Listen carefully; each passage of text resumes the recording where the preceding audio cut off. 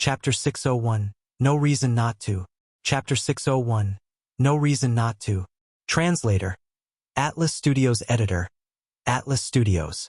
Why did Black Star ask me to stop? And with such a strange tone. Brock stopped instantly. He was shocked, and various guests flashed through his mind. Did I show the cloven hoof? That's impossible. Brock took a deep breath, suppressed his worries, and turned around to face Han Xiao with a surprised expression. Your Excellency Black Star? Is there a problem? Han Xiao sized Brock up, then looked at the information on the interface again. His level was way higher than those freelance mercenaries, so none of their attributes, abilities, or talents were secrets to Han Xiao. Brock was grade B borderline. Most of the freelance mercenaries there were grade CS with only a few grade BS. Brock was an elite among them, and he was the first grade B tested by Han Xiao. However, inside the class list of Brock there was a DarkStar Elite Warrior, and there were also DarkStar abilities in his ability list. Han Xiao had dealt with DarkStar for a few years, so there was no way for him to mistake it. Plus, Brock was a hybrid Godaran, so the identity of this person was crystal clear. He was one of the remnants, a secret member of DarkStar. Some guts this guy has, coming to join my faction. Han Xiao slightly squinted his eyes. Within a short moment, Han Xiao had guessed what Brock was thinking. Wants to gain my trust? Hide in my faction as a spy? Was this his decision, or was he ordered to? Han Xiao thought. What he was thinking of was further into the future. Not long ago, the Godarans had told him a piece of bad news. They had lost the DarkStar leader and Ember. The DarkStar leader was a dangerous person, and Ghidorah had let the Master Evil escape. Han Xiao kept feeling that they would make a comeback. He was wondering if Brock had been ordered by the DarkStar leader. If he had been ordered, that would mean that the DarkStar leader had secret means to contact his remaining forces. He might be able to follow the lead brought by Brock and find the DarkStar leader. With those thoughts, Han Xiao raised his eyebrows and smiled. He said to Brock, "You are quite skilled. I want to give you a special job. Are you interested?" Brock was finally relieved. Suddenly, he felt like he had been too anxious. I've really overthought this. There's absolutely no way that I'm exposed. Brock was completely relaxed now. Acting as if he was flattered, he said, "What do you need me to do?" FeWebNovel.com. Air. I want you to become the drill sergeant of the training camp temporarily, helping me train the mercenaries who have yet met the requirements. Sure. No problem. Brock nodded, secretly overjoyed. Although the trainer was not considered an officer, and there was no opportunity to touch the core of the Black Star Army, this was a good start. The fact that he had been given a special position as soon as he joined meant that Black Star had taken notice of him. This way, it would be easier for him to gain Black Star's trust. Do your best. Go to the side and wait. After the test ends, I will make the appropriate arrangements. Han Xiao encouraged him and sent away the excited Brock, then secretly threw an observer's mark onto the spy. The observer's mark could locate up to 5 targets at once. He had the last slot left, and he used it on Brock. Next time, if he wanted to mark a new target, he would have to remove one of the 5 old targets. Brock's spy identity was already exposed. However, not only was Han Xiao not going to eliminate Brock, he was boldly going to use him. With Philip and the observer's mark, none of Brock's actions would escape his eyes. As soon as he did anything unusual, Han Xiao would know of it. Of course, Brock had just joined, so he definitely would not do anything bizarre for the sake of his disguise. Most importantly, a spy would definitely work extra hard to gain his trust without any complaints. This was great manual labor. If he did not drain him properly, he would feel wasteful. It just so happened that the training camp of base number 1 had not yet been built, so only a grade B could be the trainer of a large group of grade C supers. Training others was very troublesome, and Han Xiao did not want to waste his free time. Initially, he was going to call Jeanette back, but now that Brock was there, it was enough. After all, no matter how much Han Xiao used or overworked him, he would not feel sorry for him. This small incident did not cause any commotion and made many people more excited. In their eyes, this meant that Black Star cared about talent. As long as they were strong enough, there was a chance for them to get a better position on the spot. Time passed by, and Han Xiao tested them for another few hours more. More than 5,000 passed and became official mercenaries, and more than 1,000 failed and were sent to the training camp. During the test, he discovered another 3 grade B supers. Sadly, they did not have any outstanding talents or abilities. They were considered regular grade B supers. Nonetheless, they were grade BS no matter what, so Han Xiao promoted these 3 to team leaders on the spot, giving them the authority to gather a certain number of Black Star mercenaries and form a fixed team. There were 2 ranking systems implemented in the Black Star Army. One was based on merit from 1 star to 5 star, followed by the honor title of Black Star 18 Knights.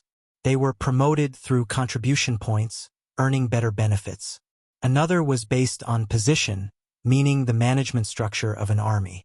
Han Xiao had learned from the Sky Ring Army about using both the class ranking system and merit ranking system. The higher one's contribution was, or the stronger one was, the higher their position would be, and the more people they would be able to manage in a team.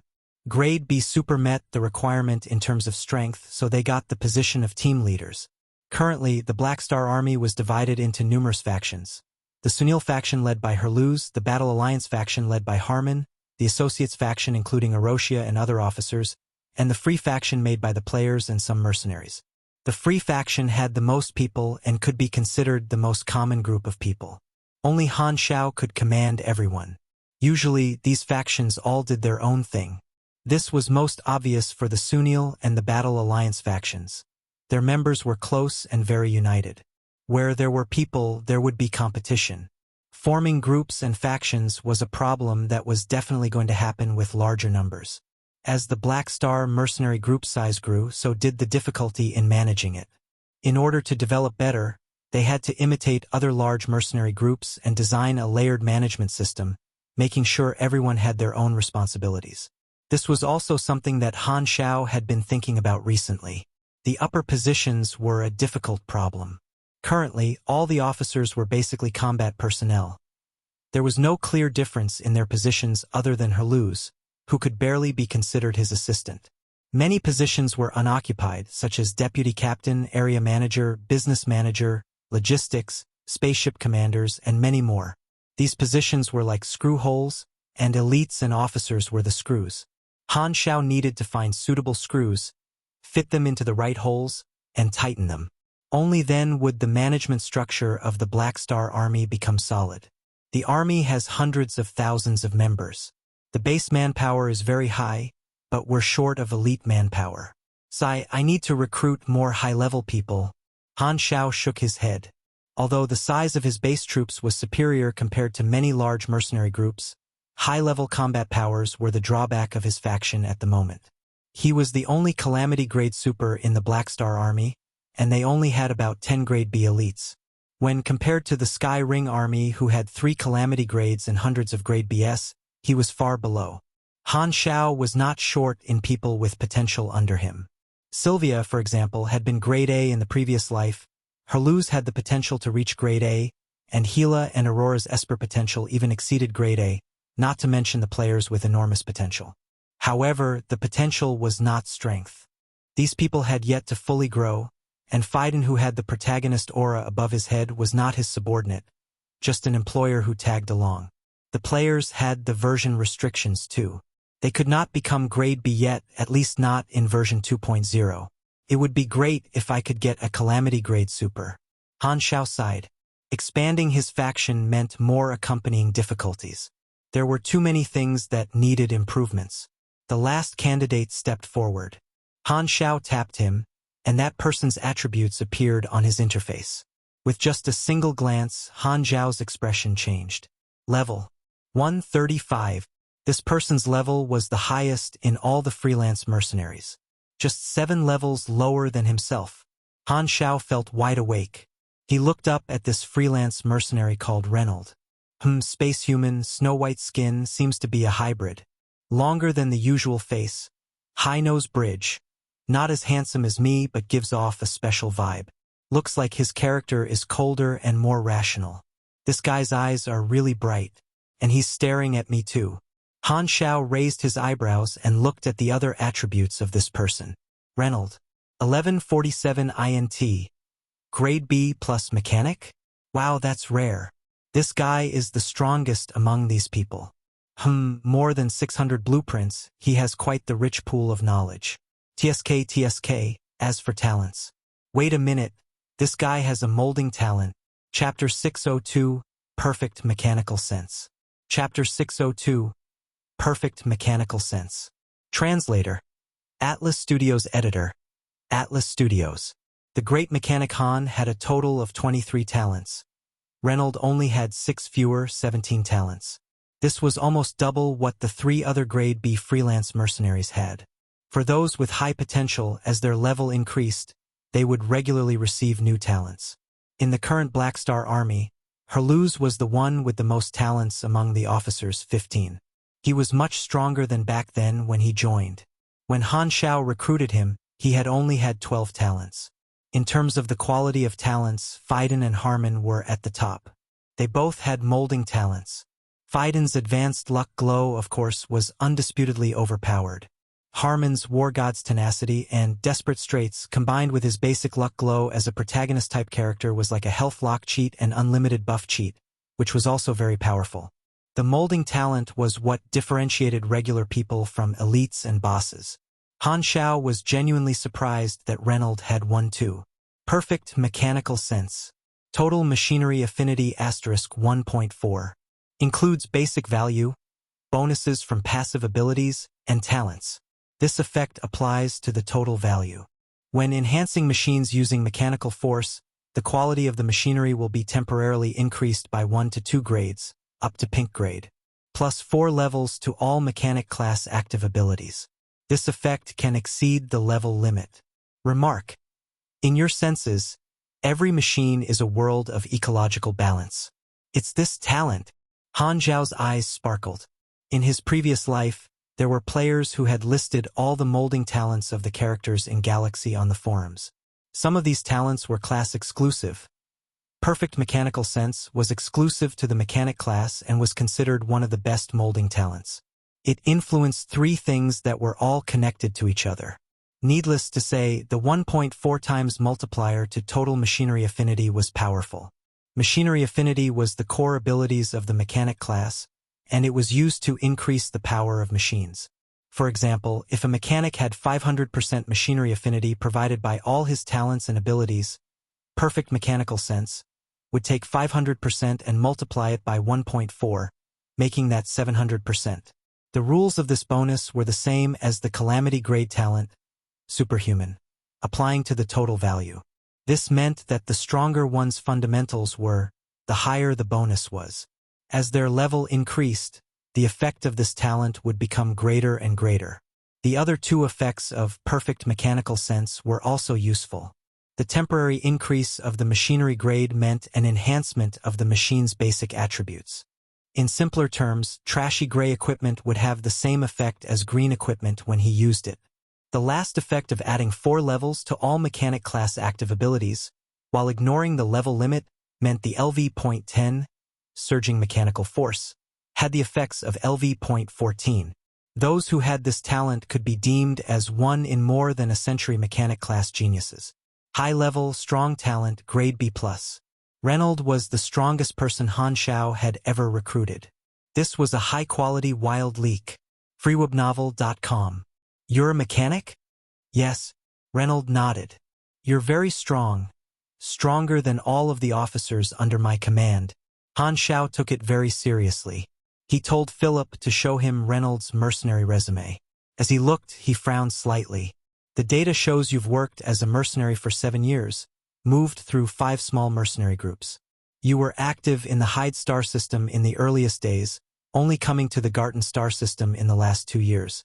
With your strength, it's more than enough for you to become a high-ranking officer in large mercenary groups. Why have you been in these small mercenary groups? He then stared at Reynold with inquiry in his eyes. With a serious tone, Reynold said, large mercenary groups are too safe. I need more dangerous challenges to increase my alertness. Han Xiao squinted. Then why do you want to join mine? My mercenary group is a large one. I've faced enough challenges. What I need now is to break through, to learn more knowledge, to reach a higher level, Reynold answered with a very straight face. What you mean is, you want to step into the Calamity grade? Han Xiao raised his eyebrows. Yes, Reynold nodded heavily. This is also why I'm here. Then, he lowered his head slightly and said respectfully, we are both mechanics, and you have stepped into the territory of the calamity grade. To me, you're a pioneer on this path and I'm still exploring, so I hope to receive your guidance. For that, I'm willing to work for you, so that's his motive for joining. Han Xiao figured it out. It was not the Black Star Army's privileges that attracted Reynold but my strength. This guy is grade B+ and wants to become grade A. Hence, he came to find me a grade A mechanic to learn from, wanting to become my student. Well, this motive is nothing but logical. I don't see a problem. In the 5 superclasses, mechanics and mages were keenest to learn. Exchanging and communicating knowledge was common for these 2 classes. Han Xiao understood Reynold's actions very well. It was just like the players who looked for NPCs to learn abilities from. This isn't a bad thing. Han Xiao pondered silently. Reynold had a lot of potential. After recruiting him, the Black Star Army would have 1 more elite officer. Sylvia was his only student, so adding Reynold would not be a problem. With his calamity grade strength and knowledge level, it was more than enough to teach Reynold. As for helping Reynold get to grade A, it depended on personal potential. Since Reynold had perfect mechanical sense, becoming calamity grade was basically a certainty, except Reynold did not know that himself. Han Xiao made the decision very quickly. He nodded and said, I can teach you, but you need to sign a longer-term contract. Of course, Reynold nodded. He believed that returns only came with hard work. Black Star was already much more casual about it than he had expected. Since you're a mechanic, how about this? You will be responsible for the logistics. You shall manage the workshop factory and the product line in the base, building more production lines and carrying out daily maintenance, repairs, and technical adjustments. This will all be your responsibility. You can gather some people to help you. Letting Reynold manage the workshop factory was very suitable. With his abilities, the machines that he built would be more than enough to meet the players' needs. It would be just as popular. Plus, Reynold knew how to build product lines and he also knew many blueprints. He was the only one that could help Han Xiao in terms of building. This way, the job of building new product lines could be entrusted to Reynold from now on. Han Xiao did not have to do everything himself anymore. According to the needs of the hundreds of thousands of players, he would be able to save at least 1 to 2 months every year for other things. After all, the production rate of a single person was limited. A logistics department had to be created. No problem. Reynold was very content with this position. What he wanted to do now was just train peacefully. He did not want to go out and fight people. All the candidates were done with the test. Philip made the new mercenaries sign the contracts before sending the information to the Mercenary Alliance. This way, the new mercenaries were officially members of the Black Star Army. Other than a number of talented people, Han Xiao let Philip arrange the positions for the new mercenaries and told Sylvia and some senior mercenaries to show the newbies around to familiarize themselves with their job. After all that, the newbies would take on their positions. He had recruited thousands of people this time, so including the older mercenaries, Black Star Army had about 8,000 NPC mercenaries. It was many times larger compared to before. Compared to the number of players, there were still very few NPC mercenaries. It was very difficult for it to explode in size, so the only way was to keep recruiting and building the numbers up. The biggest surprise this time was Reynold. Even Han Xiao was tempted by the molding talent, perfect mechanical sense. If he could obtain this talent, he would not only be tanky but stronger in all aspects. Sadly, he had yet to find a way to obtain this molding talent. Reynold was not an enemy, and even if he was, it was not certain that he could obtain perfect mechanical sense. No matter, Han Xiao had plenty of patience. 2 days later, the new mercenaries all started to carry out their jobs. The training camp of base number 1 was officially built, too. The more than 1,000 unselected freelance mercenaries became the first batch of students. As the only drill sergeant at the moment, Brock officially took on the job. On the first day, he was so exhausted that he almost vomited blood. Training mercenaries was not as simple as just speaking. There had to be physical hands-on combat lessons, which was quite easy to get injured from. To train more than 1,000 people alone, the amount of work Brock had to do was almost pitiful. He had completely no time to do anything else. After an entire day, he felt like his bones were about to collapse. Remembering that he had to continue such a taxing job the next day too, Brock felt his world spinning. However, after the first day ended as a trainer, Han Xiao deliberately went to encourage him. Brock was instantly motivated and full of energy. Han Xiao's attitude gave him the wrong idea. Brock thought that his performance had been noticed by Black Star. Him getting this special job right after joining meant that he was important to Black Star. After all, among all the candidates, he and that mechanic called Reynolds were the only ones that had received special treatment. Black Star might be testing his abilities.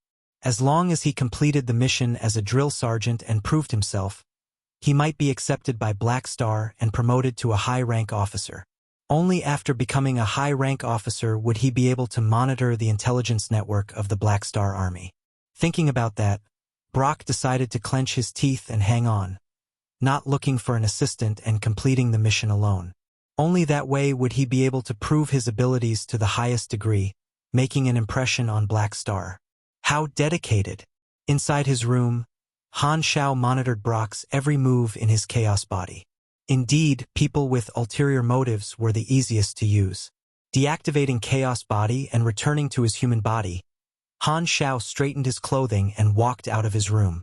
He went to the machinery modification room of the base where Reynolds and Sylvia were waiting.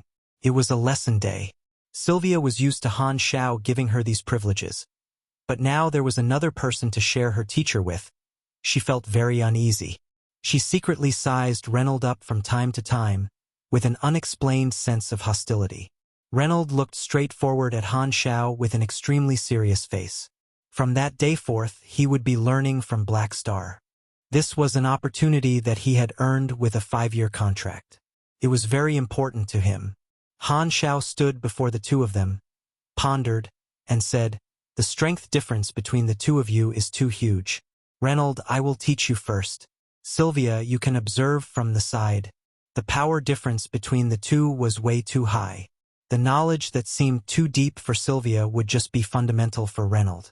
Of course, he was not going to teach them at the same time. As soon as Han Xiao finished speaking, Sylvia opened her eyes wide. How could her teacher teach the newcomer first?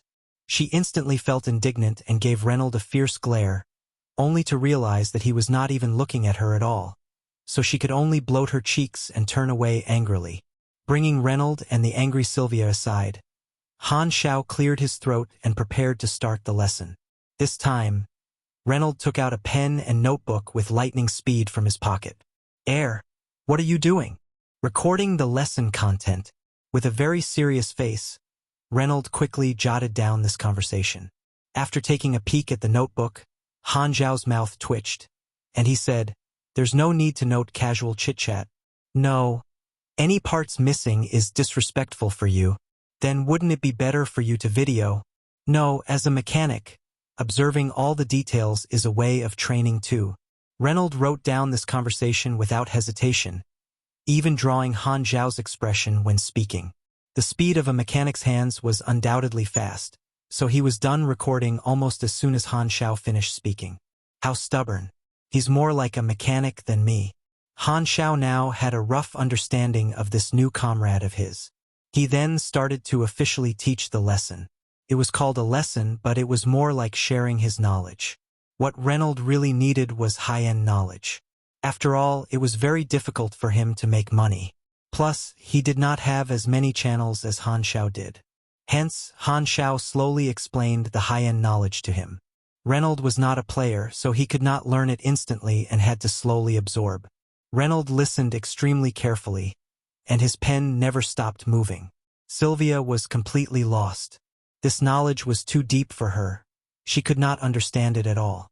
Clenching her teeth, Sylvia forced herself to focus and memorize the content even though she did not understand it. Reynolds' appearance made her feel threatened. She did not want to get left far behind. After teaching Reynolds, Han Xiao then taught Sylvia. Reynolds did not leave, however, but listened at the side. Even though what Sylvia was learning was way too fundamental for him, he did not show any sign of being impatient and still listened attentively. Time passed by slowly. Han Xiao finally stopped his lesson. He looked at the time and announced the end of the lesson before leaving in a hurry to continue building his machines. Sylvia and Reynold were the only ones left in the room, looking at each other. If you have anything you don't understand, I can teach you too. There were still many days ahead, so Reynold thought that he had to build a good relationship with Black Star's apprentice. He gave a smile that he thought was very friendly and charming. However, he rarely smiled, so his smile was ferocious no matter how it was looked at. Who needs you to teach me? Sylvia rolled her eyes. You're new, so you should call me Big Sis. Do you know that? Reynold frowned. Oh no, is he angry? Sylvia suddenly felt a little regretful. Reynold could easily butcher her with one hand. He was even stronger than her lose. To make someone this strong lower his head to a barely grade C super, he would probably think it was a form of humiliation. However, Reynold stayed silent for a while, then nodded. Big Sis, said Reynold with a serious tone. Ah, are you really calling me that? Sylvia was shocked. With an awkward face, Sylvia said in an unnatural tone, I was just kidding. No, you're right. I just thought about it. Since I'm new, calling you Big Sis is what I should do. I was ill-mannered earlier, I apologize. Thank you for reminding me. There was not a single sense of unhappiness to be found on Reynold's face. His expression was earnest, and his tone was serious as always. Sylvia's face stiffened. She found it difficult to deal with how serious Reynold was. She giggled and said, No need. You don't have to be so serious. You can just call me by my name. No, I have to call you Big Sis, or it's too disrespectful, Reynold said solemnly. He even lowered his head to show his respect. Sylvia felt her scalp tingle and could not take it anymore. She quickly carried her books and ran away. After he finished interviewing the mercenaries, Han Xiao almost spent all the time in the days after that updating his combat mercenaries. It's finally done. 10 days later, Han Xiao's excited voice came from his personal machinery modification room. Chapter 603, Machinery Innovation. Chapter 603, Machinery Innovation. Translator, Atlas Studios Editor, Atlas Studios. In the room, a strong metallic stench lingered. There were even heat waves in the air caused by the high temperature of melting steel. Han Xiao had long become accustomed to such a smell. He hurriedly took out the last machine from the rapid cooling box, transforming it into a compressed orb, before placing it on the desk. The table in front of him was lined with compressed orbs, all of which were new generation machines. This new generation of machinery was crafted with his grade A mechanic skills. Be it technical content, attributes, functions, and power, it had completely surpassed the older generation of machinery created when he was at grade B. Thus, the machines replaced all his old equipment to become his new primary weapons. His previous generation of equipment was unable to keep up with the battles at the Calamity grade and was relegated to backup equipment. This time, Han Xiao's comprehensive equipment outfitting could be said to be the largest scale he had done so far. The original combat style had not changed. It was still his continuous stream of soldiers with the army style. Han Xiao had only strengthened these current styles. Buzz! With a flash of mechanical force, a portion of the compressed orbs were activated. Following the clanking sounds of machinery whirring to life, 36 new generation hovering shield shuttles floated up, revolving around Han Xiao. The new generation hovering shield shuttle, codenamed DT-03 Nano Transformed Floating Guard. The whole set was labeled Watcher Instrument. Compared to the Halo array of the previous generation, many aspects of the Watcher Instrument showed a definite change. The first was the shape of the hovering shield shuttles, which had turned into a diamond shape. They had more edges and corners, and the color had also changed from white to a deep red. The connecting lines gleamed brilliant gold from the Kyle alloy used. In terms of function, the most significant change was the energy. Each floating shuttle was equipped with an ultramicronized plasma arc reactor. It adopted the process of cold nuclear fission to generate sufficient energy with extremely low radioactivity, giving them high power outputs. The power output could also be adjusted at will. This equipment set was immensely strong, a dark purple grade. With the addition of 2 more high-end knowledges, high-class energy control, and high-energy weapon control, Han Xiao had utilized them to create this new generation of machinery. He had even raised the blueprints of his machinery to the highest level, obtaining some potential points to cover his original reserves. It took a total of 21 potential points to upgrade both high-end knowledges to level 5 and 4 respectively. Thus, just in terms of looking at his energy portfolio, he had already obtained good technological skills for it. This time, he focused on strengthening his equipment. Reforming the energy cores was one of the main objectives, and the majority of his machinery had basically been swapped out to now contain controlled nuclear fusion technology. The blueprints of the nuclear fusion reactors also had different drawings, of which the plasma arc reactors were the best grade of blueprints that Han Xiao had obtained. The technology could be summarized as internally energized to form a magnetic field, which would heat the plasma and promote the fusion reaction. Not only was it efficient, it was also clean and controllable. Above this high-end knowledge would be cutting-edge knowledge, which was about the study of stronger yet more unstable energy sources, such as antimatter and psionic energies. Generally speaking, only the star cluster civilizations would possess cutting-edge knowledge, so Han Xiao had to be satisfied with high-end knowledge for now. In the short term, Han Xiao had no intention of getting any cutting-edge knowledge. Because he specialized in the virtual mechanic profession, the cutting-edge knowledge in the energy and arm branches would now cost 3 times their initial potential points. He only had 2 extra potential points left. With a flicker of his mechanical force, Han Xiao began to operate the Watcher instrument, testing out various functions. The first was the most basic artillery power. He had Philip open the weapon test module of the machinery modification room, and an alloy wall rose from the ground. The golden lines of the hovering shield shuttle started to glow with a blue light, and the edges and corners at the tip of the shuttle suddenly unfolded, turning into a circular caliber gun. A blue laser beam blasted out, easily penetrating the alloy wall, leaving a smoking hole that could be seen from both sides. The penetrative power is indeed strong. Han Xiao nodded. While the interface had described the weapon's attack power, he had a habit of testing it himself.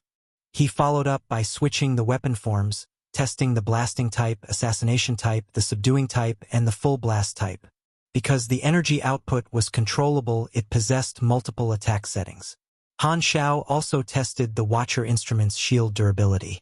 Unlike the Halo array, a single floating shuttle of the Watcher instrument could form a shield with a high durability attached to it. The most convenient feature of the Watcher instrument was its nano-transforming ability. They could be combined with each other to become a larger caliber floating cannon or shield, and they could also be turned into a handheld cannon. The Watcher instrument could even transform into battle mode, turning into a berserk ape mechanical suit. Each of the miniature plasma arc reactors would continuously supply the mechanical suit for a wide range of uses. It is indeed worthy of being a mechanics weapon. Without any additional machinery, Han Xiao believed that Herluz could be beaten with just this Watcher instrument. Satisfied with the floating shuttle, he activated another pile of compressed orbs. Theobnovel.com.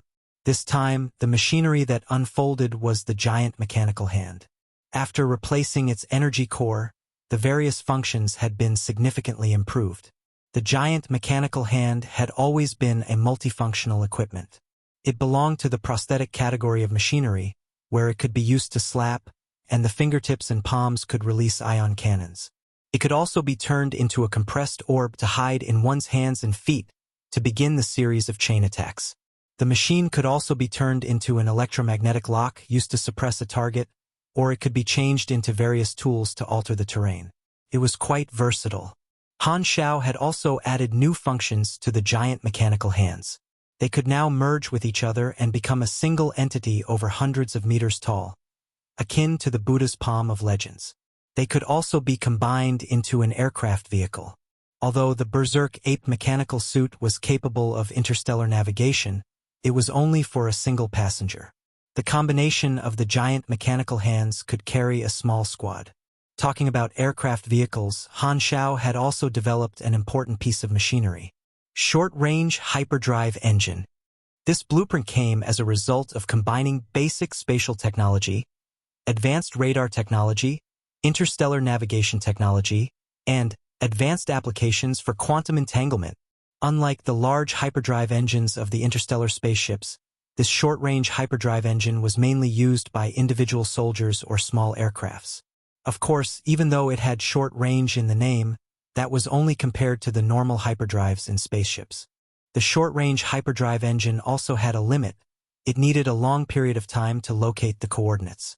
The short-range hyperdrive engine had a charging time of 12 seconds, where the user could not move or break the connection, or else they would experience coordinate deviation, which could be fatal. And its minimum cooling time was 2 minutes. The Blacklight Stealth's microsecond hyperdrive was made by the Federation of Light, which was currently too complicated for Han Xiao to replicate. Even though that was the case, his current device was still quite useful, allowing one to shift their troops strategically in a battlefield or to rush to a destination. Han Xiao had already installed one of them in the Berserk Ape as well as some of the aircrafts. The effect was great, equivalent to a mechanical version of Hexflash 1. Hexflash is the shortened name for Hex Tech Flash Traption, a rune/skill scene in League of Legends, LOL. As for the burden shouldered by the single target while in hyperdrive, it was non-existent to Han Xiao. As a void species, his resistance to space was naturally extremely high. Other than the enhancement to individual equipment, the mechanical army had also undergone significant innovations. The first task was to fully restore the original 4 legions.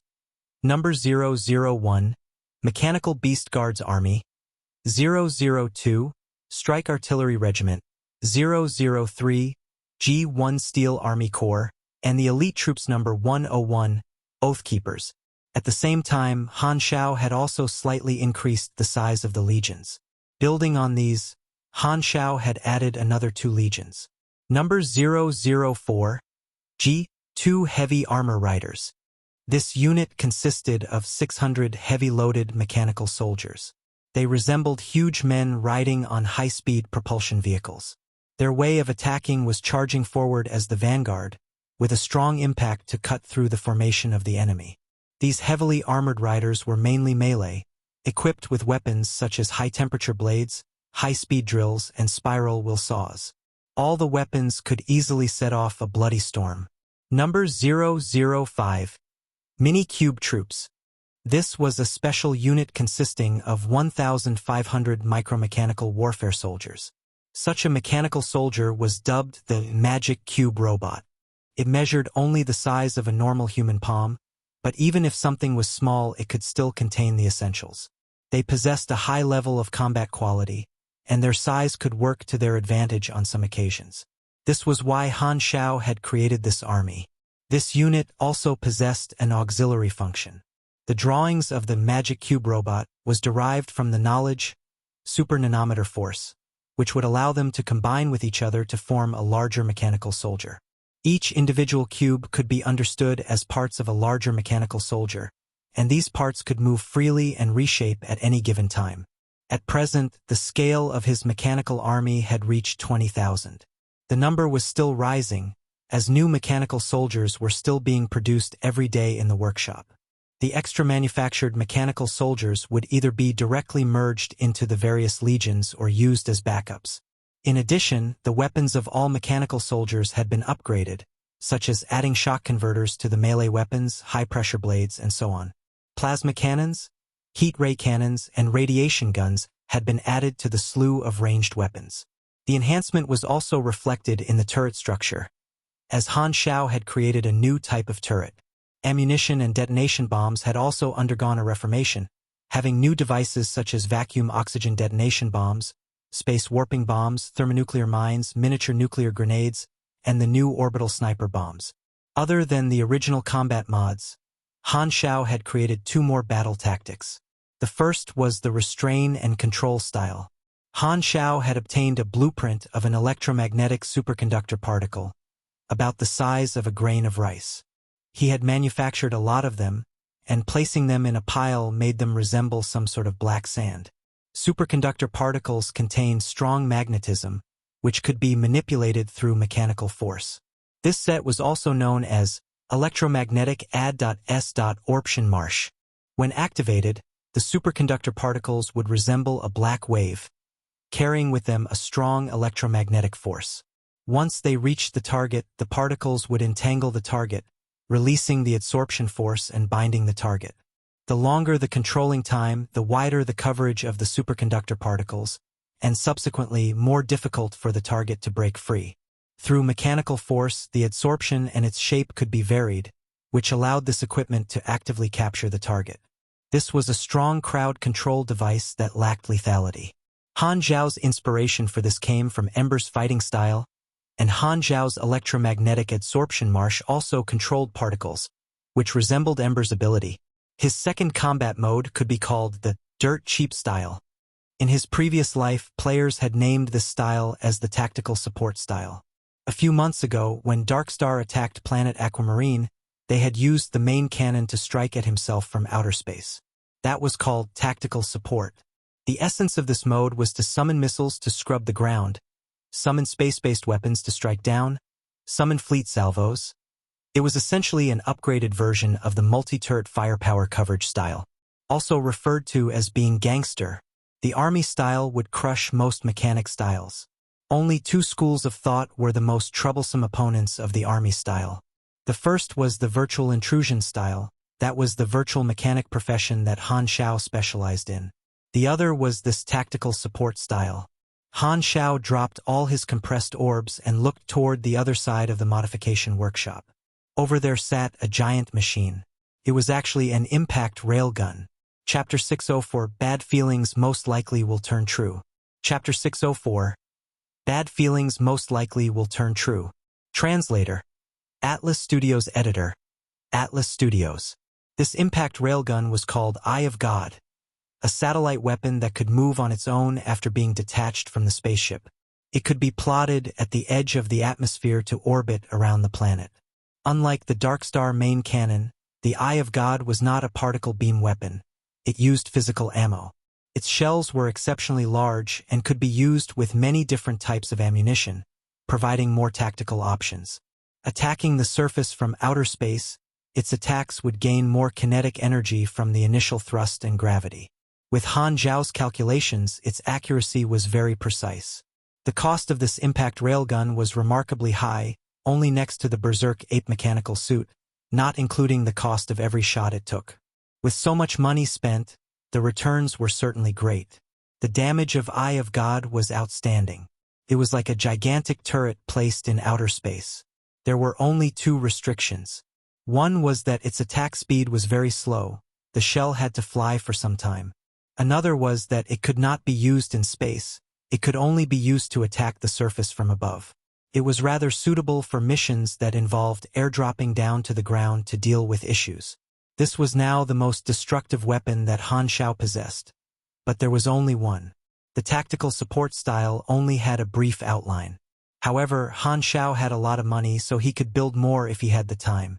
When the tactical support style was complete, tens and hundreds of impact railguns firing together would be able to annihilate an entire planet in a short time, fully proving the fact that money meant strength for the mechanic class.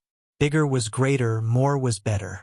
When other supers hit a barrier and were unable to move forward, only the mechanic class could steadily increase their strength by spending money. Only with this equipment have I reached the level of strength I should have. Han Xiao nodded in his head. The total cost was close to 1,000,000 anas. After updating all his combat machines, his destructive ability had really reached the calamity level. He could summon nuclear bombs onto planets and destroy the ecology of the surface in a short period. Watcher instrument, mechanical exterior prosthetic, short-range hyperdrive engine. Mechanical armies 004 and 005, strong electromagnetic swamp, Eye of God. Han Xiao checked all the machines. He then arranged the compressed orbs and wore them. As for the large weapons like the mechanical armies and Eye of God, they were placed in the spaceship warehouse.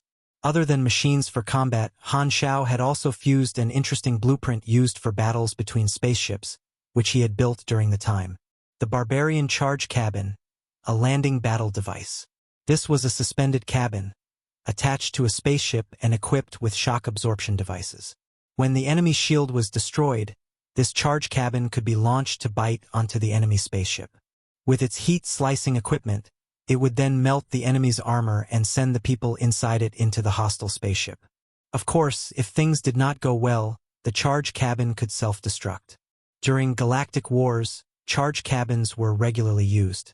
The people inside had no means of retreating. They were all basically in a do-or-die situation. Han Xiao felt this was perfectly suitable for the players. Han Xiao was still studying the Violent Falcon spaceship, but he was short of a part of the knowledge, so his progress reverse engineering it was stuck.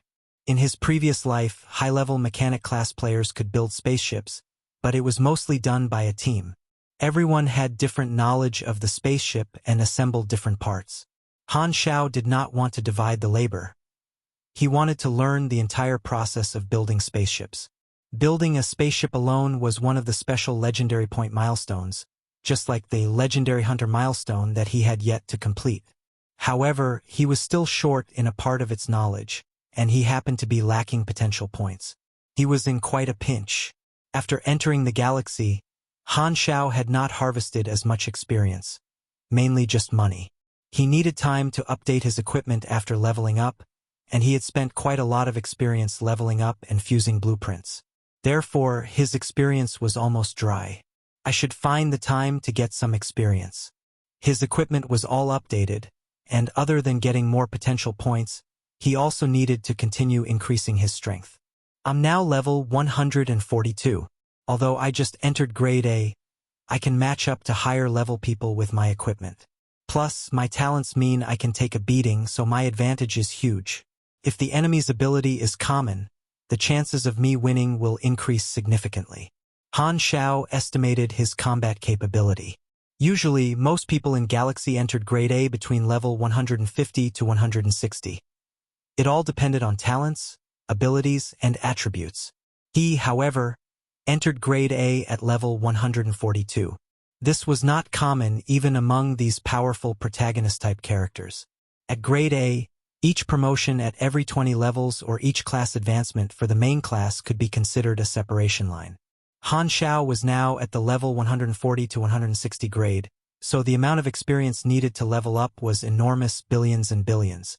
In his previous life, when the version that allowed players to level up to this level was released, the missions had all given at least tens of millions of experience.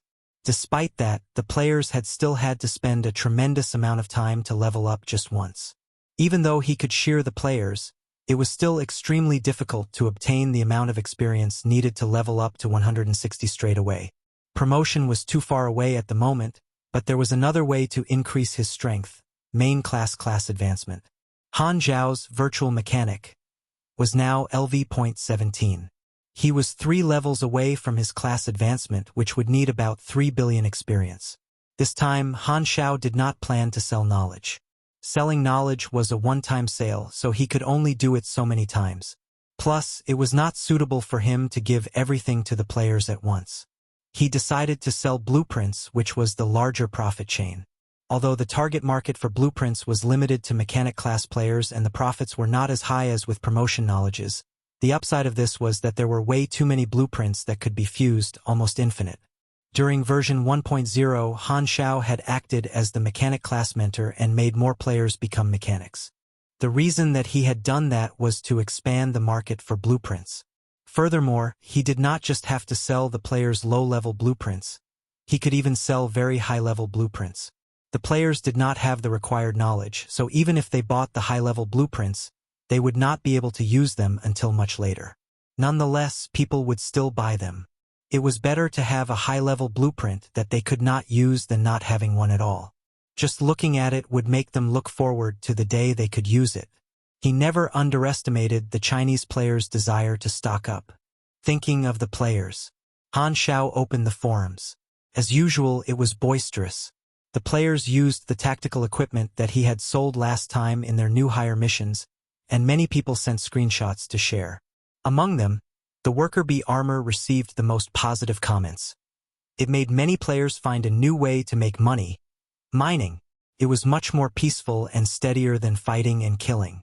The second most popular one was surprisingly the nuclear flying backpack.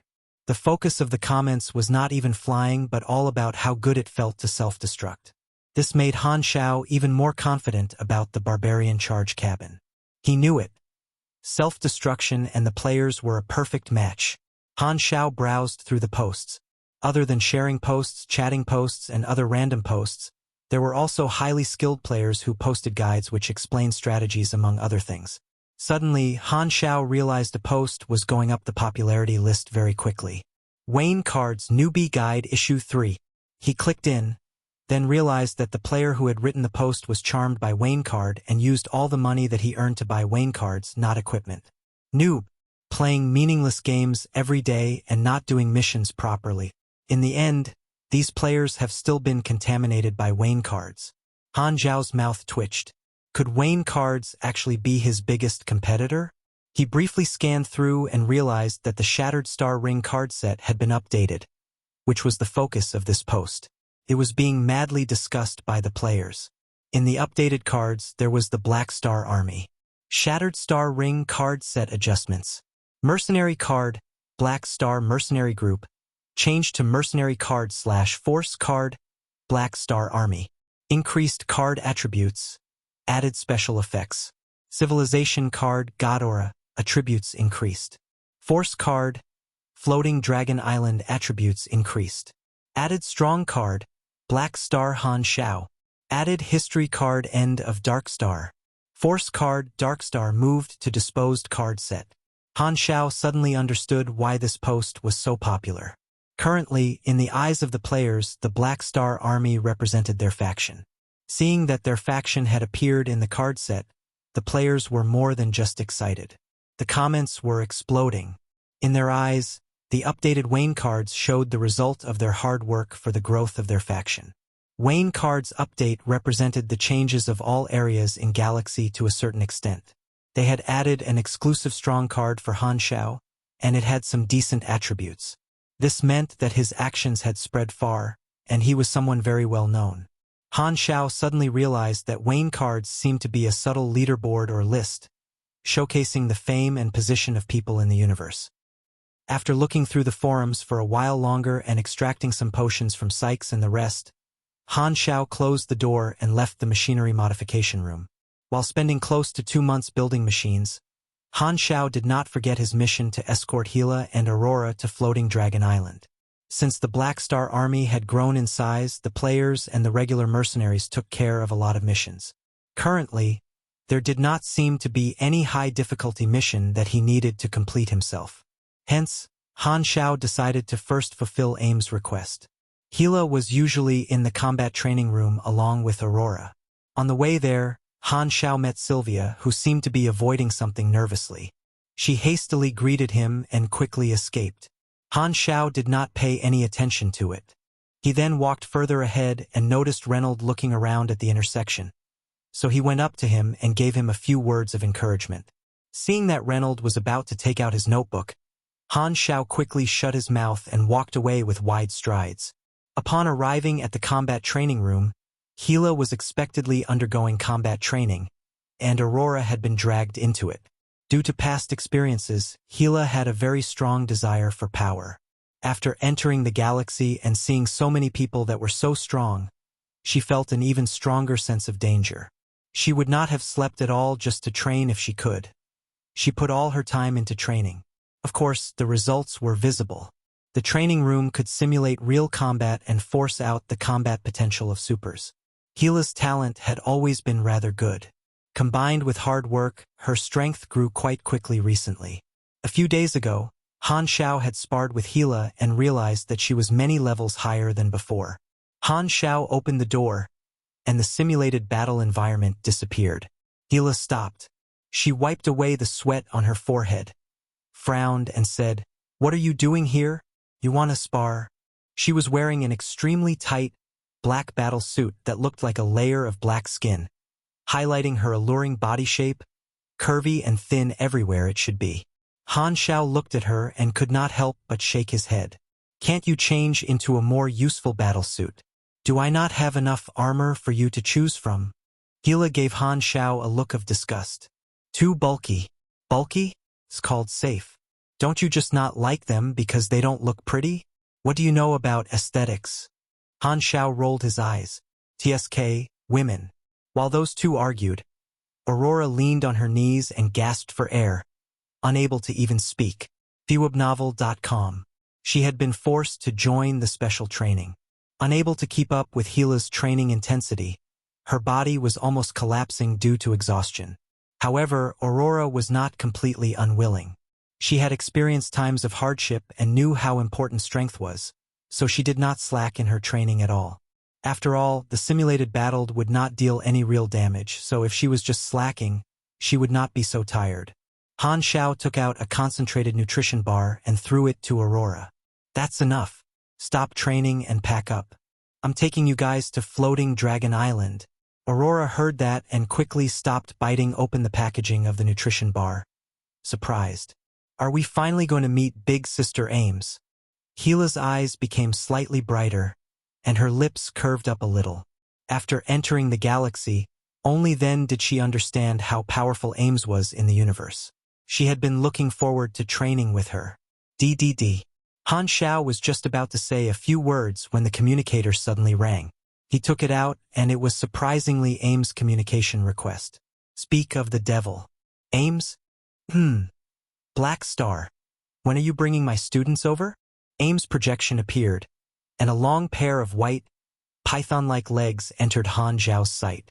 "I was settling some stuff earlier, so it was delayed. I will bring them to Floating Dragon in a few days." Han Xiao nodded. "Okay." Ames paused and suddenly said, "Best come quicker. When you're here, I want you to go somewhere with me." "Where?" "Bloodshed Land," Ames said calmly without any noticeable emotion. Han Xiao's eyebrows shot up. He had a bad feeling like his casual and relaxing time was about to end. "Can I not go?" "Humph. No." Ames ended the communication. Chapter 605, The Tyrant's Invitation, Shattered Star Ring Territories. Chapter 605, The Tyrant's Invitation, Shattered Star Ring Territories. Translator. Atlas Studios Editor. Atlas Studios. Speechless, Han Xiao put the communicator away and thought on it. Why is Ames going to Bloodshed Land? To make trouble? Malekith had once said that Ames had some issues with Bloodshed Land. The tyrant had taken one of her officers, and they had battled furiously, ending with Ames' loss. Han Xiao felt that Ames was not going there with good intentions this time. She insisted on bringing me. Does she want me to assist her and stop the tyrant's officers? Han Xiao's lips twitched. He was now Floating Dragon's strongest officer.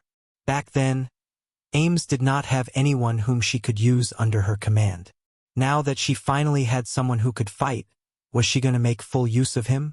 There were plenty of strong people under the tyrant. The 8 Grade A Vanguard officials were just the tip of the iceberg. Vanguard officials were not the only position for their high-ranking officers. If Ames only took him along to Bloodshed Land, of course, she would end up being fine, but the same could not be said for him. I hope we are not going there to fight. Han Xiao had a slight headache. Gila had watched their conversation from the start till the end. Confused, she asked, "What kind of place is Bloodshed Land?" "That's a gathering ground for a group of muscular men. It's just a dangerous place," Han Xiao replied unhappily. As Ames had told him to hurry up, Han Xiao did not delay any longer. He found Reynold and told him to stay in base number 1. Then, he found Sylvia and told her to take care of the other issues. This was just standard procedure. The one who was actually managing base number 1 was Philip, and Han Xiao could monitor the situation remotely. Hence, there were not that many things to say. The Black Star Army's business could carry on as usual even though he was not in the base. Settling these issues only took half an hour.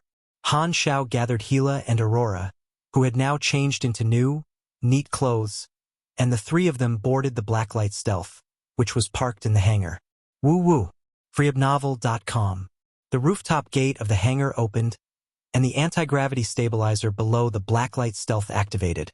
Emitting a dark blue light, the spaceship took off vertically, and a purple flame shot out from the thrusters. In the blink of an eye, the spaceship turned into a stream of light and disappeared into the sky. The Blacklight Stealth exited hyperdrive, slowly caught up with Floating Dragon Island, and docked. So, this is Floating Dragon Island. Disembarking from the spaceship, Aurora looked left and right curiously. She saw the brutes gathered on the dock immediately, who all looked fearsome. They were clearly not good people. The brutes turned around and looked at them. Gila saw this and quickly caught up with Aurora. She stood beside her and looked around at the brutes with alertness in her eyes, like a lioness protecting its child. Don't be so nervous. Although Floating Dragon allows galactic pirates, scavengers, and wanted criminals to stop here, no fighting is allowed. Not usually, of course. Ahem. Anyway, they won't bite. As Han Xiao spoke, he walked over to the two of them, then wrapped his arm around Gila's shoulders and looked around. Hey, what are you people still looking at?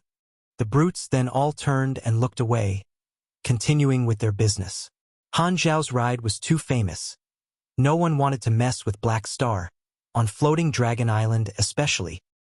Gila glanced at Han Xiao, then looked at the hand on her shoulder and moved her body uncomfortably. My friend, you've returned again. This time, Wilsander's voice came from nearby. He had gotten the news long ago and had been waiting to welcome Han Xiao. What Han Xiao did not expect was that Jenny was there, standing right behind Wilsander. He greeted Wilsander before looking at Jenny. He chuckled and said, "You're here, too, huh? Work has been busy, I suppose. You look gaunter than the last time I saw you." Without any change to her expression, Jenny snatched a weapon from a guard and started firing at Han Xiao like a maniac. Bang, bang, bang.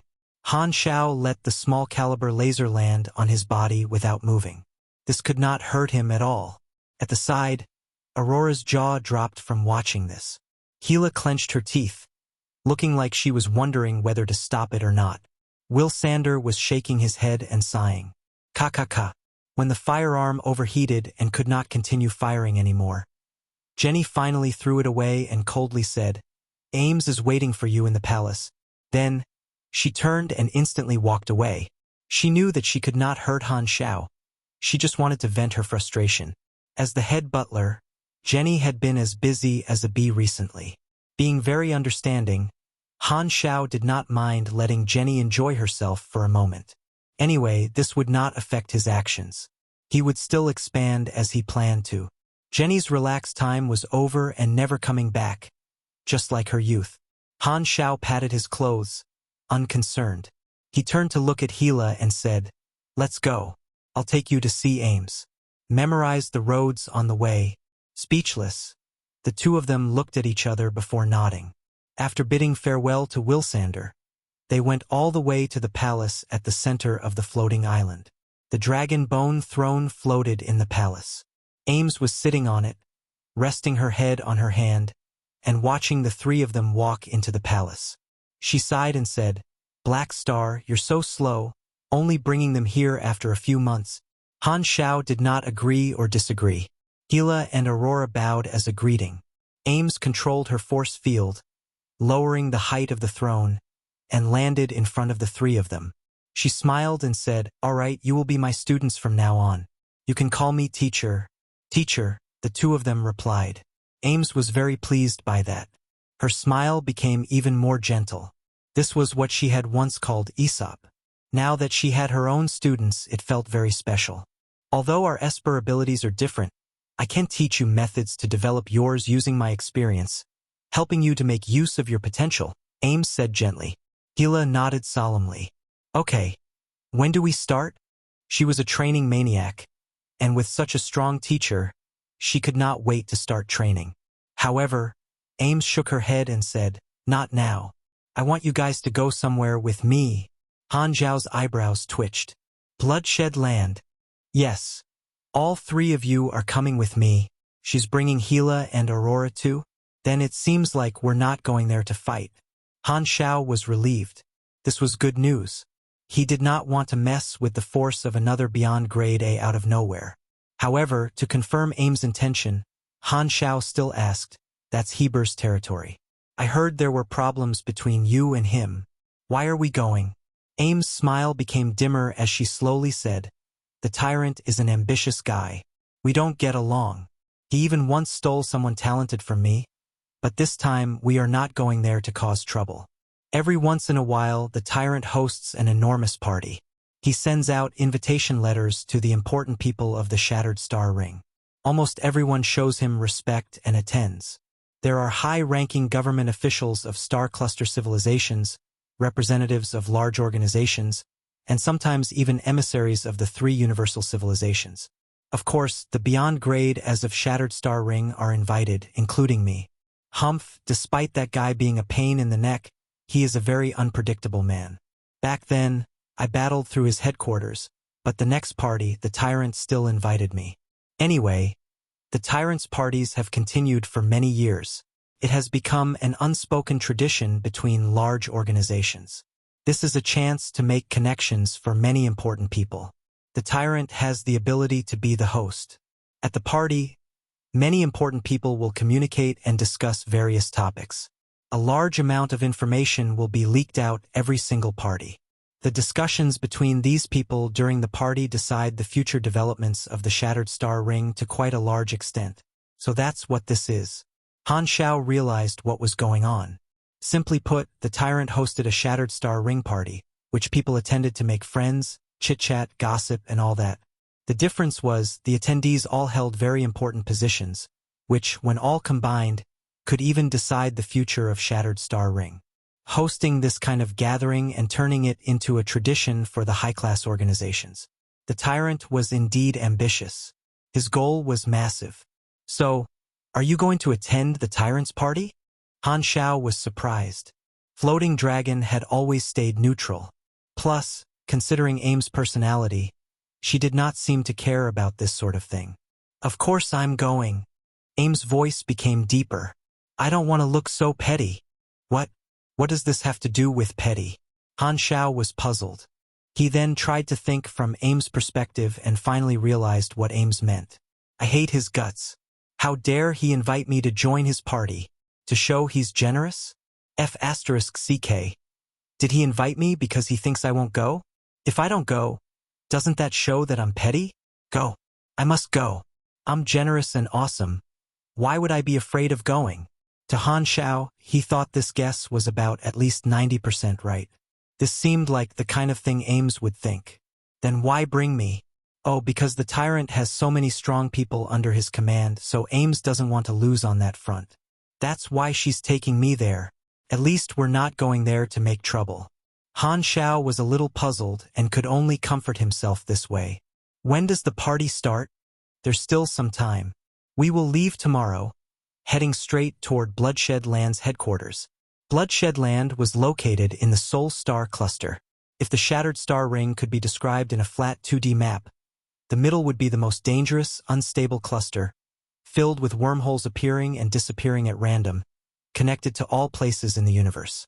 On the map, one side would be the edge of the known universe, beyond which was the unknown part of the universe that was unexplored. The other side would be the tunnels toward other star fields that cover astronomical distances of the unpopulated desolate universe. That was how Rista had arrived, traveling through star fields for a very long time from another star field. Surrounding the wormhole cluster were 10 or so star clusters, all divided and controlled by the 7-star cluster civilizations of the Shattered Star Ring. The Terralam star cluster was the closest to the wormhole cluster. It was plagued with scavengers. When Han Xiao was doing the Chun-Xing missions, he had gone there once. Between the Colton star cluster and Sol star cluster was a desolate area. It could almost be considered their border. On the other side of the Sol star cluster was the largest star cluster, the Cetan star cluster. Sol was in the middle of Cetan and Colton. It was the second smallest star cluster in the Shattered Star Ring. In terms of government, the star cluster civilization that ruled Sol was called the Klent Kingdom, and the star cluster civilization that ruled Colton was the Purple Crystal Civilization. These two civilizations coexisted peacefully. They had built many large stargates in each other's territory. Ghidorah's Stargate had been built by the Purple Crystal Civilization.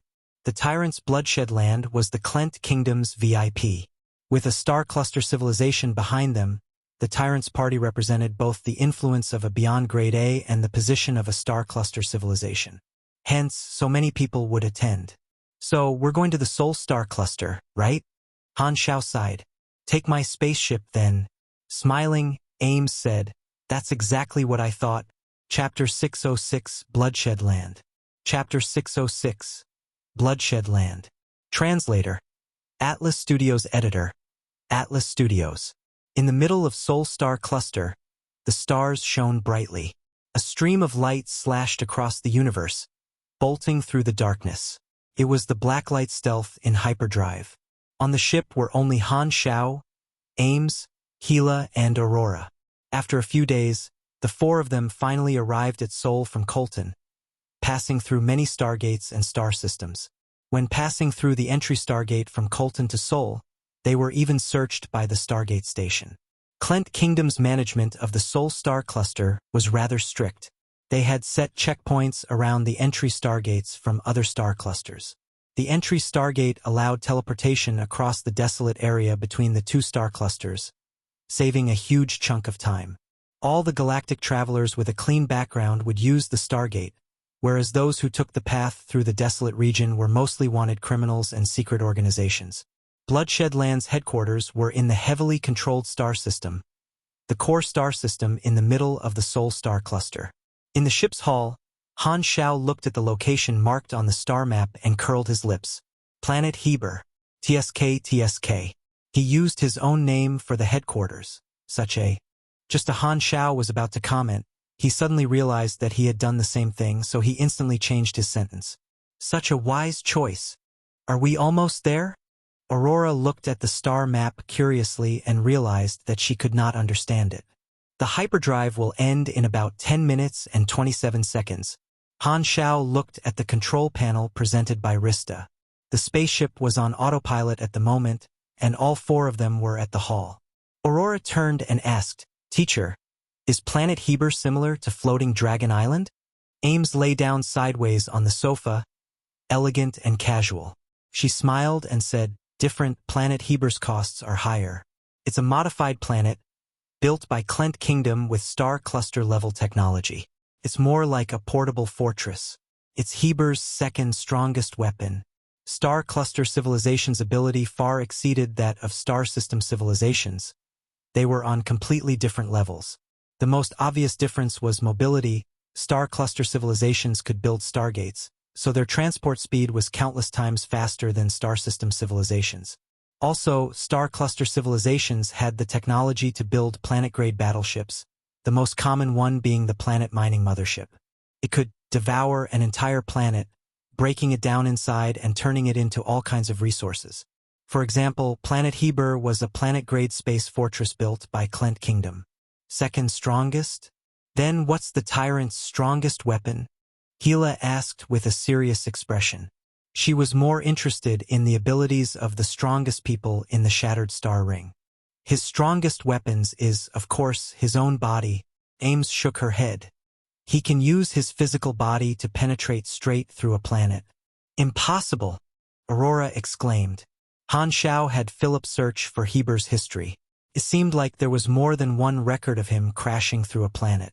Rather, it looked like it was Heber's usual activity. Heber's body is extremely strong. Mud and stones cannot stop him. The high-density rock layer deep under the surface is as fragile as paper to him, and lava is his bathing water. Even a planet's core isn't hot enough to burn him. Maybe a fixed star could hurt him, but not a planet, so crashing through a planet is not a challenge for him. Ames sighed. Heber was almost her nemesis, yet even the highest strength force field could not tear Heber apart. Heber could move freely even under the pressure. If she used Floating Dragon to hit him, it would be shattered by Heber instead. The nemesis of force field type espers was indeed this kind of indestructible enemy.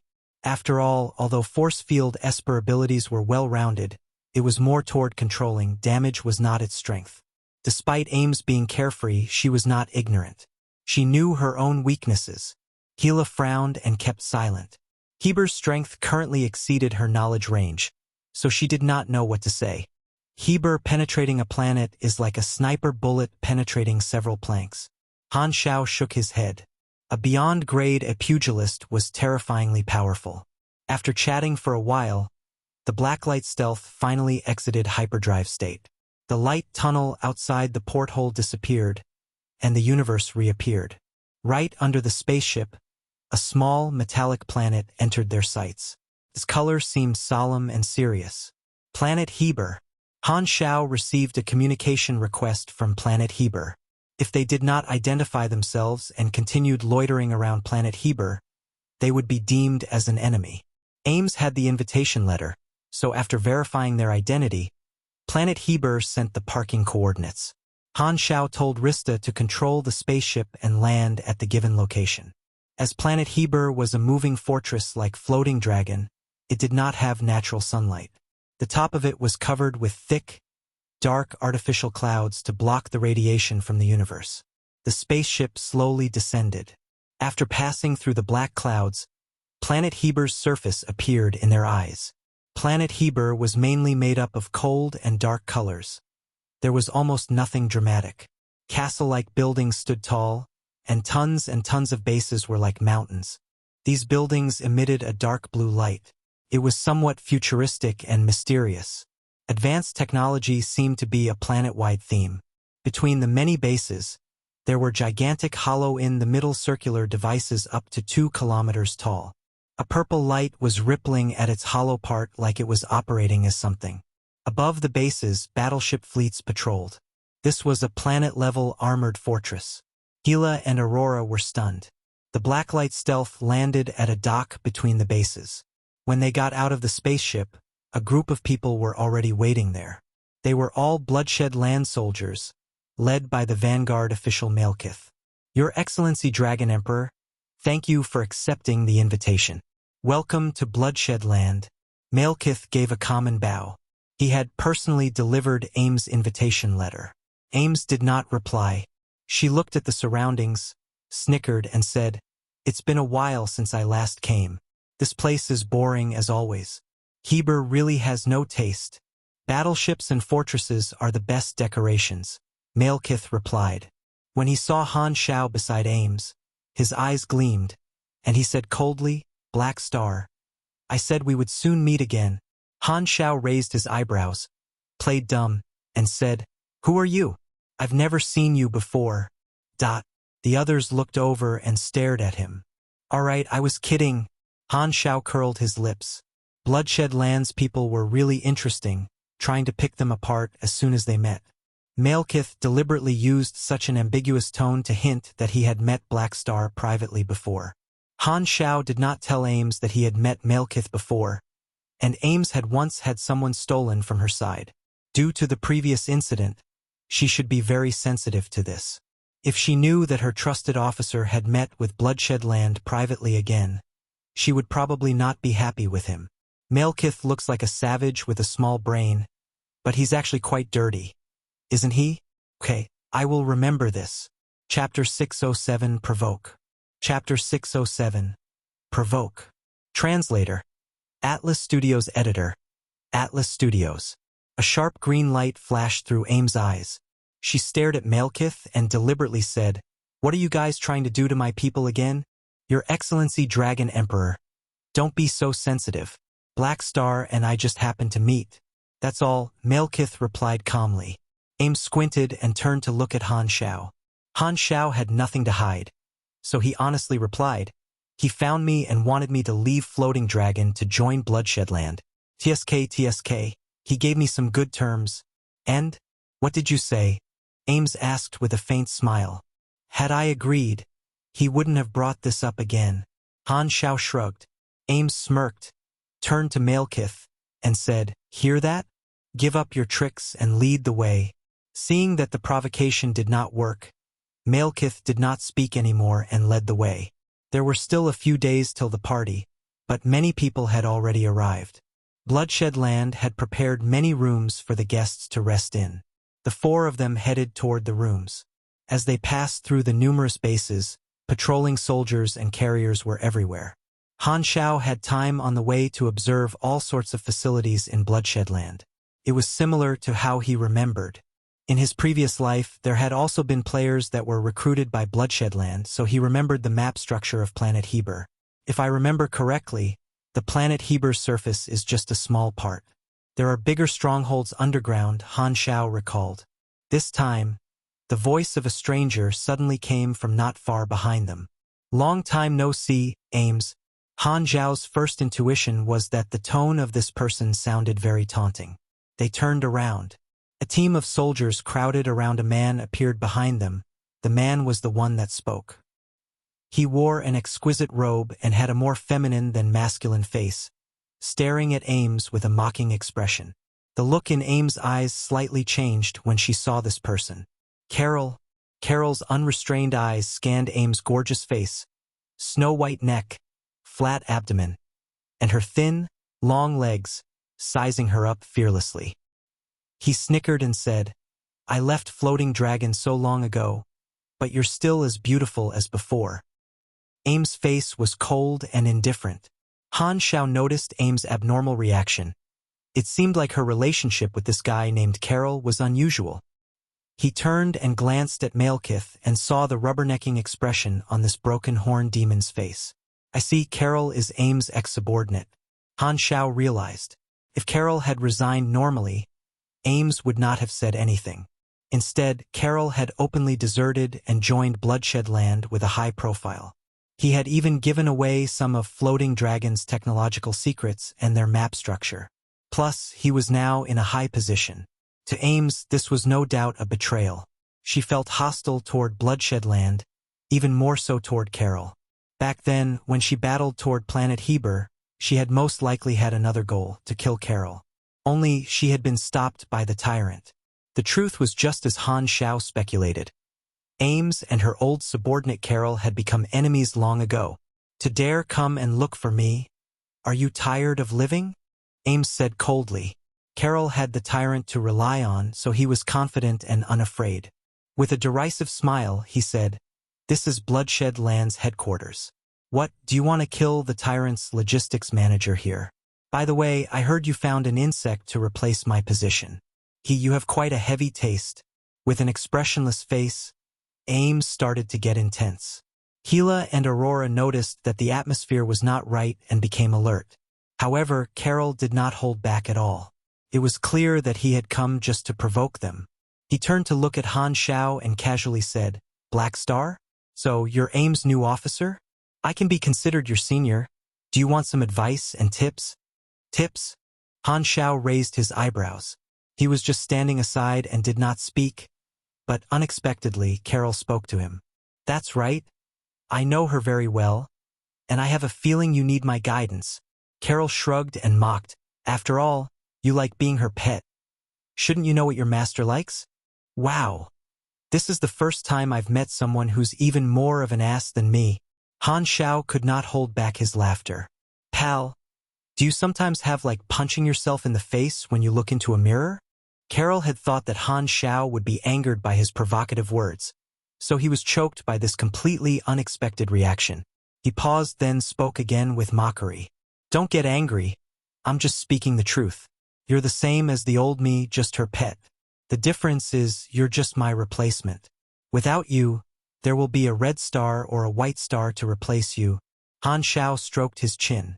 Before he could return the taunt, Ames spoke first. "Black Star is not like you. He's more trustworthy than you."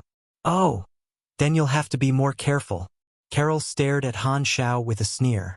"The more she trusts you when you want to abandon her, the more determined she'll be to kill you. You're probably worse than a pet, just a slave tied to her side. This guy sure talks a lot of trash." Han Xiao rolled his eyes. A few words were far from enough to anger him.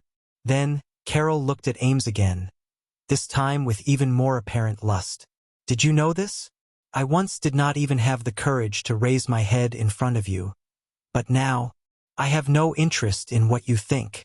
Ames stopped Carol from speaking. With an ice-cold look in her eyes, she raised her hand and said slowly, "Since you're deliberately taunting, it seems like you're prepared to bear the consequences." Boom! As soon as her sentence ended, a powerful force field appeared, and the ground cracked open inch by inch under the extremely heavy pressure. The force field headed straight toward Carol. This time, 3 roars came from around the place. 3 shadows moved swiftly in front of Carol, and thick pugilist flames rose from their bodies. The 3 of them blocked the force field with all their might. The 3 of them were all Grade A Bloodshed Land Vanguard officials, one being Malekith. In an instant, an impact wave exploded, and the Bloodshed Land soldiers around all turned into rolling stones, falling and rolling away. The 3 Vanguard officials were sent flying, too. They launched a wave of energy midair to stop the momentum, landed on the ground, and stared at Ames with caution. It had taken all three of them to stop Ames' one simple force field attack. As expected, the look in Ames' eyes became darker, and the air started to vibrate. The attack earlier was just the most casual, simple hit from Ames, and now she was going to get serious.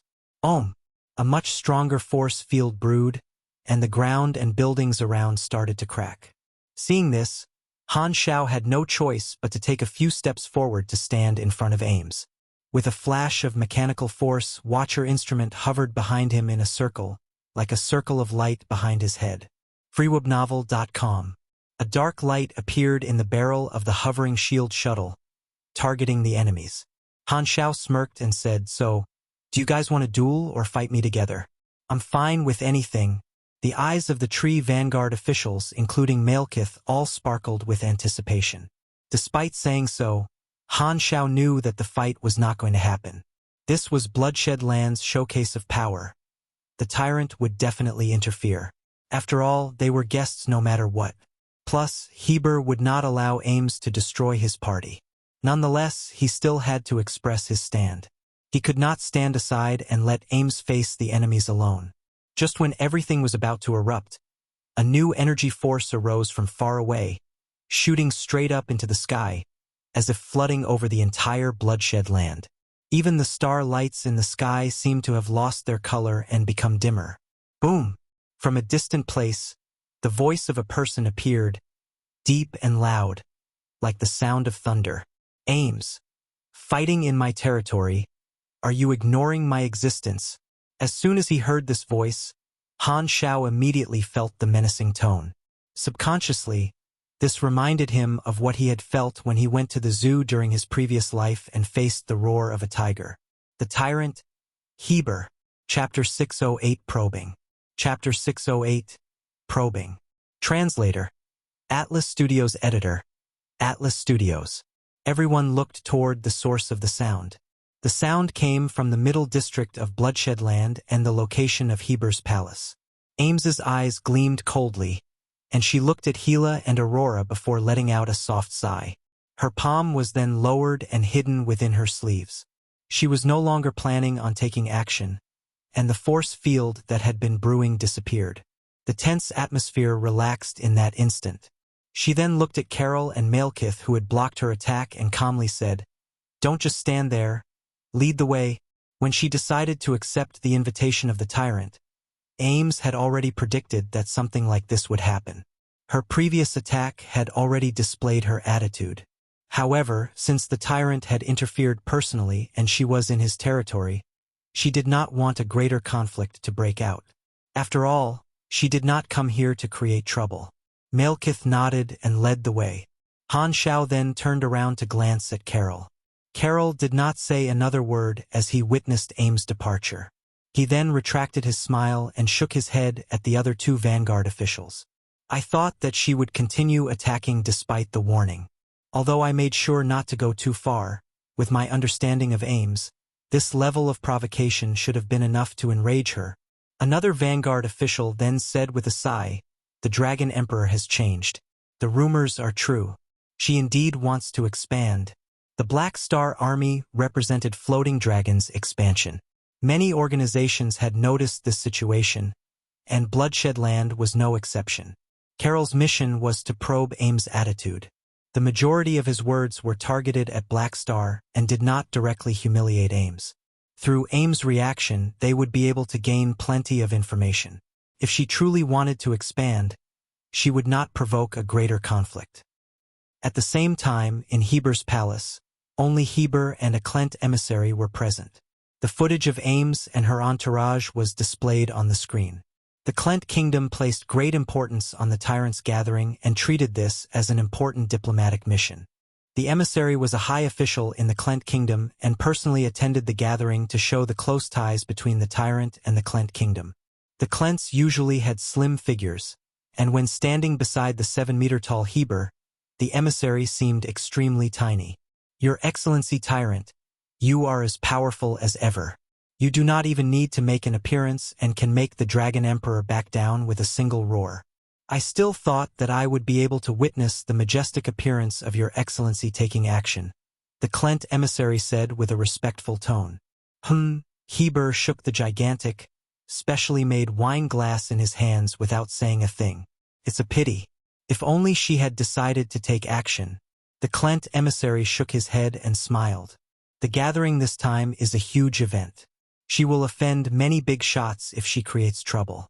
Since she wants to expand, she won't take action, Heber said calmly. Aren't you afraid of her taking revenge after the gathering? The Klent emissary chuckled. She is someone who would do something like that.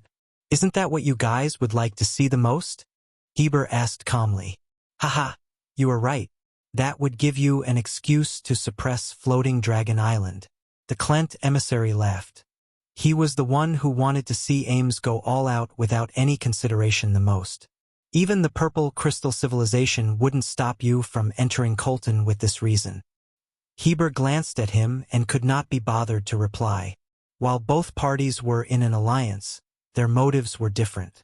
The Klent emissary looked at Ames' figure on the screen and muttered to himself, Ames. TSK TSK. If I could obtain such a woman who has the halo of a beyond grade a super, all other women would pale in comparison to her.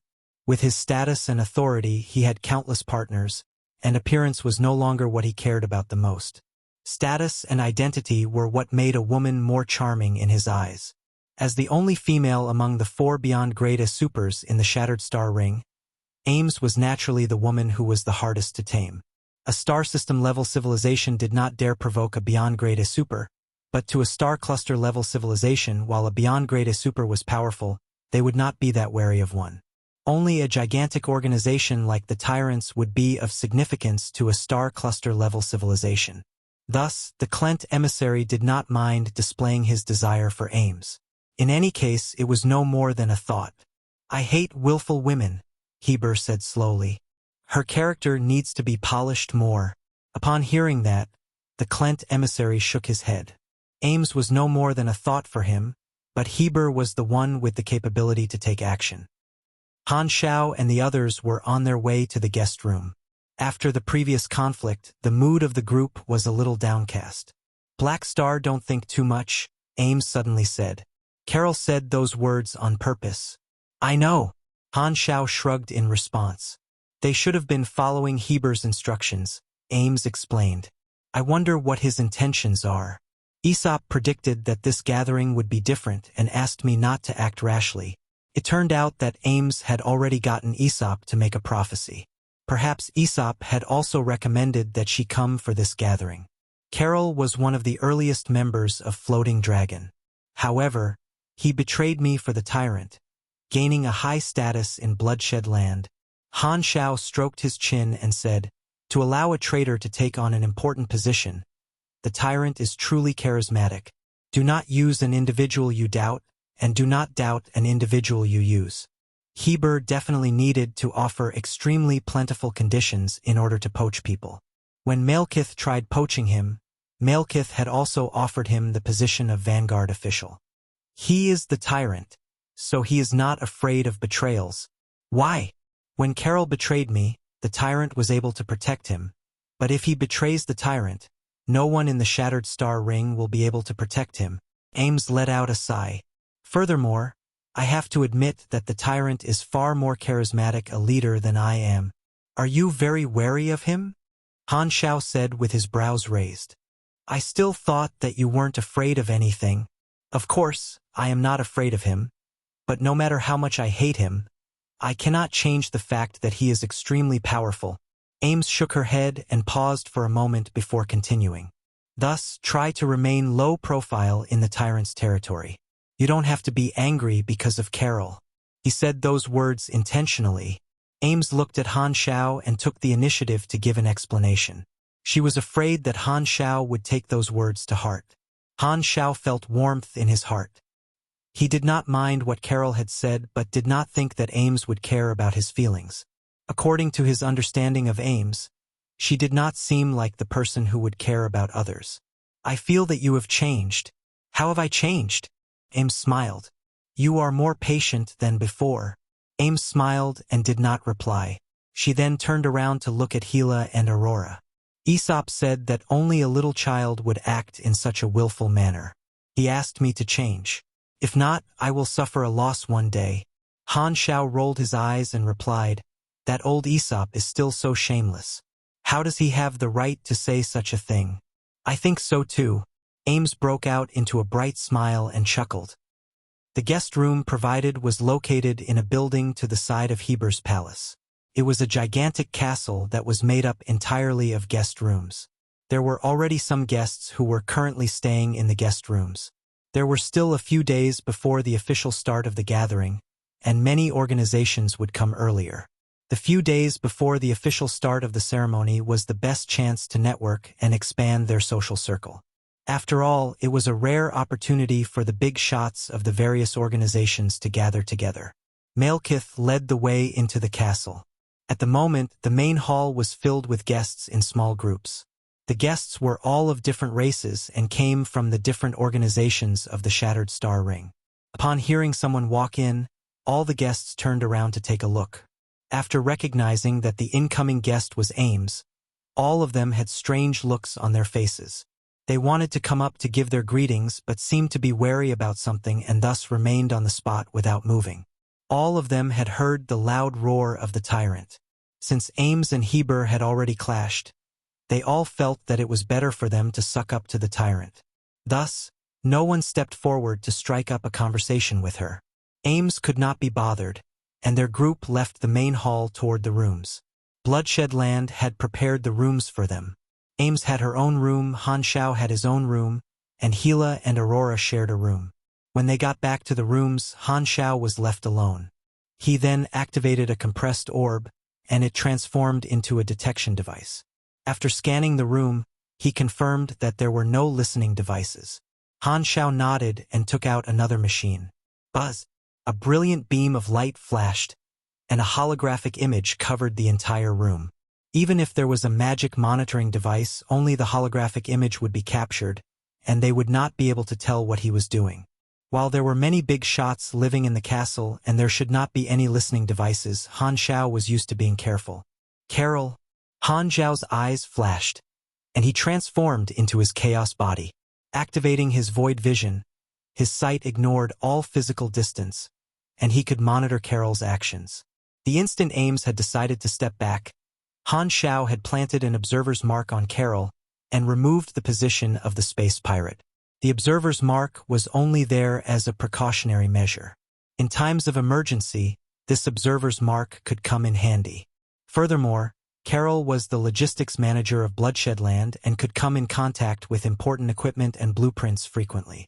Han Xiao felt that there would be a lot to gain from him. I can make use of the observer's mark to gather intelligence during the gathering, Han Xiao thought to himself. In his previous life, none of the players had discovered the tyrant's gathering because they were not able to reach such a level. This was the first time that he had heard about the gathering. While there was a conflict along the way, this gathering should be relatively safe. Ames was probably there to show her presence, but this was an extremely good opportunity to gather intelligence for Han Xiao. Han Xiao decided to make use of it well. With all the participants of the gathering being big shots, they might be able to reveal some important information. With his memory of the various storylines, a small hint would allow him to think of many things. The version refresh had always been something of great importance to Han Xiao. After all, the players in his previous life had only received very vague details of the exact timing of the refresh. Han Xiao needed greater details and hoped to gain some insights from this gathering. Chapter 609, New Territory, Empire Envoy. Chapter 609, New Territory, Empire Envoy. Translator. Atlas Studios Editor. Atlas Studios. For a few consecutive days, Han Xiao and the others waited in the castle. Everything was peaceful. Bloodshed Land's people did not start another conflict, and the tyrant's 8 ass-kissers. Ahem. 8 Vanguard officials did not appear again. Other than not being allowed in the restricted areas, the guests could move freely in Bloodshed Land, and the soldiers would lead the tours. Han Xiao occasionally toured Bloodshed Land.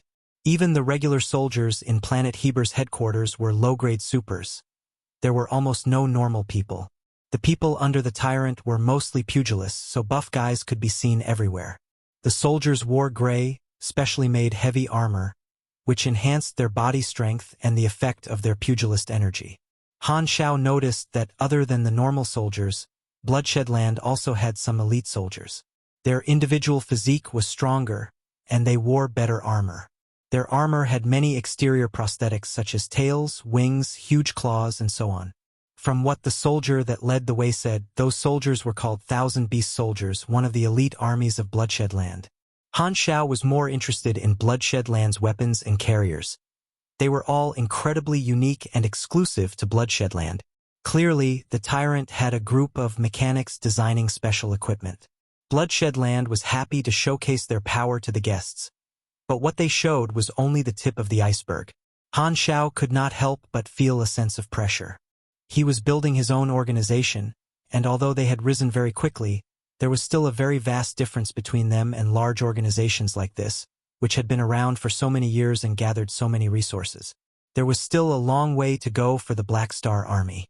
Over the past few days, guests had been arriving and entering the castles continuously. Although Ames had come to attend the party, she was clearly unconcerned about such things. She had been staying in the room to teach Gila and Aurora, while Han Xiao represented her and socialized. When he was not touring Bloodshed Land, Han Xiao was chatting with the guests.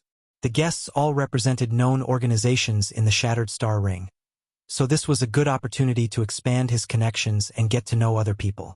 There were leaders of huge financial groups, representatives of star cluster civilizations, and the most successful people in various industries such as intelligence organizations and ammunition organizations. Han Xiao even saw the Mercenary Alliance's person in charge of Shattered Star Ring, who was very friendly and had a great chat with Han Xiao. The position, identity, and influence of the guests invited were all at the top of the pyramid in the Shattered Star Ring. Most of the organizations had heard of Black Star. Although they did not pay much attention to him, he represented Floating Dragon, and the Black Star Army had become quite famous lately. Han Xiao's current renown and legendary points had reached a certain level, so most of the guests acknowledged that Han Xiao could be part of the circle. Up until now, Han Xiao had only been active around various star systems, which were just the tip of the iceberg of the Shattered Star Ring, so his influence was limited. Now, he had finally stepped into a higher level and met with the people that made up the core of the Shattered Star Ring. The other guests were divided into several levels. The comparatively lowest level consisted of the large financial groups, and in the middle were the large organizations. Floating Dragon Island was between the low and medium level. The highest level comprised enormous organizations like Bloodshed Land, as well as the representatives of the 7-star cluster civilizations of the Shattered Star Ring. The degree of acknowledgement that they had for Han Xiao decreased as their level increased. The attitude of the star cluster civilization representatives toward Han Xiao was mostly limited to formalities, except two civilizations who were friendlier, the Purple Crystal Civilization and the Klent Kingdom. Colton was Purple Crystal's territory. Plus, Dragon Emperor had been hanging around the Colton star cluster. To the Purple Crystal Civilization's representative, Han Xiao was considered half an ally to them. The Purple Crystal Civilization's attitude was gentle and friendly. The Klent Kingdom's high-ranked officials were more passionate. They even actively approached Han Xiao to chat, clearly showing their intention of establishing a relationship. Of course, Han Xiao had no reason to refuse. Nonetheless, he had never had contact with any Klents, so he was quite confused as to why this guy was as passionate as an animal in heat. After a few days, Han Xiao's communicator obtained the contacts of hundreds of people, who were all the best in their industries. Just these connections had already made this trip worth it. When he returned to Floating Dragon Island and shares these contacts with Jenny, she would definitely be very touched. freewenville.com. Finally, the last day before the party arrived. That day, to their astonishing surprise, the tyrant sent someone to Han Xiao and the others, inviting them to attend a private meeting hosted in Heber Palace. Heber wants to meet privately? What's his goal? Han Xiao was curious. No idea. Ames shook her head. We'll know when we get there. She wanted to know Heber's stance, so she accepted the invitation. They walked into Heber Palace and arrived at a huge conference room. 3 thrones hovered 3 meters above ground in a triangular shape. On one of the thrones sat a 7-meter-tall giant, giving off a very strong vibe. As soon as they walked into the room, they subconsciously looked over. Heber's presence was dominating, so he could attract the attention of others immediately. This was the first time that Han Xiao had met Heber in person, and he was instantly reminded of a crouching lion. Huge. That was Han Xiao's first impression of Heber. Sit. Heber looked over. His eyes were tranquil, and his tone was calm, yet it possessed a natural pressure as if dominance was deeply embedded in his bones. No matter what he did, it would give people that feeling. Ames snorted. She hovered up and sat on one of the thrones. Han Xiao and the two sisters stood beside the throne. "What did you call me here for?" Ames asked in a deep voice. Heber looked at the empty third throne and said, "There's one more person missing. We'll talk when everyone's here." Then, Tyrant closed his eyes and rested, leaving Ames aside. Assertive. Han Xiao's lips twitched uncontrollably. Ames snorted, already used to it. This was Heber's way of doing things. Straightforward and forceful. He did not like to have peaceful chats. After a while, the gate opened again. A child wearing an oversized mage robe floated in wobbly, and a few tiny magic dragons swam around his body obediently. This child's face was chubby and round, and his ears were sharp. He only looked 6 or 7 years old. A red and white mage robe hung on his tiny body, like an exquisite and luxurious blanket. Instead of him wearing the mage robe, it was more like the mage robe wrapped him up, the tail of which almost touched the floor. Beneath the child were a few masked men wearing black hooded robes. They were looking down as they walked, seeming mysterious. "You're here, too." Ames' tone heightened. "Heard there's something huge this time, so I'm here to take a look." The child sat on the empty throne. With an exceptionally tender and childish voice, he nodded at the other two and said, "Ames, Heber. It's been some time since we last met." Han Xiao then realized that this child was another beyond grade A in Shattered Star Ring. Magus Austin. An unfathomable mage. Austin looked very young, but he actually belonged to a long-lived race. He was born with an incomparable magic affinity. Like the others, he had many titles: Bender of Rules, Creator of Forbidden Spells, Half-Spell Body, Ruler of Arcane, and others. Han Xiao looked at the hooded black robe masked mages below Austin.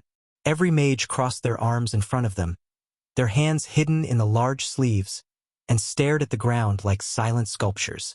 "So, these are the forbidden sorcerers." Han Xiao squinted. Magus Austin's organization was called Hidden Red Robe Abbey, one of the holy lands of mages in the Shattered Star Ring. They focused on studying and discussing magic, occasionally handling magic-related investigations for some civilizations.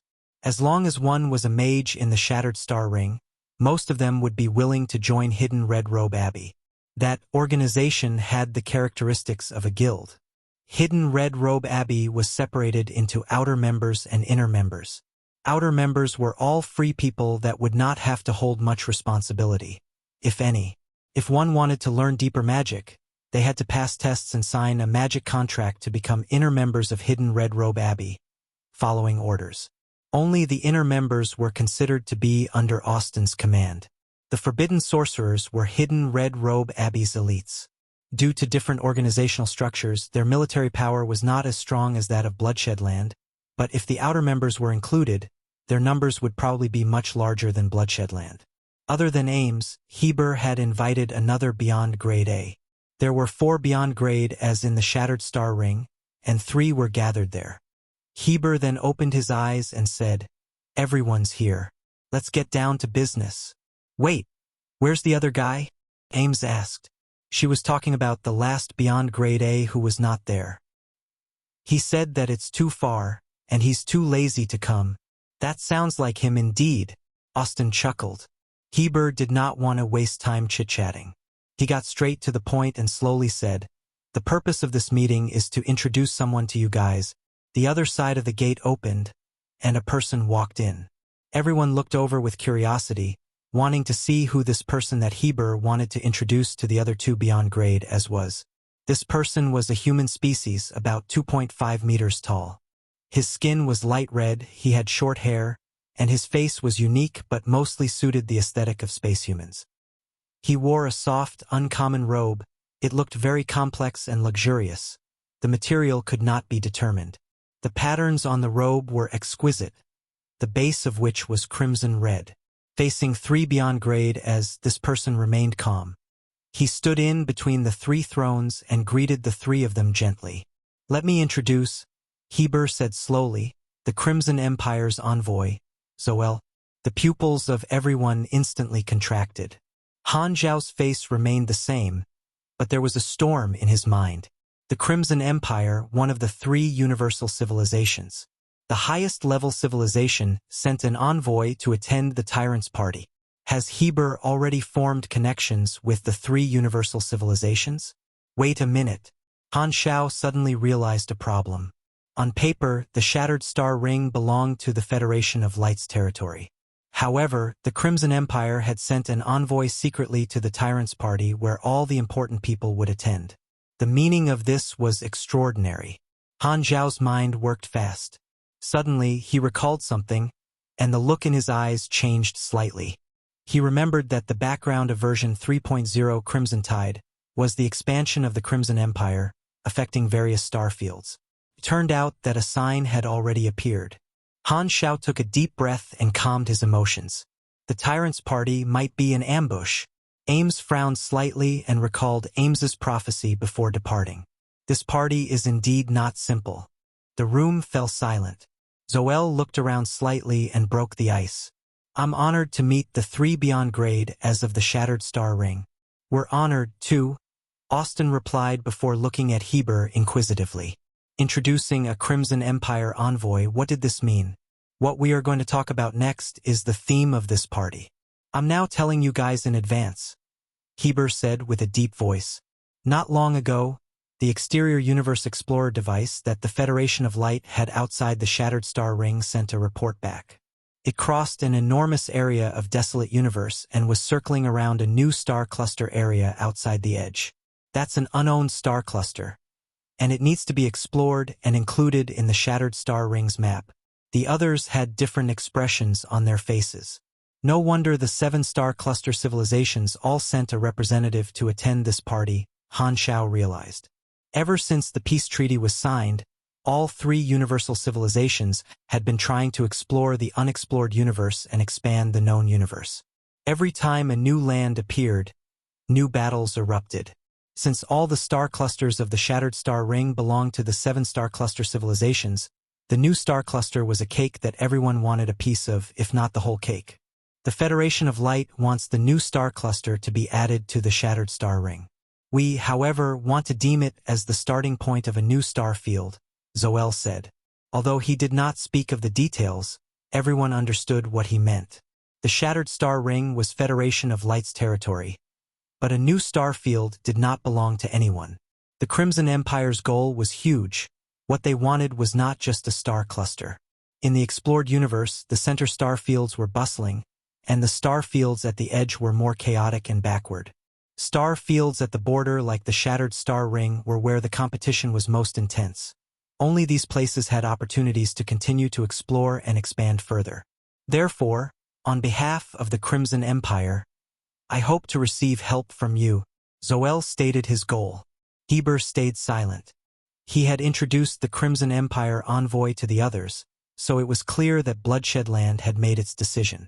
So, the Federation of Light or the Crimson Empire? Austin and Ames exchanged looks and stayed silent. Han Xiao's eyes became firm. They're making a big move. Chapter 610, Openly Poaching. Chapter 610, Openly Poaching. Translator. Atlas Studios Editor. Atlas Studios. The 3 thrones floated in midair, surrounding the emissary of the Crimson Empire in the middle.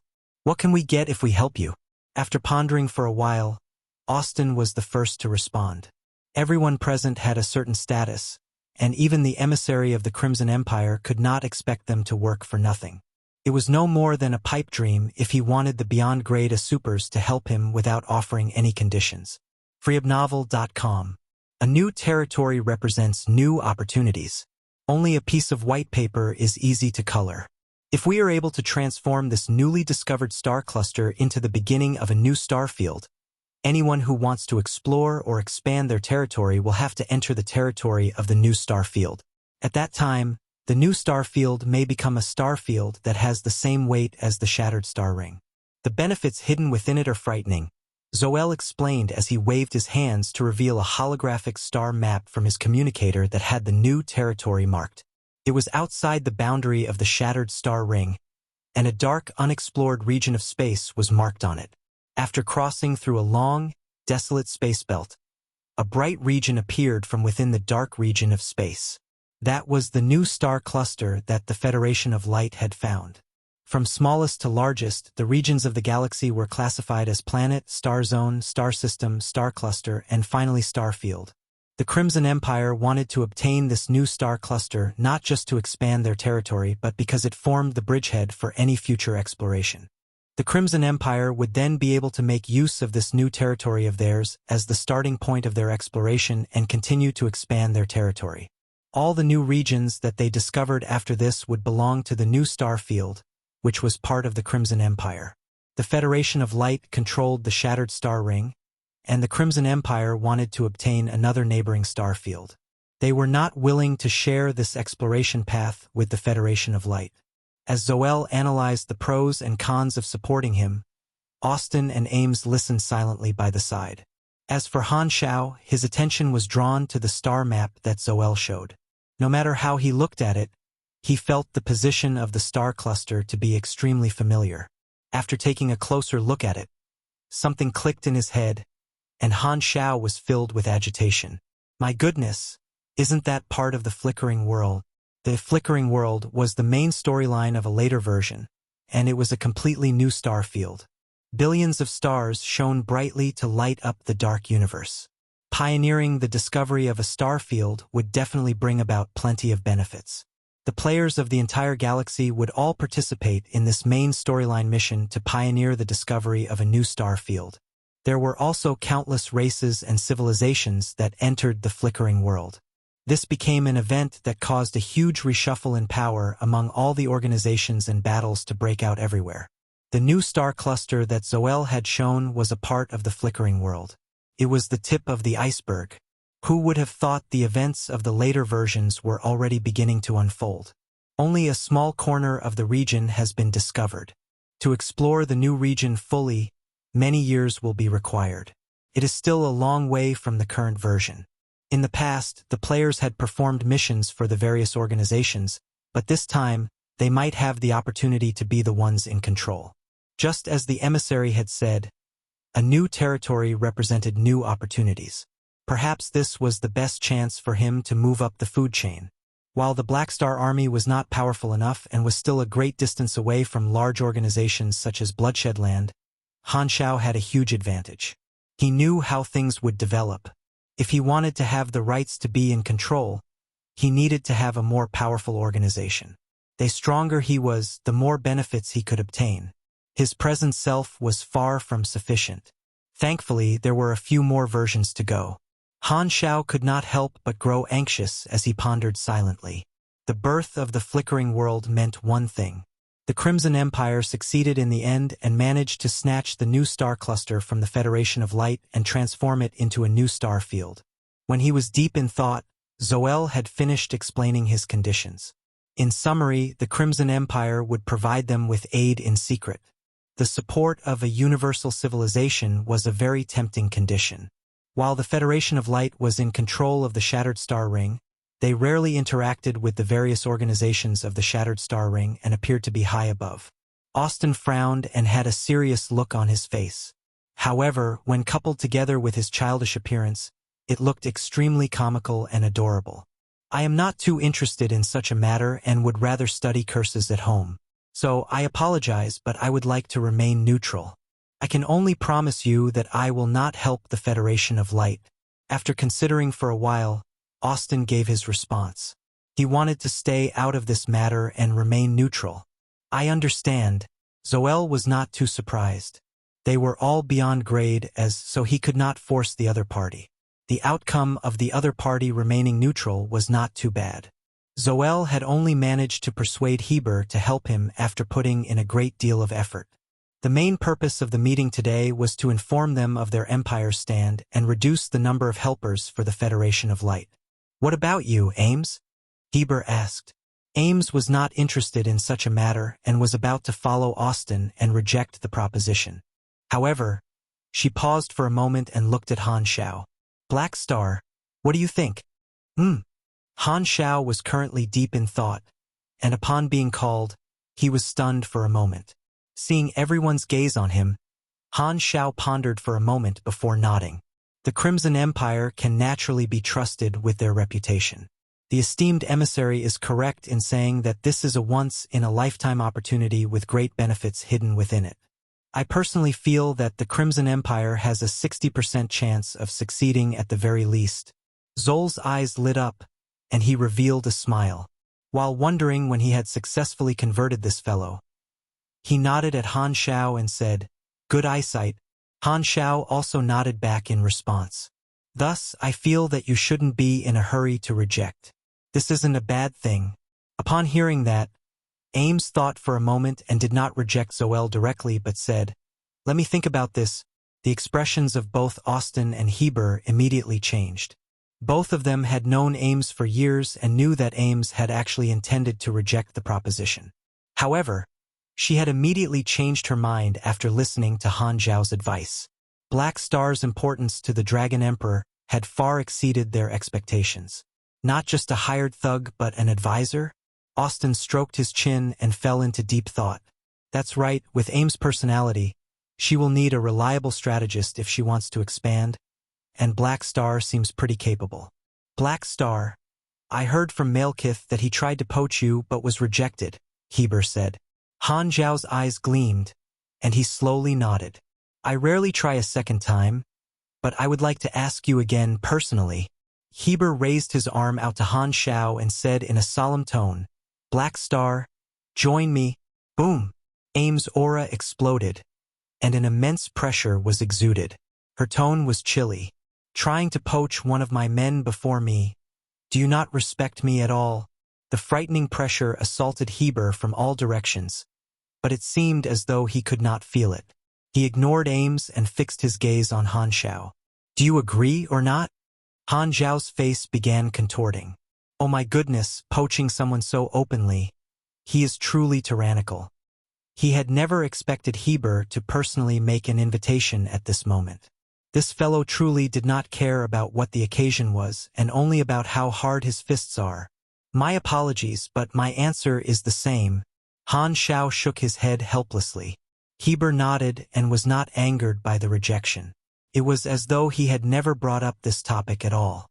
He liked talents but was not willing to force someone who did not want to submit. The force field was still growing in strength, and Heber turned around to look at Ames. "Aren't you going to stop your force field? Do you want to fight?" Ames remained expressionless as her aura continued to grow. She almost wanted to completely ignore the advice that Aesop had given her. Austin could only interfere helplessly lest they ended up fighting. With a snap of his fingers, he cast a calming spell on Ames. All right, this isn't the first day you've known her. Don't act so rashly." Chapter 611, The Battle. Chapter 611, The Battle. Translator. Atlas Studios Editor. Atlas Studios. After dozens of layers of buffs were cast on Ames, her fury was finally dampened. She snorted and deactivated her Esper ability. Heber did not mind it. It was not the first time he had confronted Ames. He turned and nodded at Zoel. "So I shall leave. I look forward to the result of your consideration." Zoel got the gesture, gave his contact details to Ames, smiled, and was about to turn around and walk out of the room. Looking at the envoys retreating back, Han Xiao was suddenly hesitant. Should I plant a mark on Zoel? Seems quite rewarding. He did not forget that this was a private meeting before the party officially started. When the party started the next day, only then would Heber introduce Zoel to all the guests. That would be the time that things started to escalate. The Crimson Empire would not snatch the territory themselves because once they did, the Federation of Light would act, and the conflict would grow into a much bigger issue. Since this was not yet the stage to have such a large-scale conflict, the Crimson Empire was trying to bond with the Shattered Star Rings organizations, drawing more chess pieces to their side of the universe chessboard. Throwing an observer's mark would allow him to see what the Crimson Empire was doing backstage and how many organizations joined the Crimson Empire. This was very precious intelligence. However, although observer's mark left close to zero trails and even Ames could not notice it, there were 2 more beyond grade as present, so there was a chance that he might get noticed.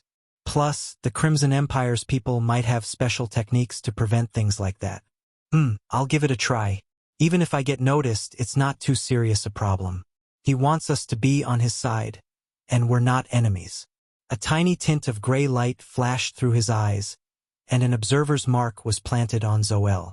Ames and Heber did not notice at all. Neither did Zoel. He left the room, and the gate covered his figure. This time, Han Xiao suddenly realized that someone was looking at him. He turned around and saw that Austin was staring right at him. freewebnovel.com. He noticed. Han Xiao's heart skipped a beat. Everyone's abilities were different. Ames and Heber could not notice, but Austin was a mage, so he was sensitive to all kinds of energy. Despite the ripples of void energy being minuscule, they did not escape his senses. However, Austin did not say anything. He just gave Han Xiao a friendly smile and looked elsewhere. Han Xiao did not get what he meant. Anyway, not being exposed was a good thing. If there's nothing else, I'm leaving. Ames was annoyed by the sight of Heber and did not want to stay there. Wait, this time Heber spoke. What else? Ames frowned. I heard you've been expanding your forces recently. We can work together, Heber slowly said. Work together? Ames gave a faint smile. Do you think we have a very good relationship? I can forget about that nonsense when you fought your way onto planet Heber, Heber said. Then keep remembering. Ames could not be bothered to argue. She stood up from the throne, turned away, and left. Han Xiao took along Gila and Aurora and followed her out of the room. Austin laughed loudly. Ha ha ha. Heber. She just dislikes you more and more. Doesn't matter. Heber was not bothered. I thought you were going to make the marriage proposal again. Forget it. She probably won't agree this time too. Heber shook his head. Seriously, you both have very tough personalities. If you want to get her, you have to tone it down, Austin said jokingly. His personality was very casual, and he had a good relationship with both of them. He knew the history of Heber chasing Ames. I won't change for any woman. Heber waved his hands. He was not too determined about Ames. In the entire Shattered Star Ring, Heber thought only Ames who was beyond grade A like him could match him. Only she was strong enough to be his partner. It had no element of love or emotion. If he could get Ames, his organization would have 2 beyond grade as, which would be a tremendous increase. Heber disdained deception and did not bother wasting time. He had always been straightforward and did not avoid speaking of his real goal of chasing Ames. Austin still remembered back then when Heber first proposed to Ames and how furious Ames had been. He wanted to laugh every time he thought of it. When Han Xiao and the others reached the gate of the palace, Carol just happened to be on the way in, and they met. You people again. Carol did not have any intention of taunting this time and did not glue his eyes to Ames, unlike last time. His expression was calm, as if Han Xiao and the others were just passers-by. Ames glanced at him. Although she was unhappy, she could not do anything in Tyrant's territory, so she ignored Carol.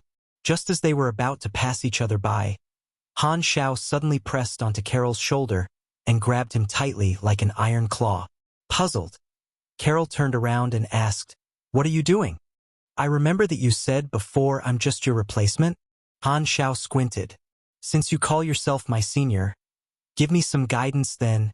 Carol's expression changed. He had thought that the previous taunting incident was over, but Han Xiao's sudden action after a few days was unexpected to him. Ames stopped, also surprised. "What do you mean? Do you want to fight here? This is Planet Heber," Carol said in a slightly threatening manner. "Don't worry, I just want to spar with you. I want to see how strong the traitor is." Han Xiao chuckled.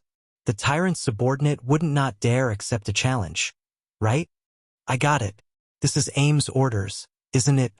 Carol felt that he had guessed correctly.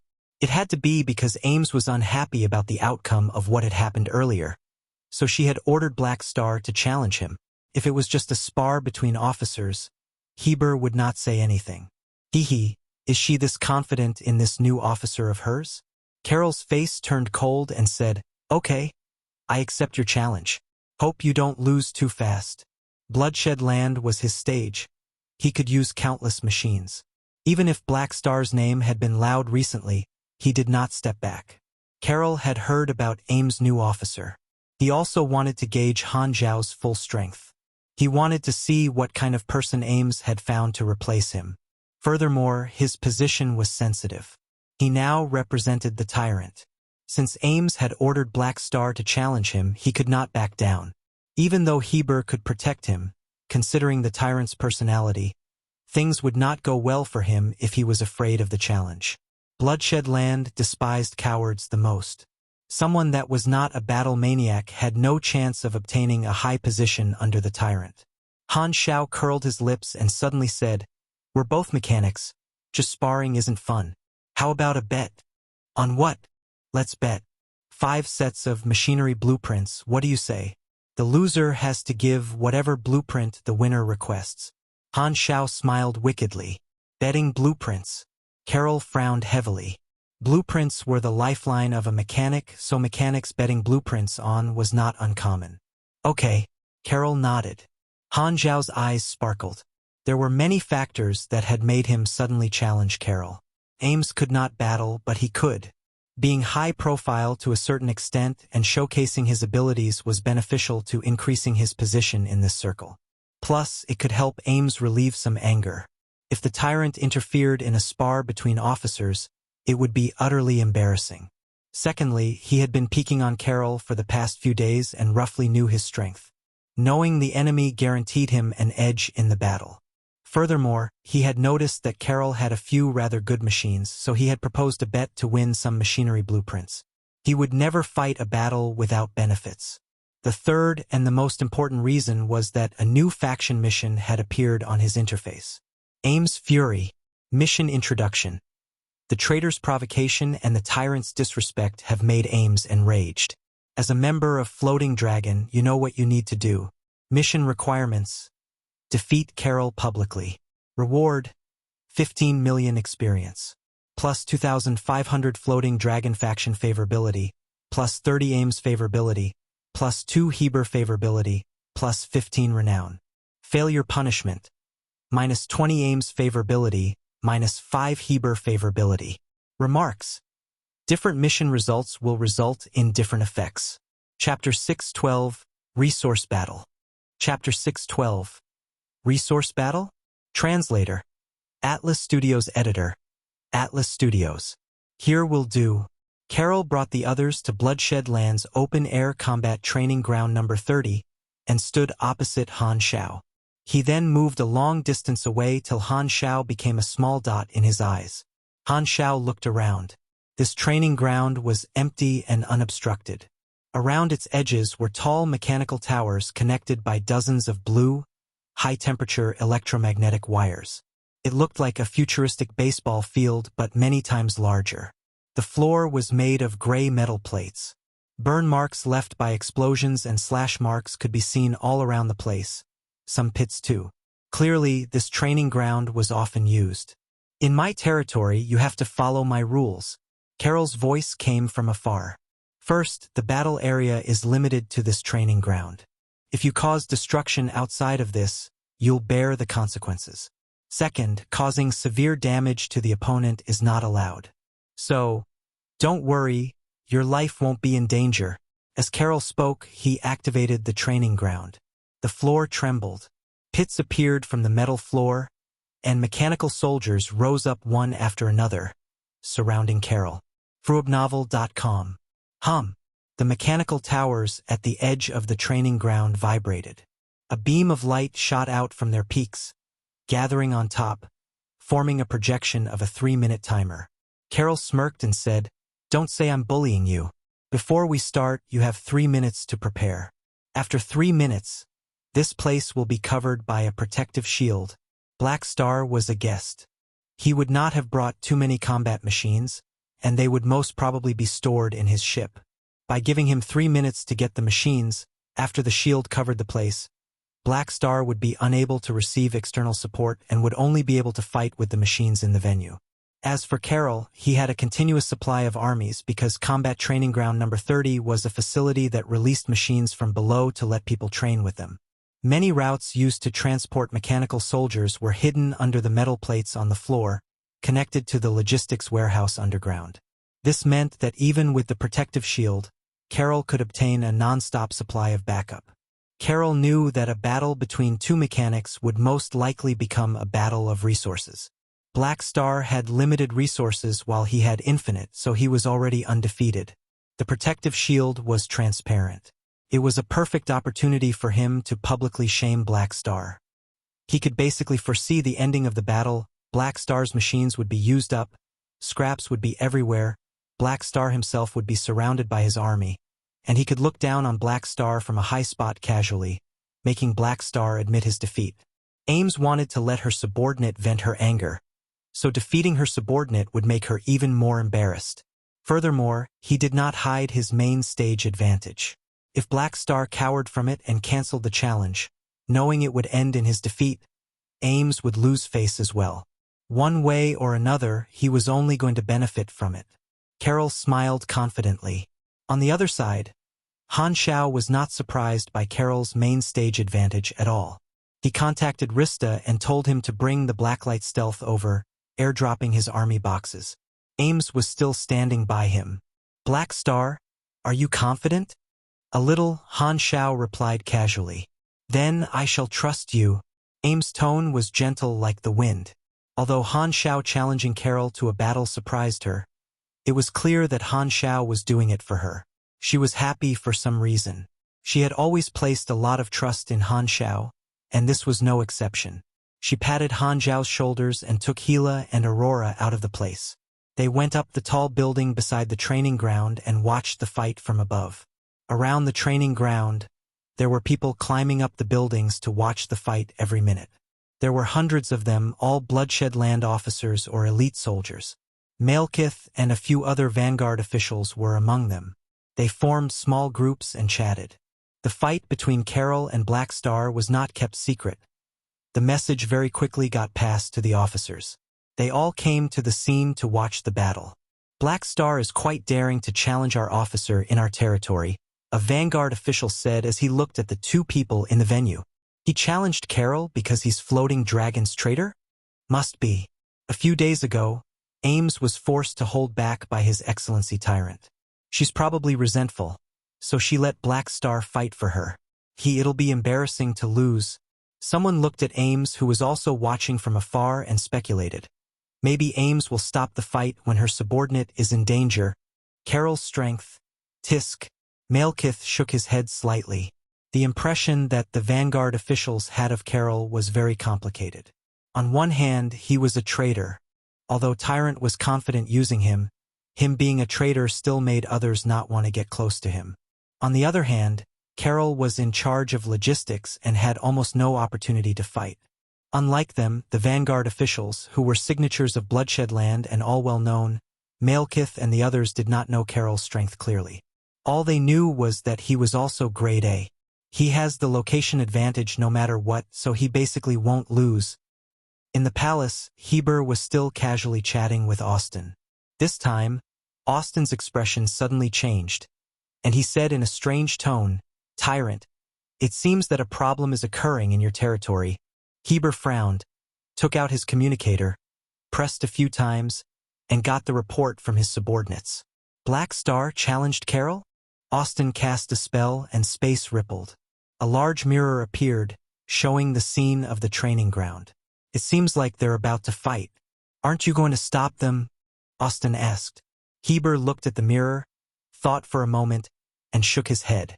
Since Ames is not involved, I have no reason to stop a normal spar. What if your man loses? My Bloodshed Land is not one to never admit defeat. Heber pointed at the mirror. Keep watching. At the same time, 3 party guests were following a Bloodshed Land soldier and touring the place. The Purple Crystal Civilization's representative Ralph was walking side by side with a high-ranking Clent official and having a great chat. The relationship between Purple Crystal and Clent had always been good. Behind them, the leader of a financial group followed. His name was Rasatsi. His business was huge and invested in both star clusters. He could be somewhat considered Ralph and the Clent high-ranking official's friend. The three of them were discussing business issues when a group of people suddenly flew over them, catching their attention. "Where are those people going?" Ralph asked curiously. The soldier shook his head and said, "I don't know. They seem to be heading toward combat training ground number 30. Just as he was done speaking, another group of people bolted past them from above, and a dark spaceship quickly flew by. The three of them were all knowledgeable people. They recognized that the spaceship was the Federation of Light Stealth-grade spaceship. Of all the guests, it seemed like only one person had a Blacklight Stealth. Floating Dragon's Black Star. The Clent high-ranking official was instantly interested. "Looks like something happened. Let's go and take a look." Ralph shrugged and did not mind it. Neither did Rasatsi. When the countdown had about a minute and a half left, the Blacklight Stealth arrived above the venue. 6 army boxes descended from above like meteors, dragging a long tail of flames. Han Xiao raised his hand toward the sky, and a bolt of tree-shaped lightning shot up into the sky from the ground, hitting the 6 army boxes. They opened in midair, and compressed orbs fell like rain onto the floor. Clank! The instant they landed, the compressed orbs expanded and turned into 6 mechanical armies. Mechanical Beast Guards Army, Strike Artillery Regiment, G1 Steel Army Corps, G2 Heavy Armor Riders, and mini-cube troops occupied the venue and surrounded Han Xiao. Han Xiao was in a sea of machines. 12 elite Oathkeepers guarded Han Xiao. Their exterior armor rippled from head to toe like moving scales, carrying out a self-check. All sorts of artilleries landed behind him or hovered in midair. Other than the regular electromagnetic artilleries and laser artilleries, there were the new lava artilleries and heat artilleries. The number of troops is a little high. Carol was surprised.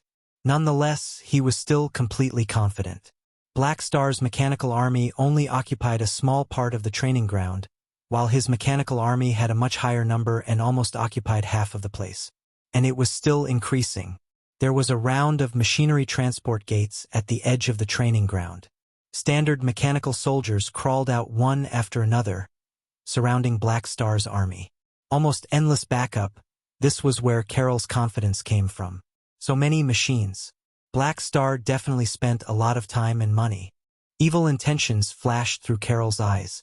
If I destroy all his machines, Black Star's strength will be greatly decreased. His stock will all be gone. The formation was complete. Since there would be a protective shield later, Han Xiao did not use Eye of God. He checked through the machines. There was around 10 seconds left on the timer. Boom! The mechanical towers at the edges activated. A light blue shield slowly rose up and shrouded the venue. All the spectators were blocked outside. The ceiling was hundreds of meters high. When the shield completely closed, the countdown would end. The style, technology, and model of the machines controlled by Carol were all clearly different from Han Xiao's. Most of them were standard disposable machines. Buzz! The two of them released mechanical force at the same time. Thunder and lightning roared. Calamity-grade mechanics had the mechanical force field ability, which made the mechanical force enhancements cover an area.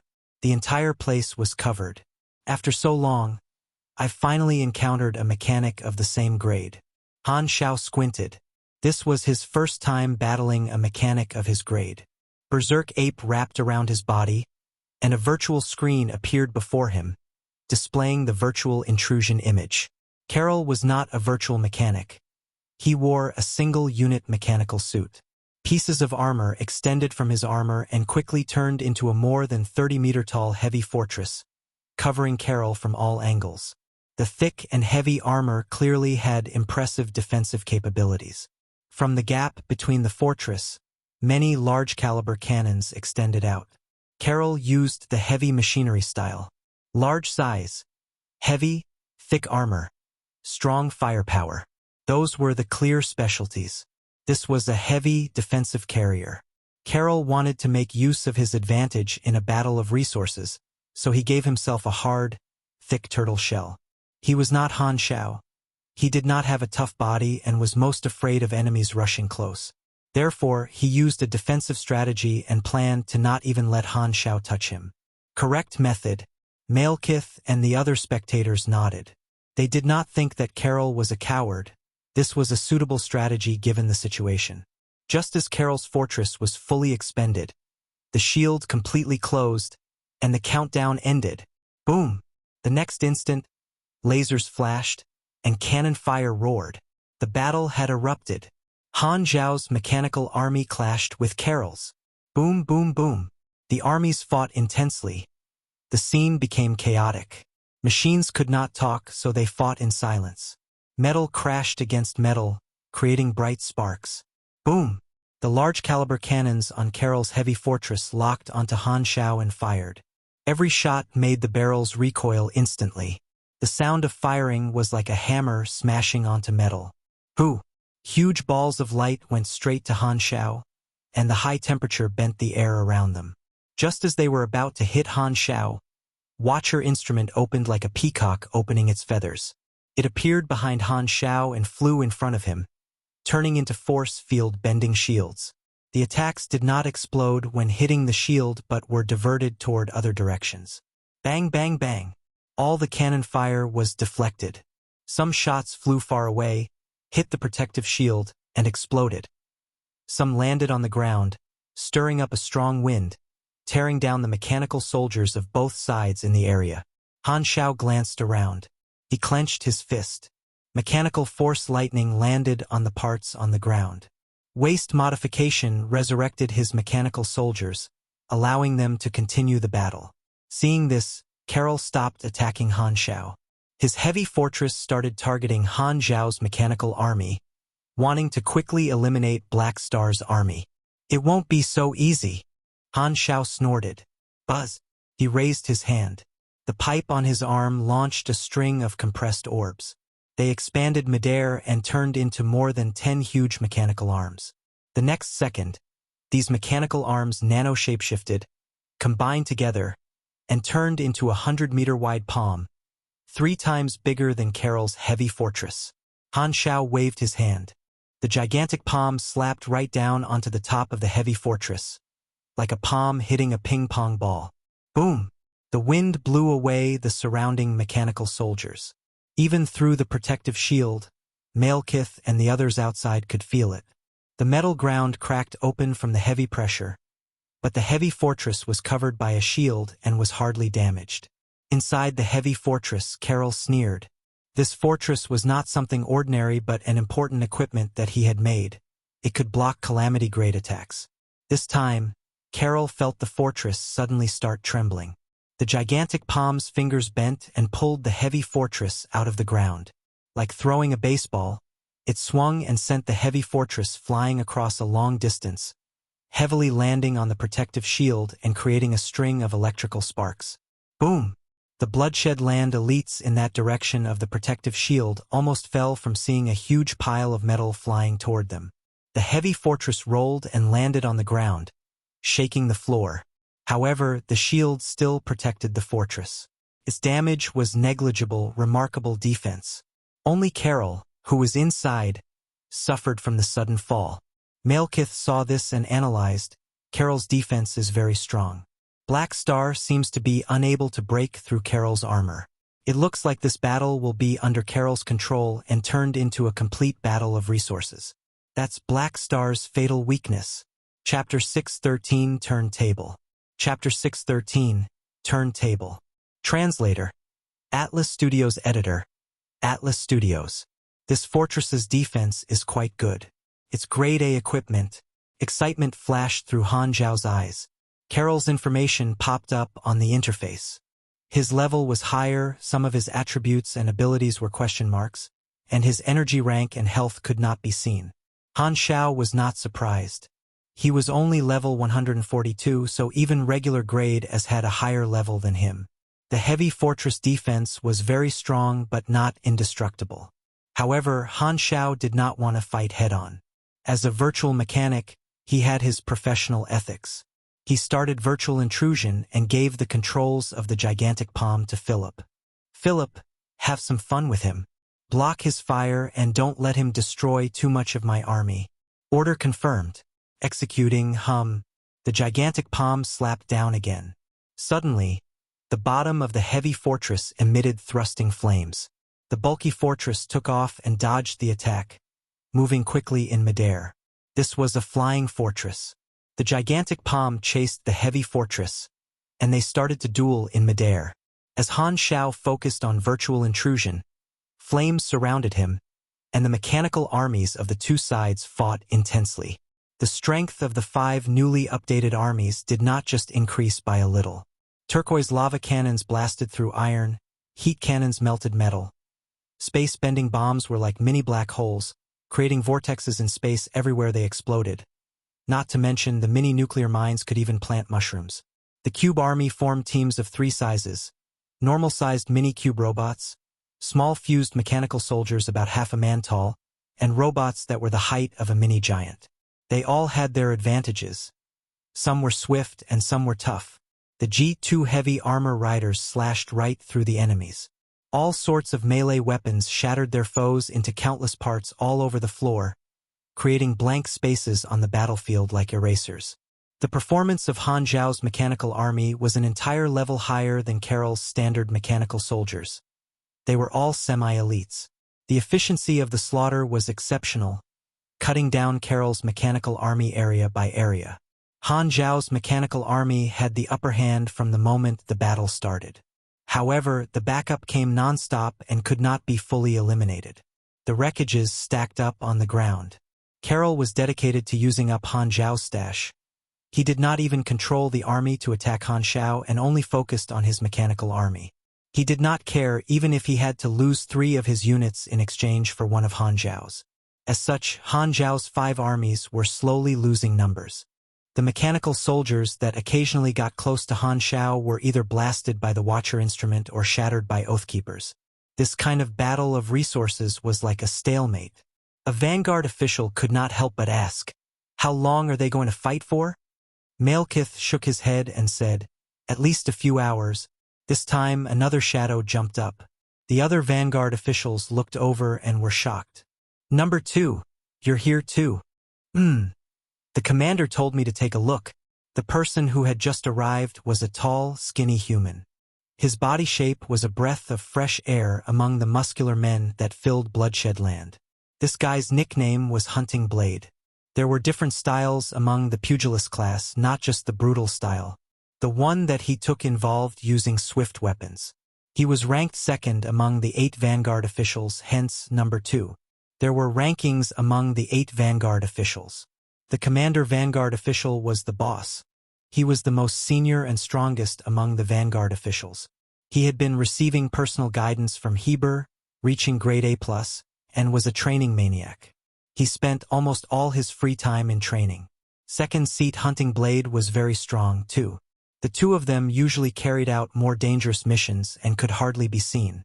Now that Hunting Blade had suddenly appeared, it surprised the other Vanguard officials. Upon briefly looking at the battle, Hunting Blade quickly analyzed it and slowly said, "Black Star looks to be having the upper hand but is actually stuck. Carol wants to drag the battle out, so Black Star must quickly end the battle. If he can't penetrate Carol's defense, when his armies are too damaged, the situation will take a direct turn downward, and he will lose for sure." "That's what I thought."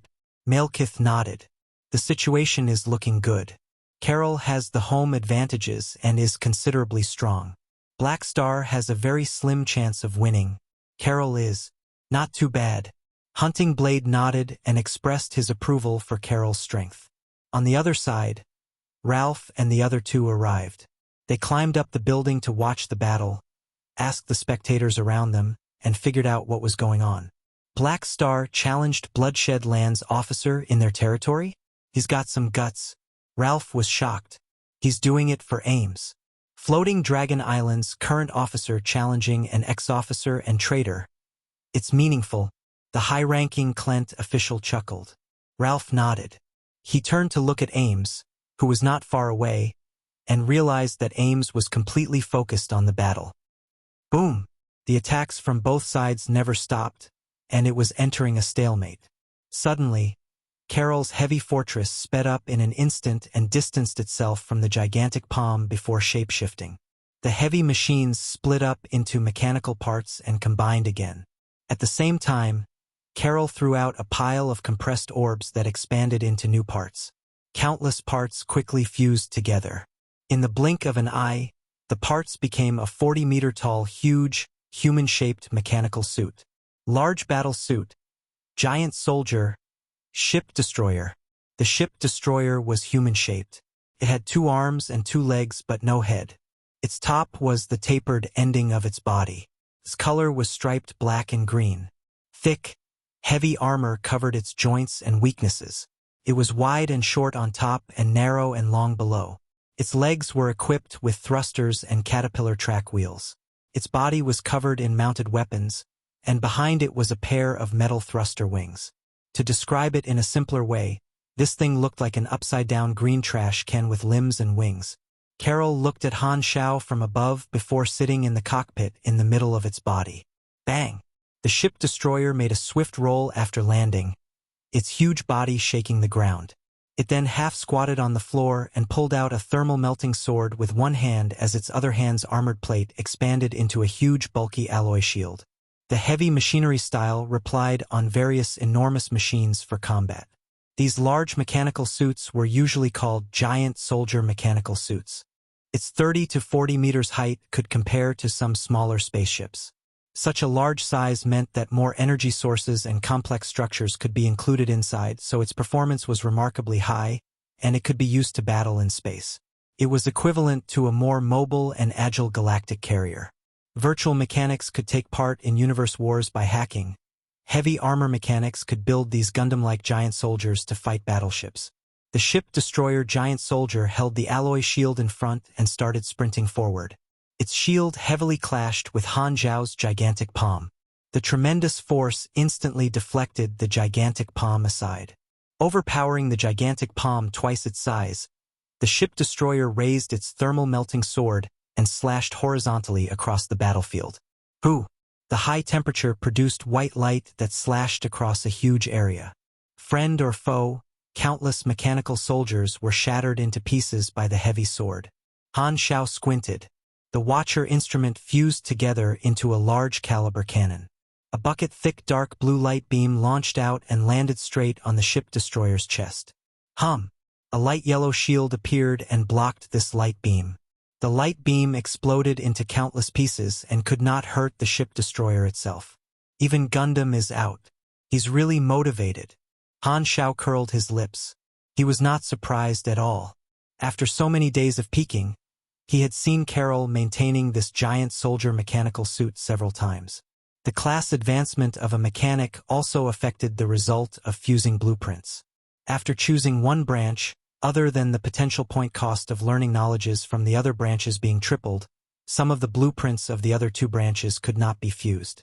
Han Xiao had chosen virtual mechanic, so when he gambled on blueprints, he could not get some of the heavy armor mechanic blueprints, such as giant soldiers like the ship destroyer.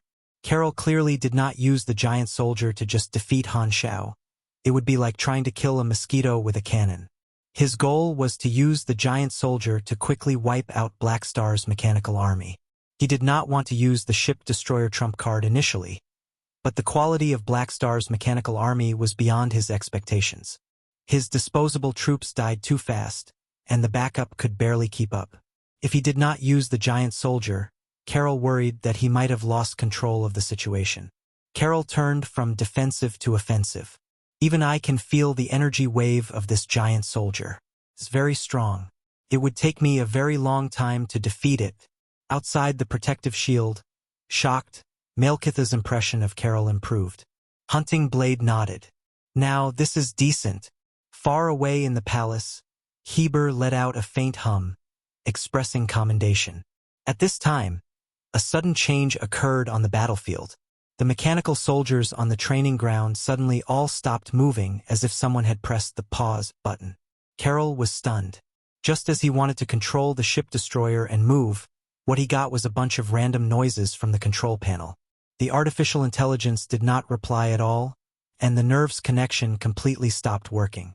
The ship destroyer stood still just like all the machines on the training ground. The battlefield that had just been filled with bullets suddenly became deadly silent. The sudden change caused the expressions of all the spectators to stiffen. Ding!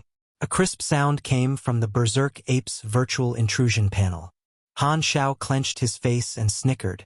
His voice traveled out, extremely loud and clear on the completely silent battlefield, so everyone could hear him. All right, the foreplay is finished. Han Xiao clearly knew that Carol had the home advantage, so he had never been willing to turn this into a battle of resources. He had used the mechanical armies to stall the enemy's troops and give himself time to use virtual intrusion. Now, with Rista and Philip's support, the hacking was complete. These standard machines were all controlled by the same artificial intelligence, which was beaten up by Rista and had lost control. All the machines controlled by Carol stopped functioning. They would only recover after a system reboot. Taking the opportunity, Han Xiao walked toward the giant soldier. Dong! Dong! As he walked forward, rows and rows of mechanical soldiers fell to the ground, all paralyzed. The scene was magnificent, like thousands of people kneeling to welcome their king. One word: glorious. Han Xiao walked forward unobstructed. This was the easiest process of closing the distance he ever had. Virtual mechanics were best at fighting other mechanics. As the saying went, no cannons, no guns. The enemy will build for us. Seeing all his machines being taken over by Han Xiao, Carol's face inside the ship destroyer cockpit was furious. He felt a strong sense of humiliation. As a mechanic, when his machines were taken away by someone else, it was an indescribable feeling, like losing all dignity. Quickly, reboot the system, Carol yelled. Yeah, diagnosing, getting rid of the virus, estimated time unknown. An alarm echoed in the cockpit, accompanied by a piercing noise. *T. It's too late. Seeing Han Xiao approaching, Carol finally started to panic. However, he still held onto the last bit of hope. As Black Star wanted to do this as quickly as possible, he only used the most brutal way to paralyze the ship destroyer's operating system and did not obtain its control. Therefore, he could still hide in the ship destroyer. As long as Han Xiao did not penetrate the ship destroyer's armor before he rebooted the system, he would still have a chance to regain control of the situation. However, the next moment Carol's last hope was gone. All of Han Xiao's mechanical army aimed at the ship destroyer, and countless attacks covered the sky. The ship destroyer's shield only lasted 2 seconds against those attacks before shattering. Boom! The chest armor was focused on as explosions erupted. The ship destroyer could not handle such a strong force and collapsed to the ground, face up. The gigantic hand disassembled itself and turned into more than 10 large mechanical hands, which became drills and dug out a hole in the ship destroyer's body. Between the wires and energy pipes, Carol's cockpit was exposed. Due to the system failure, Carol could not even parachute out. The ship destroyer became a cell that imprisoned him. Looking at Han Xiao jumping into the cockpit, with a horrified expression, Carol hastily said, "I admit." Before he could finish, Han Xiao's large hand grabbed onto his mouth like an iron claw, making Carol swallow the rest of his words. Go! Berserk throw! Boom! Carol was thrown out of the ship destroyer and flew right into the sky, rolling, ascending hundreds of meters quickly and landing on the ceiling of the training ground's shield. He did not have a strong physique. Despite being calamity-grade super, his toughness was far beneath that of a pugilist. His head was spinning from this throw, and he entered the stunned state from the berserk throw. However, before he landed, Han Xiao flew right under him in an instant. Hundreds of meters was just one leap for Berserk Ape. Buzz! The next second, blinding lightning emerged from Han Xiao's body, illuminating Carol's terrified expression. Like pulling a bow, Han Xiao's arms pulled back before his fists bashed down heavily onto Carol's chest, pressing him onto the ceiling of the protective shield. Boom! Like a ball of lightning in midair. Power detonation. Gene liberation. Germinal organization leader character summon card. Armor-piercing consecutive attacks. Han Xiao did not hold back. With the 3 layers of bonuses, his attack power was elevated to a terrifying level. Boom! The explosive sound wave created a circular wave. The power of this punch penetrated Carol's body and shattered the protective shield of the entire training ground. Amid the shattered shield, Carol flew up into the sky like a rocket, leaving circles of expanding waves. Dark red blood dripped from the sky. All the Bloodshed Land spectators opened their mouths wide and looked up at Carol, who was flying into the sky. Malekith was stunned. In just 10 seconds, Han Xiao had ended the battle of resources and finished the duel. It was way too fast. So fast that he could barely react to it. Chapter 614 Official Party. Chapter 614 Official Party. Translator. Atlas Studios Editor. Atlas Studios. Carol flew higher and higher.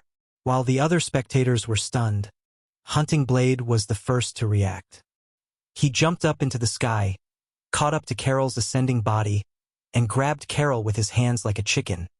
Not giving Carol the chance to yell, "I'll be back." The 2 of them landed in the training ground filled with machine scraps, stirring up a wave of dust. As soon as Hunting Blade let go, Carol collapsed to the ground. With one hand supporting himself and another clutching his chest, he coughed nonstop. Ahem! Blood spilled from the corners of Carol's mouth, his face pale. Despite wearing a simple single-unit battle suit, this punch still did quite a lot of damage to him. However, he had the physique of a calamity-grade super. Although it was far from pugilist, he did not lose combat capability from one attack. He had just broken a few bones, and his lungs had almost exploded. Although Han Xiao did not hold back at all, he knew that a calamity grade would not be heavily injured easily given the fact that they still had energy to protect their body. Furthermore, this was a spar. He could not kill one of Bloodshed Land's men in their territory. Beating the opponent was enough. Virtual intrusion had created an opportunity, and Han Xiao had always been good at grabbing opportunities. He was cautious, too. In order to prevent any accidents, he did not ridicule Carol and directly blew him away, guaranteeing his victory. Carol's injuries were not too severe, and he still had the ability to fight. However, he had been blown out of the venue, and the machines that he controlled were temporarily paralyzed. Even though he could continue to fight after the system rebooted, it was clear that he had been defeated by Black Star. The battle had ended, and the result was his defeat. Carol's face was filled with frustration. He clutched his chest and coughed a few more times while glaring at Han Xiao, who landed nearby. "Sigh, that was close. I almost lost." Han Xiao removed Berserk Ape, smiled, and shook his head. "Bullsh*T. You clearly won easily." Many spectators screamed in their minds. Han Xiao looked at the virtual intrusion panel.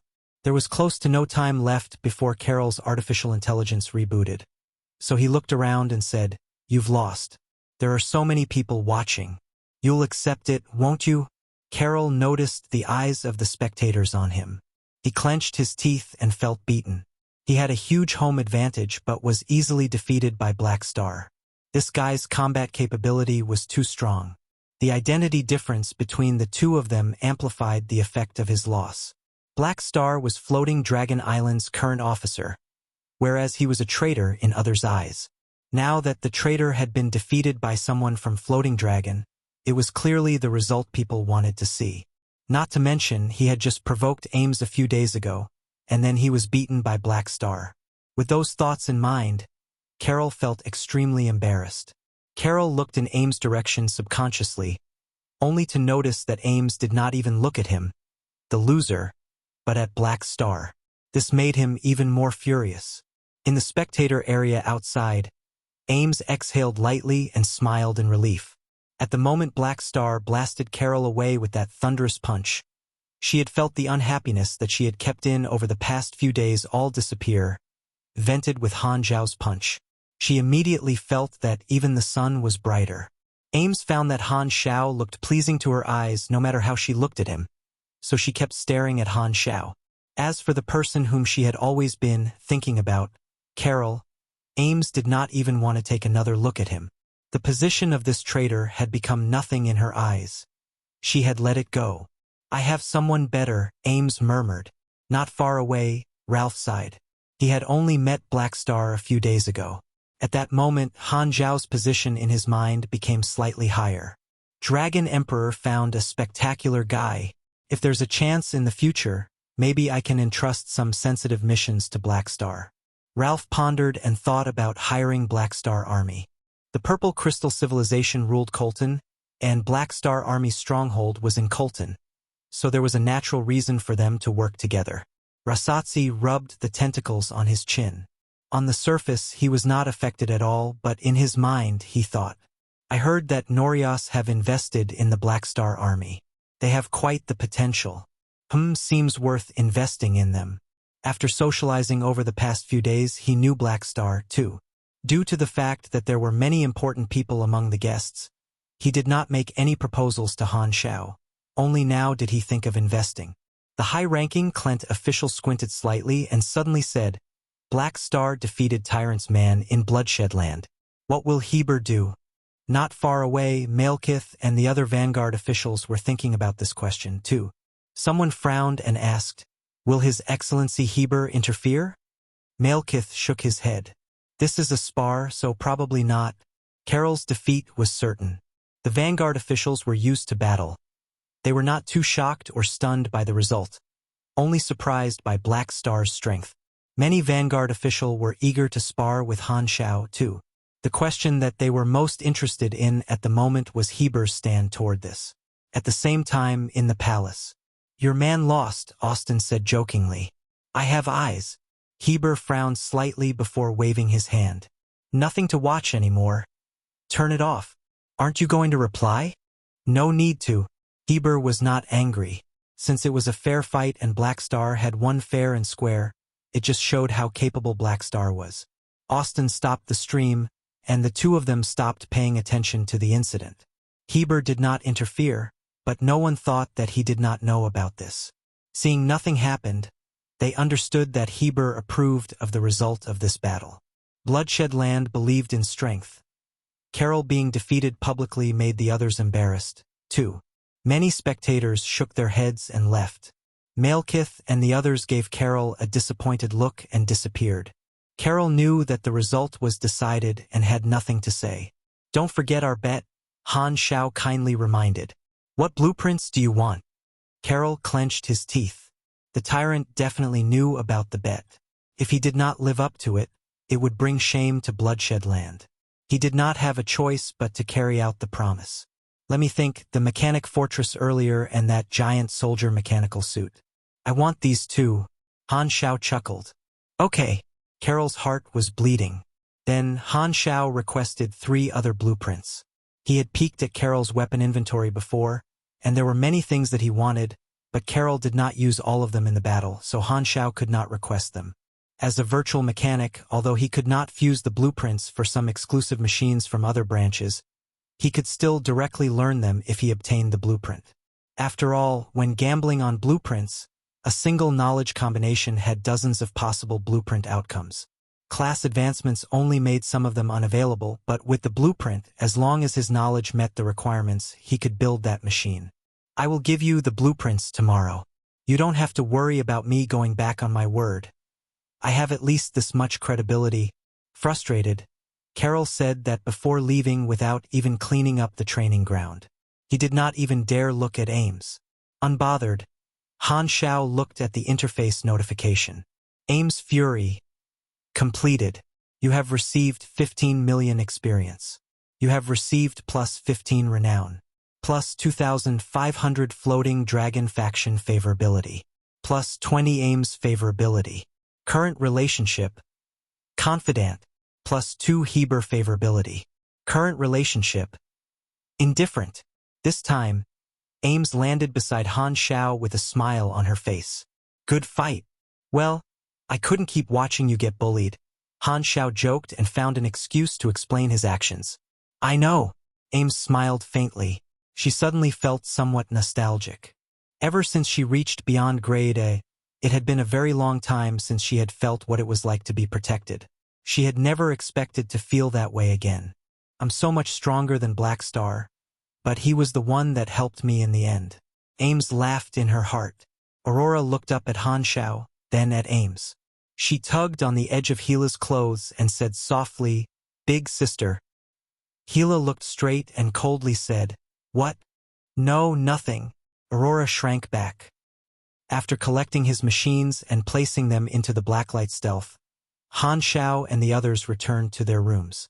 This challenge did not cause anything afterward, but very soon, all the party guests knew about the battle between Han Xiao and Carol through the spectators.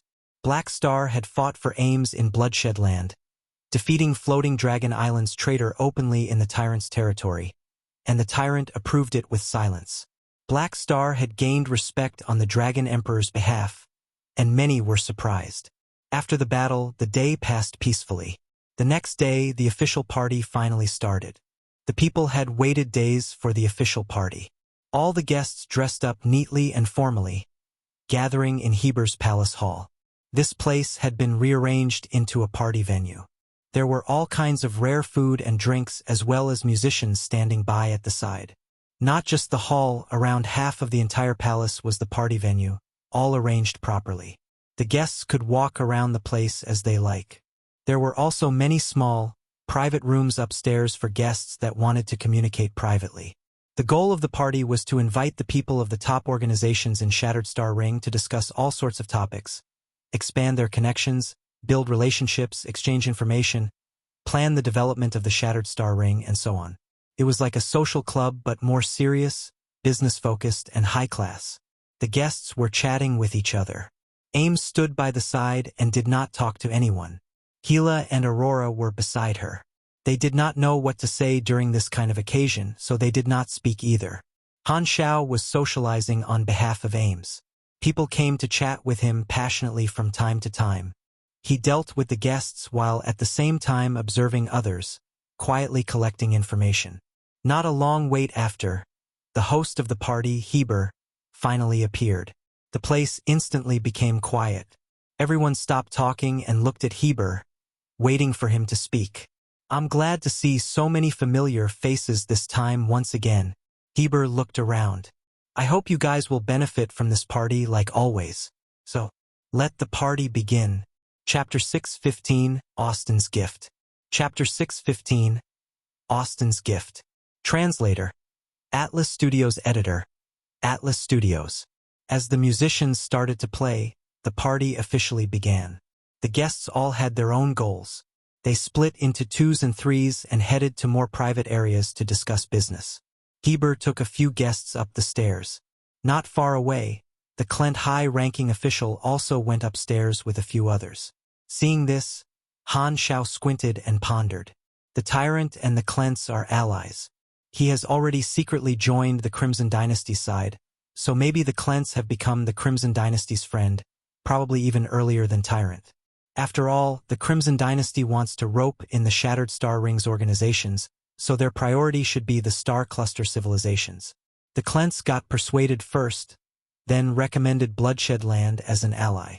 The reason Heber introduced the envoy to the Dragon Emperor and Magus might be because the Klents asked him to negotiate with the Beyond Grade Supers. This would mean that in the 7 Star Cluster civilizations of Shattered Star Ring, Klent Kingdom might have already joined the Crimson Dynasty's side. Connecting to the storyline of his previous life, the main storyline of version 3.0 Crimson Tide was the Crimson Dynasty's expansion stirring up all the star fields, including the Shattered Star Ring. However, most of that chaos were not directly caused by the Crimson Dynasty but the organizations of these star fields themselves. Back then, the players did not have access to any inside knowledge. After Han Xiao connected these two things, the Crimson Dynasty might have been behind all the organizations that caused trouble during Crimson Tide. They pulled strings and made the structure of the universe unstable. Heber did not introduce Zoel to all the guests, probably because the Crimson Dynasty did not want to be too high profile. They might have only invited some representatives of the stronger organizations to private meetings, like the Beyond Grade A meeting a day ago. So, the storm is already brewing. Han Xiao shook his head. According to his calculations, the effect brought by the Crimson Dynasty's actions would not appear in version 2.0. The most likely scenario would be these effects gradually appearing over the 10 or so years during the version update after version 2.0, which would then turn into the version 3.0, Crimson Tide. Currently, it was only the early stage of version 2.0. Other than the planet Aquamarine players, the players on other novice planets were still playing with mud. There were still a few more years till the next version update. During this period, the likelihood of something huge erupting was very low. Planet Aquamarine's original main storyline was the conflict between DarkStar and Ghidorah. However, DarkStar was gone, so his Black Star army had become the player's new main storyline. The storyline was now semi-free exploration, so the players would not face something huge in version 2.0. This was the best time for his faction to grow. As the great mechanic Han was contemplating, Rasatsi approached. Black Star, I have some things I want to speak to you about. Han Xiao stopped his train of thought, smiled, and nodded. Mr. Rasatsi, what is it? Rasatsi rubbed the messy tentacles on his chin and said, I want to invest in Floating Dragon Island and your Black Star army. Maybe we should discuss the detailed terms and conditions. Han Xiao's eyes sparkled. Lucky. Another one here to give me money. He turned around and looked at Ames. Ames did not disapprove and let Han Xiao fully handle it. Han Xiao pulled Rasatsi aside, and the two of them discussed the details. Not long after, the two of them quickly decided on the investment plan. Similar to the terms and conditions of the Notorious financial group, Rasatsi's group would also provide resources to the Black Star Army and Floating Dragon Island in exchange for returns in other aspects. Investing in military organizations had always been important to large financial groups. Rasatsi's was no exception. After finalizing the details, he left satisfied and content. The official contract and terms would be sent over after the party ended. Han Xiao was rather glad. The Black Star Army had obtained one more investor, which was very helpful to the development of the faction. Black Star, someone else called out to him. Han Xiao turned and looked. To his surprise, it was Austin. He brought along a group of forbidden sorcerers and came before Han Xiao. Your Excellency Magus, what is it? Facing a beyond grade A, Han Xiao was formal. Austin did not reply. He smiled and opened his palm. A dark blue light appeared in his hand, turned into a vortex, and the light quickly disappeared. Then, a small gray orb appeared. Han Xiao looked closely. This small orb was not solid but was made of flowing gray fog. It was compressed by a certain power and kept its shape of a small ball. This is... Han Xiao was confused and did not understand Austin's intentions. Austin played with the small gray fog ball and slowly said, Once upon a time, my spiritual body traveled to a phantom secondary dimension and met a strangely strong Void Lord. It almost eroded my spiritual body but was defeated by me in the end. This is the core essence that the Void Lord left behind after dissipating. I want to give it to you. Han Xiao was stunned. A Void Lord's core essence was extremely rare. Almost only mages could obtain such materials. Entering a secondary dimension was an ability only high-level mages possessed. They could often obtain all sorts of strange and weird items. In terms of profiteering, production abilities, mages and mechanics stood at the peak among the 5 superclasses. In terms of collecting materials, mages might be even better than mechanics. Mechanics were mostly in a bankrupt state all the time, completely the opposite of mages. A class that could burn their mana bar to earn money with zero cost via enchanting was basically everyone's common enemy. Han Xiao deeply understood the meaning behind the phrase, random acts of kindness only lead to either rape or robbery. So, what is Austin's intention behind suddenly giving me a gift? Don't tell me he's trying to win me over like Heber, but took a more subtle and gentle route? Why give it to me? Because I feel you might need it more than me. Austin winked. Han Xiao was then reminded. That's right, when I used Observer's Mark on Zoel yesterday, Austin noticed it. Could this be the reason? You're not a mage, but you can control void energy. It seems like you've been eroded by void genes before. Most species turn into monsters after that, but you controlled it and turned it into your ability. You're very lucky. Therefore, the Void Lord's core essence can enhance this ability and give you stronger power. Austin proved Han Xiao's guess. Austin had no idea that Han Xiao had the player interface. To him, the reason Han Xiao could use the void energy was because he had been eroded by void genes before. Plus, There were skeletons of void dragons buried within floating Dragon Island, so he thought that he knew what had happened to Han Xiao. Hence, he wanted to help Ames' officer. Anyway, it was nothing to him. Han Xiao could only cough and agree with Austin's speculation with silence. Then he started pondering. His race was already a void race, and a Void Lord's core essence could enhance the strength of his void genes and increase his attributes. Furthermore, during his next race evolution, there would be a chance that he would be able to skip the next stage in the evolution chain and jump to the stage after that, giving him even stronger void race options. It was indeed very useful. Plus, it was extremely rare and almost unobtainable on the market. What do I need to give in exchange? Han Xiao squinted. He was definitely tempted, but he knew not to take gifts without asking its price. Austin had a huge amount of resources, and a Void Lord's core essence was just a drop in the ocean, but Han Xiao did not think that Austin needed to give it to him. Even if Austin was helping Ames' officer because of Ames, Han Xiao was not willing to accept a gesture of kindness from a beyond great stranger. The relationship between him and Austin was far from him being able to accept gifts so easily. This is a gift. You don't have to. Austin seemed to suddenly recall something. He then changed his words mid-sentence and said, "Maybe, one day in the future, I will need your help. Consider this a prepayment." Sounds good, as long as it doesn't go against my position and principles. Of course. Han Xiao nodded and accepted the Void Lord's core. He gave it a close look. Void Lord's essence. The core of an advanced void being contains high-quality void energy, extremely precious. Many mages are willing to pay a high price for it. You can also give it to certain special characters to trigger missions. You can even eat it if you're not afraid of it giving you a stomachache. Oh, I mean not afraid of being eroded by void genes. Han Xiao placed it into his pocket and bowed to Austin to express his gratitude.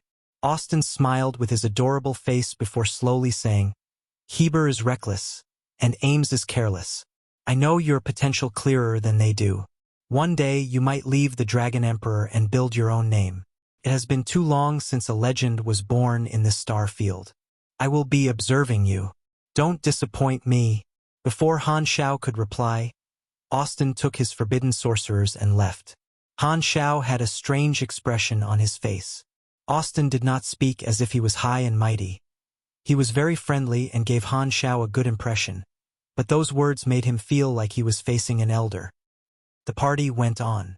The people present all had their business to discuss.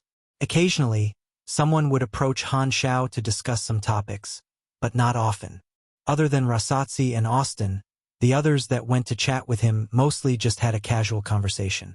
Han Xiao was happy with not being busy. When he had no one to chat with, Han Xiao would enjoy the food and drinks in a corner with Ames and the sisters, chit-chatting. As time passed, the party gradually came to an end. The guests got most of the intelligence or partnerships they wanted. Han Xiao eavesdropped on some intelligence that was not really considered a secret but was unobtainable to regular people. After all, everyone there had high positions, so even the information they casually leaked was quite valuable. In the private room upstairs, the Crimson Dynasty envoy, Zoel, had already privately met important people one after another. Chapter 616, The Party Ends, Trip to Sunil. Chapter 616. The Party Ends, Trip to Sunil. Translator. Atlas Studios Editor. Atlas Studios. We will consider your offer. The Star Cluster Civilization representative opposite Zoel stood up, bowed respectfully, and left the bright guest room. Zoel was the only one left in the room. Zoel shook his head lightly, lifted the wine glass from the table, and took a sip. The heated, emerald-colored wine poured like a string of fire down his throat. He had seen more than 10 people who represented the top organizations of the Shattered Star Ring. Everyone had been respectful to him due to his identity, but when they discussed the details, none had made a clear decision. However, siding with the Crimson Dynasty was a huge decision that needed a long time to consider. Zoel understood that. The Shattered Star Ring was the Federation of Light's territory, but Star Cluster civilizations were not the Federation of Light's subordinates. There was no loyalty. All civilizations were independent. They only approved of the Federation of Light's authority, that was all. Every civilization had its own ambitions, every civilization wanted to expand, and the new star field was the opportunity. Currently, of the 7-star cluster civilizations in the Shattered Star Ring, only Klent is siding with us firmly. Judging from the current situation, there should be some more star cluster civilizations that will side with us. Combined with some large organizations like Bloodshedland, there should be sufficient chess pieces. The Crimson Dynasty's ambition to expand was not limited to just this.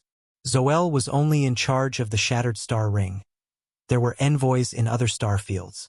They had included the entire galaxy in their plan. The new area outside the Shattered Star Ring was just one of the things that the Crimson Dynasty wanted. It would take years just to complete the initial part of the plan. The party was coming to an end. The people were done with business and gathered in the hall. Heber appeared again, gave a closing speech, and announced the end of the party. The party looked casual, but it was everything but casual. Many issues that could affect countless people were decided there, through a few words between some important people. This was part of the fundamentals of how the universe operated. One's power was closely related to their resources. Han Xiao benefited quite a lot as well. Not only did he get to know secret information about the Crimson Dynasty's plan and mentally prepare himself, he also made a lot of connections. He had finally made it to the top of the social circle. Although he had achieved this mainly because of his position on Floating Dragon Island, this was a good start. He would not have gotten the chance to join this party with his own strength and power. The right to enter the circle was more important. His position would gradually become higher. If connections could be quantified, Han Xiao's connections had multiplied tens of times in this party. The people he had contact before were mostly star system civilizations and people in the mercenary industry. Now, he had the contacts of top organizations from all kinds of industries in the Shattered Star Ring. If he faced difficulties in the future, he would be able to receive more comprehensive and stronger support. The nickname, Black Star Networking Group, became even more suitable. Furthermore, he had met other two beyond grade as of the Shattered Star Ring and surprisingly made a connection with Austin. The guests bade farewell to Heber and left. Han Xiao and the rest walked out of the palace and immediately saw Carol, who was waiting right outside with a long face. Black Star, here are the blueprints you wanted. Carol threw Han Xiao a new communicator. The 5 blueprints were stored inside. Han Xiao took a brief look and confirmed that the blueprints were right. He nodded and walked past him. He did not want to have any further communication with Carol. Ames looked forward and walked past Carol as well. Carol was left alone, feeling awkward and completely ignored. This time, a shadow occupied his vision. Carol looked up and saw Heber standing beside him, looking at him from above. "Your Excellency Heber." Carol's face turned pale and stuttered. "Sorry? I lost this time. Will you lose next time?" Heber said coldly. It was a simple question with zero blame. Carol suddenly felt energized, like he was encouraged. "Absolutely not. That's my subordinate." Heber slowly nodded, turned around, and walked away. Han Xiao and the rest did not want to stay on planet Heber. They headed directly to the dock, boarded the Blacklight Stealth, and left Bloodshedland, heading back. While Ames trained the sisters, Han Xiao told Rista to control the spaceship and went to the training room, checking the 5 new blueprints. One of them was the heavy fortress that Carol had used during the spar. Its official name was Flying Fortress. Its defense was extraordinary and could be used as a flying carrier. There was also the Giant Soldier, which could replace spaceships as a weapon in space. Its mobility, armor value, destructive power, melee and ranged combat capabilities, and other attributes were all beyond average. It was quite the well-rounded equipment, as well as Han Xiao's first Giant Soldier blueprint. Heavy armor mechanics built heavy machines. These machines' basic attributes were usually higher. These 2 things could be used as grade a standard combat equipment directly. The other 3 were also important blueprints to Carol. One was medium-sized armor that was about 6 to 7 meters tall, operated by more than one person. Its performance was excellent and was best for offensive combat. It was suitable to be sold to guilds. Another was a type of anti-gravity electromagnetic hovering motorbike carrier that was equipped with a shield to block the universe's radiation and allowed interstellar travel. Han Xiao had the Berserk Ape mechanical suit, so he did not need it. However, the great thing about these kinds of motorbikes was that they looked extremely cool. It could be the next tier replacement for the nuclear flying backpack. Of course, Han Xiao had to improve the blueprint and add a self-destruct function. The last one was high-caliber ship-mounted artillery, a type of spaceship attachment blueprint. Ship-mounted weapons were mostly heavy firearms, which were, of course, much more powerful than portable weapons. The prerequisite knowledges for those 5 blueprints were mostly from the armed branch, and the highest level knowledge was only high-end knowledge. After checking through the loot, Han Xiao took out the Void Lord's core essence and looked at it carefully. This tiny ball filled with gray fog had a very special texture when he held it. It was as if it did not exist and he could just shatter it easily. But when he actually tried to, he would feel a very strong repelling force. Void Lord's core can enhance void genes, like the Void Dragon Pith but stronger. Han Xiao's eyes sparkled.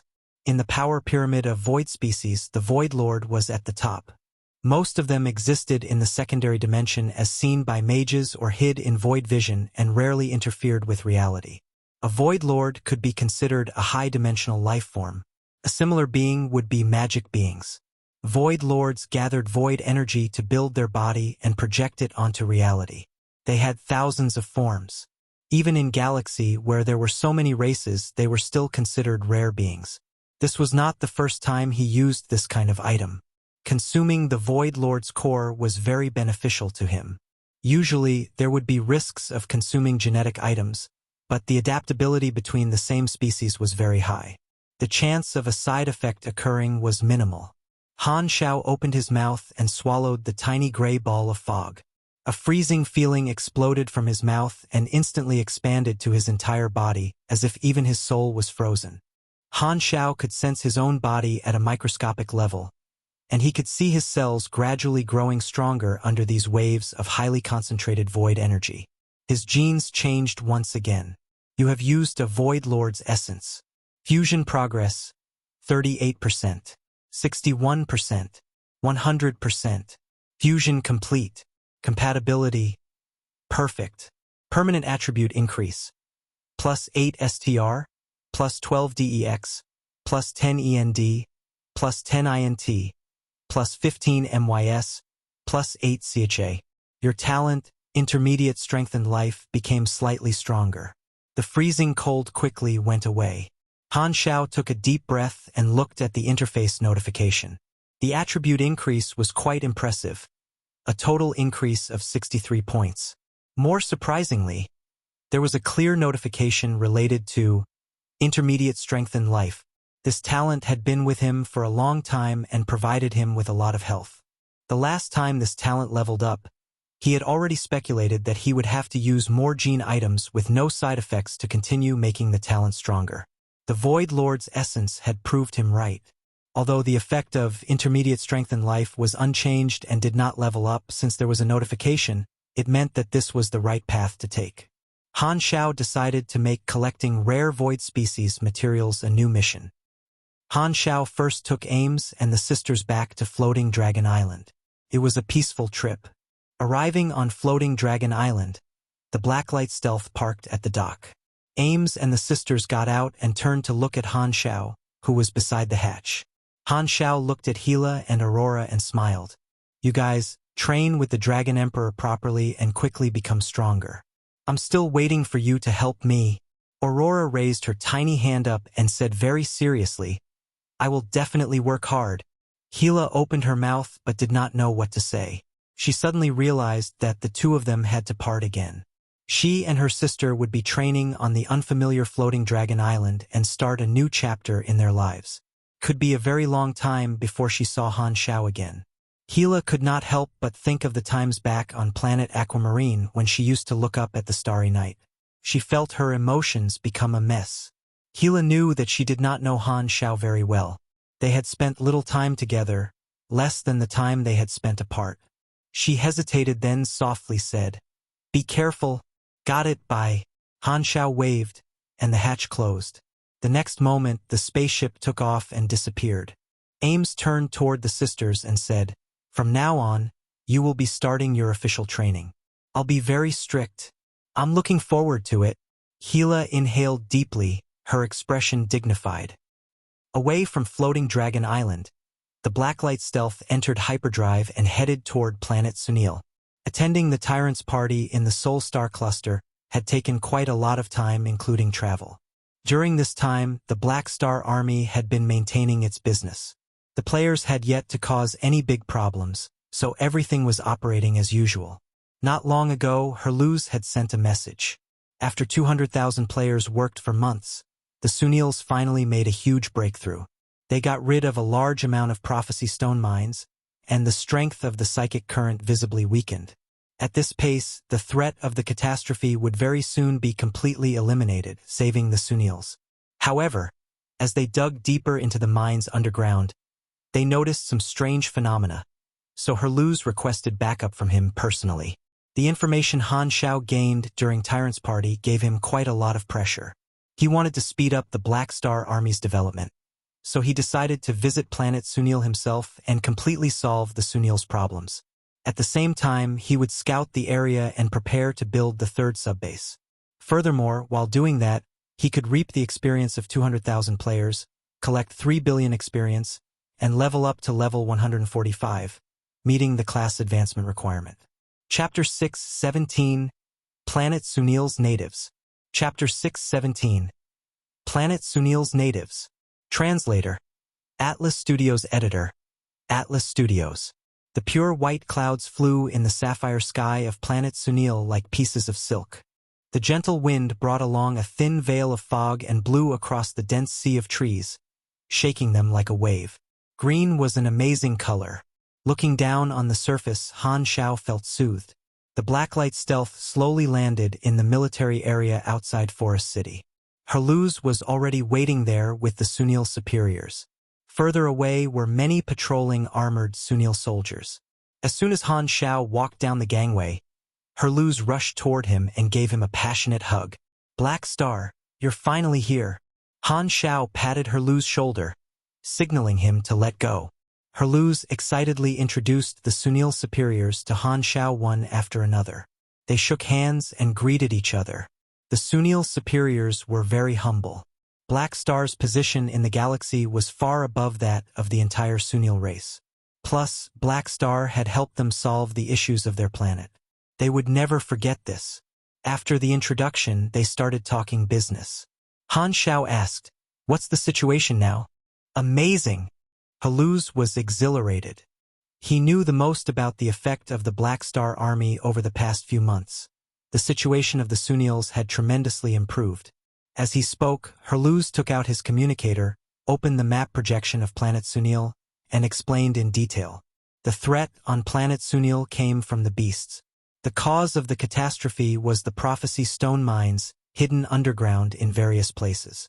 The sheer quantity caused a reaction and formed psychic currents, making the beasts go haywire. Therefore, Sunil's first target was to clear out the prophecy stone mines of this planet. However, due to the wild being dangerous, the exploration difficulty was exceedingly high. The Sunils only controlled a very small area and could not bear the cost of expanding their territory. Many young warriors would be sacrificed if they did. Freeobnovel.com. Thus, the Black Star Army just so happened to make up for this. With the help of spaceships and carriers, 200,000 players fearless of death discovered close to 1,000 prophecy stone mines within a few months. The shorter the distance from the mine, the stronger the psychic current. There was almost no beast living nearby, so the players could easily destroy all the prophecy stones in those mines. According to the calculations of the Sunil Research Department, the overall strength of the psychic current on the planet had decreased considerably. The interval between catastrophes was likely extended to more than 10 years, which was 2 to 3 times greater than before. This meant that the Sunil situation was not as urgent anymore. They had more time to rest and prepare. The result was exceptional. This result was announced to the entire race, giving them previously unseen energy and hope. The situation of their race was tremendously improved. All the Sunil warriors were excited. Among them, Herluz was the most excited. His race was his home. The Black Star Army was the savior of planet Sunil, and he was the one that connected the two sides. On one hand, he was excited due to his decision back then. On the other hand, he sincerely appreciated Black Star's help. Of course, this result was not good enough. Since they wanted to solve the problem, the Sunils hoped to be more thorough. What are the difficulties faced in clearing out these mines? Han Xiao asked. As soon as he said this, the faces of those present became grave. Herluz said in a deep voice, we had speculated about all sorts of situations and obstacles we might face. But we never expected it to be this serious. Han Xiao was suddenly curious. From the way Herluz put it, it seems like even 200,000 players cannot get rid of this problem. By the way, where are the mercenaries? Why don't I see them? Han Xiao looked around and realized that there was not even one mercenary. Mostly still exploring and fighting outside in the wild. We built many camps to make sure that the mercenaries could resupply in the wild and not have to keep returning to Forest City. Only a small portion of the mercenaries currently reside in Forest City, Herluz explained. I see. That's completely normal. Han Xiao nodded. It seemed like he needed a reason to recall all the players in the wild so that it would be more convenient for him to reap experience. Putting this thought aside for the moment, Han Xiao rubbed his chin and asked with confusion, so, what difficulty did you guys meet? Well, the shallow mines were easy to clear out, but there are also tons of mines deeper underground, maybe many times deeper than the shallow mines. These are more difficult to clear and need bigger tools and more manpower. But this isn't the main issue. Herluz sighed and projected an image. On it were many strange-shaped beasts, but they all had the characteristics of insects. This is... Han Xiao frowned. As we dug deeper, we reached a completely different layer of rocks. We shockingly discovered the tracks of some unidentified beasts. After the initial investigation, we realized that they are ancient underground beasts that never came to the surface. They are an enormous race living under planet Sunil's surface. From just the few nests we've discovered, there's already more than 100 million of these beasts. We have no idea how many more are in the underground world we have yet to explore. With a grave tone, Herluz said, maybe they are the real owners of this planet. Han Xiao now understood. Sunil's original mother planet had been destroyed, and they had only migrated to this planet Sunil after that. Thus, they could be considered guests taking over the owner's home. As there were limited resources, Sunils did not explore underground, up till today. Only now did they realize that a large race existed under the planet's surface. Those monsters were the natives of this planet. If not for the Black Star Army, Sunil would still not have noticed such a huge threat lurking within the very planet that they lived on. For some reason, these monsters built their nests around the Prophecy Stone mines and indirectly protect the mines. They reject outside beings very strongly. Their body is very hard, they're very swift, and they are able to secrete corrosive slime on their skin. They are about the same size as wild wolves. Dozens of underground exploration teams have been wiped out. The underground is their stage. It's very difficult for us to fight when we can't maximize our strength underground. Protect the Prophecy Stone mines? Han Xiao pondered. Most underground creatures like to be close to radioactive minerals. Some even consume them as food. However, the Prophecy Stone mines were not radioactive but stimulated beasts into a crazed state. Logically speaking, beasts would get as far away from the Prophecy Stone mines as they could, but these underground beasts had built their nests surrounding Prophecy Stones. A word popped up in Han Xiao's mind. Mutation. Their race might be traced back to thousands of years ago. Lives change to adapt to the environment. Over a very long time, their genes mutated, Han Xiao said. Think about it, the catastrophe causes all the beasts on this planet to go crazy. But you people have never met these monsters before. This means that they have never gone crazy and come to the surface, which shows that they're used to the psychic currents and are immune to them. They have developed an extremely strong psychic resistance. The Sunils were guests that only migrated to this planet recently, while Prophecy Stones had existed for countless years. They had no idea about the Prophecy Stone's effects on the native beasts throughout those countless years. Herluz nodded. That's right. We call these underground monsters subterranean mutants. Therefore, you guys summoned me to... Han Xiao had a guess. Your Excellency Black Star, we hope to get your help. A Sunil superior said seriously with the utmost respect. We want to eliminate all subterranean mutants and completely control planet Sunil. Our problems can only be resolved if we kill these underground monsters. Plus, there are countless resources underground. We can only collect them after the subterranean mutants are dealt with. In order to completely get rid of the catastrophe, destroying all the underground mines was the only way. Hence, the subterranean mutants were the biggest obstacle. Furthermore, mining for underground resources would be unavoidable in the future. Subterranean mutants were clearly a barrier for their development. In terms of population alone, the number of subterranean mutants was probably hundreds or even 1,000 times that of the Sunils. The Sunils had absolutely no intention of coexisting with a species this large in numbers. I thought so. Thinking of the beautiful nature that he had seen earlier when looking down from above, Han Xiao sighed. He looked at Herluz and said, "What do you think?" "I agree." Herluz was firm. "Okay," Han Xiao slowly said. "I hope you guys can understand that the nature of this incident has changed. This is a war hire. I will gather more spaceships and mercenaries." "Marvelous!" The Sunils were overjoyed. "To ensure the transport of people and resources, I need to build a subbase on Sunil immediately. Do you guys have any objections?" No, the people shook their heads. Coming to an agreement, Han Xiao walked aside and contacted Philip. "Help me to contact the Notorious and Rasatsi financial groups. I will be building the third subbase here in the Garten star system, planet Sunil. List the resources needed and send them to these two financial groups. We'll use their channels. Gather the 200,000 mercenaries on planet Sunil in Forest City. They are needed to build the base. Also, send out an army assembly on planet Sunil, targeting all Black Star mercenaries." After accepting a string of orders, Philip replied, "Orders confirmed." Han Xiao did not stop there. Through the faction interface, he directly announced a new mission to all the players. Army expansion. Base number 3. Sunil soldiers patrolled outside a certain wild camp. In the camp, some players set up stores and formed teams. There was quite a number of players in every camp. There were mission points and exploration points around the camps, and the players resupplied in the camps. Hence, they naturally became the players' frequent spots.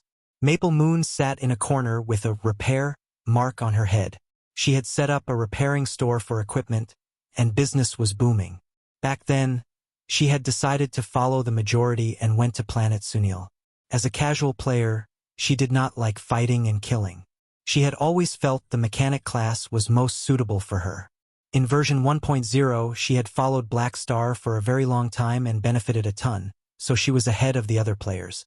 Her ability to repair and build was clearly far above many players of the same class. She was considered one of the top players.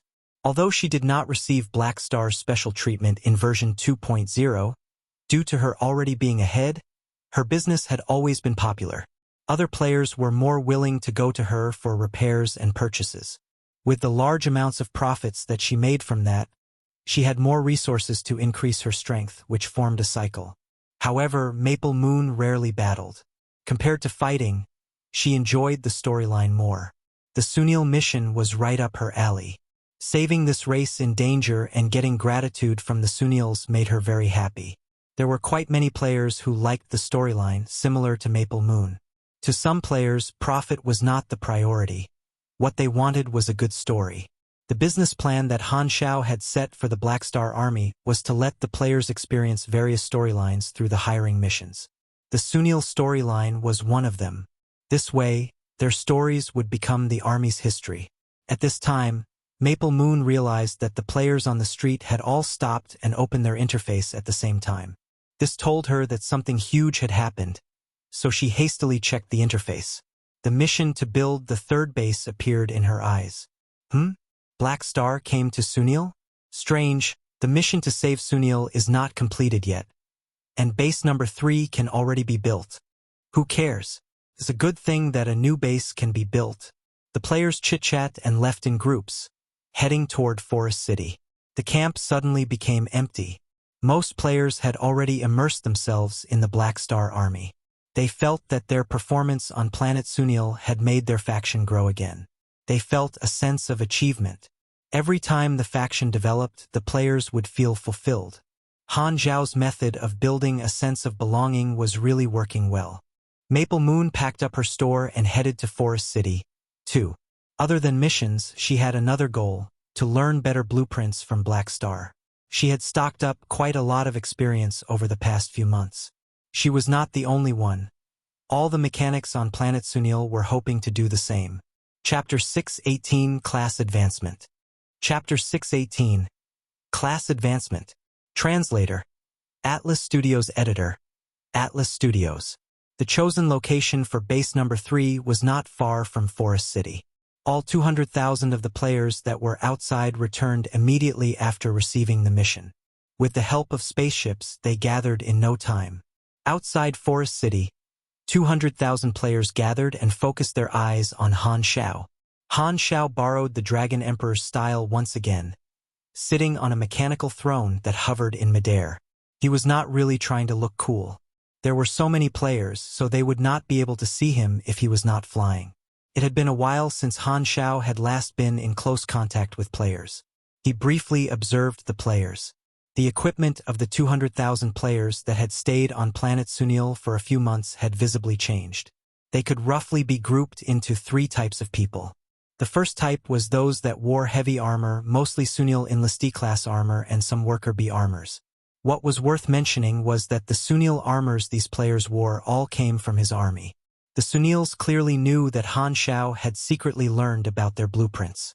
But it did not matter even if they knew. The second type of players were those that did not wear armor. These players made up about 1/10 of all the players. The great mechanic Han could not figure out whether they were poor.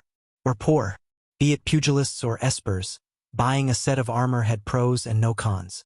Even Bloodshed Land's Vanguard officials wore specially made armor. Although these players did not wear armor, they still had some mechanical equipment on them, such as firearms, melee weapons, shield generators, and other sorts. The third type of player did not use armor, too. What they wore was the nuclear flying backpack. It was clear they were all artists. In conclusion, all the players were using the Black Star Army's products. Their equipment had been updated from head to toe, and they all looked refreshed. Finally, these players looked somewhat like galactic warriors. However, in Han Xiao's eyes, they looked more like yards of green leeks. Planet Sunil was the resource ground of NPCs. He had left 200,000 players to grow here for months, and they had stocked up a large amount of resources. Every single leek was looking fresh and nutritional. Seeing that everyone was staring at him, Han Xiao coughed, put on a serious expression, and said in a low voice, "Due to your hard work, Sunil's troubles have been alleviated. However, a new obstacle has appeared in this mission, and we need more help. Hence, the original plan is being brought forward, and we will be building base number 3 on this planet as a stronghold. Philip has sent the exact location to your communicators. Building a new base requires everyone's help." Han Xiao explained the situation briefly. The players had no problems with it. They followed him to the chosen location for the base and started to clear out the trees and flattening the terrain. Army expansion, base number 3, was a faction mission. It included many construction jobs that needed the players to complete. Every submission rewarded experience and contribution points. The players were very motivated, not only because of the reward but also because they were personally taking part in the construction of the base, contributing to the growth of the faction. The addition of base number 3 was beneficial to them. A new base meant that the army would store much more resources there. By that time, the players would no longer have to pre-order faction products and could collect them directly at base number 3. Furthermore, as higher missions could only be accepted in the base, the players now had one more place where they could accept hires and rest, other than the Planet Aquamarine and Planet Golden Gate bases. This was the Black Star Army's new stronghold in the vast universe. Han Xiao notified the Galactical construction team that had been working with him from the beginning. They would arrive at Planet Sunil very soon. However, the construction teams could only build the buildings. The facilities still had to be completed by his own people. With 200,000 players, the construction speed of base number 3 would be tremendously increased. The Notorious and Rasatsi financial groups provided some help, too, and sent a large amount of supplies through their channels. Han Xiao made a rough calculation. These two investors saved him about 600,000 anas. This time, he planned to put in 2,700,000 anas to build base number 3. His account had close to 50 million anas saved up, so he could easily afford this expense. 1.5 years ago, he had only had the 3 to 4 million anas that he had borrowed, and it had taken him more than half a year to build base number 1. Less than 2 years later, his assets had multiplied more than 10 times. It was a very remarkable increase. The players were very efficient. Not long after, a huge, flat area appeared in the forest. As the construction materials that he had bought had yet to arrive, the players could not start working for the moment. The tens of battleships that were on standby around planet Sunil were all moved there, forming a temporary camp. Players were gathered there, as did Han Xiao. Making use of this great opportunity, the players all approached Han Xiao, wanting to learn abilities. Most of them were mechanics. After not seeing Han Xiao, the mechanic mentor, for a few months, they had all been looking forward to this moment. This was exactly what Han Xiao had expected. He had planned long ago not to sell knowledge but blueprints this time. He had a talent from his scholar subclass, research theory. The effect of that talent was 1 bonus intelligence point for every 3 abilities, which now gave Han Xiao about 300 intelligence points. This meant that Han Xiao now had close to 1,000 blueprint abilities, which had cost him countless experience. This was an unimaginable number for the players. Selling some low-level blueprints had a very limited effect on him. Han Xiao put up tens of low-level machinery blueprints at the same time. The players were mostly above level 70. At this level, low-level blueprints were no longer rare. The players could fuse these themselves. However, due to the variety of knowledge combinations, hardly any mechanic players could fuse the blueprints they wanted. Hence, the blueprints that they had were all very different. He, however, sold blueprints directly, helping the players to escape the bottomless hole of gambling on blueprints. Seeing so many blueprints, the mechanic players' eyes were all sparking. After working on planet Sunil for a few months, those players were not short of experience. Although the blueprints that Han Xiao was selling did not involve very high-level technology, they covered all kinds of things. There were firearms, explosives, mechanical soldiers, shields, mechanical suits, energy sources, carriers, and many others. Gambling blueprints relied on luck. Therefore, every player could find useful blueprints for themselves and make up for their weak spots.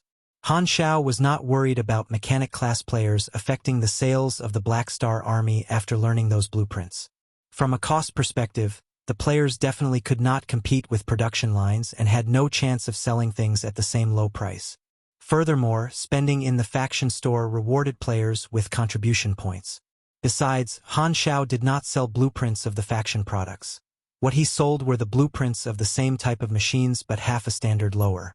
Han Xiao's development plan also included partnering with material industries and selling players raw materials to make more money, expanding the Black Star Army's business range while at the same time bringing convenience to the players so that they could buy the materials that they needed in the faction store without having to collect them themselves. Of the 200,000 players, there were about 50,000 to 60,000 mechanic class players.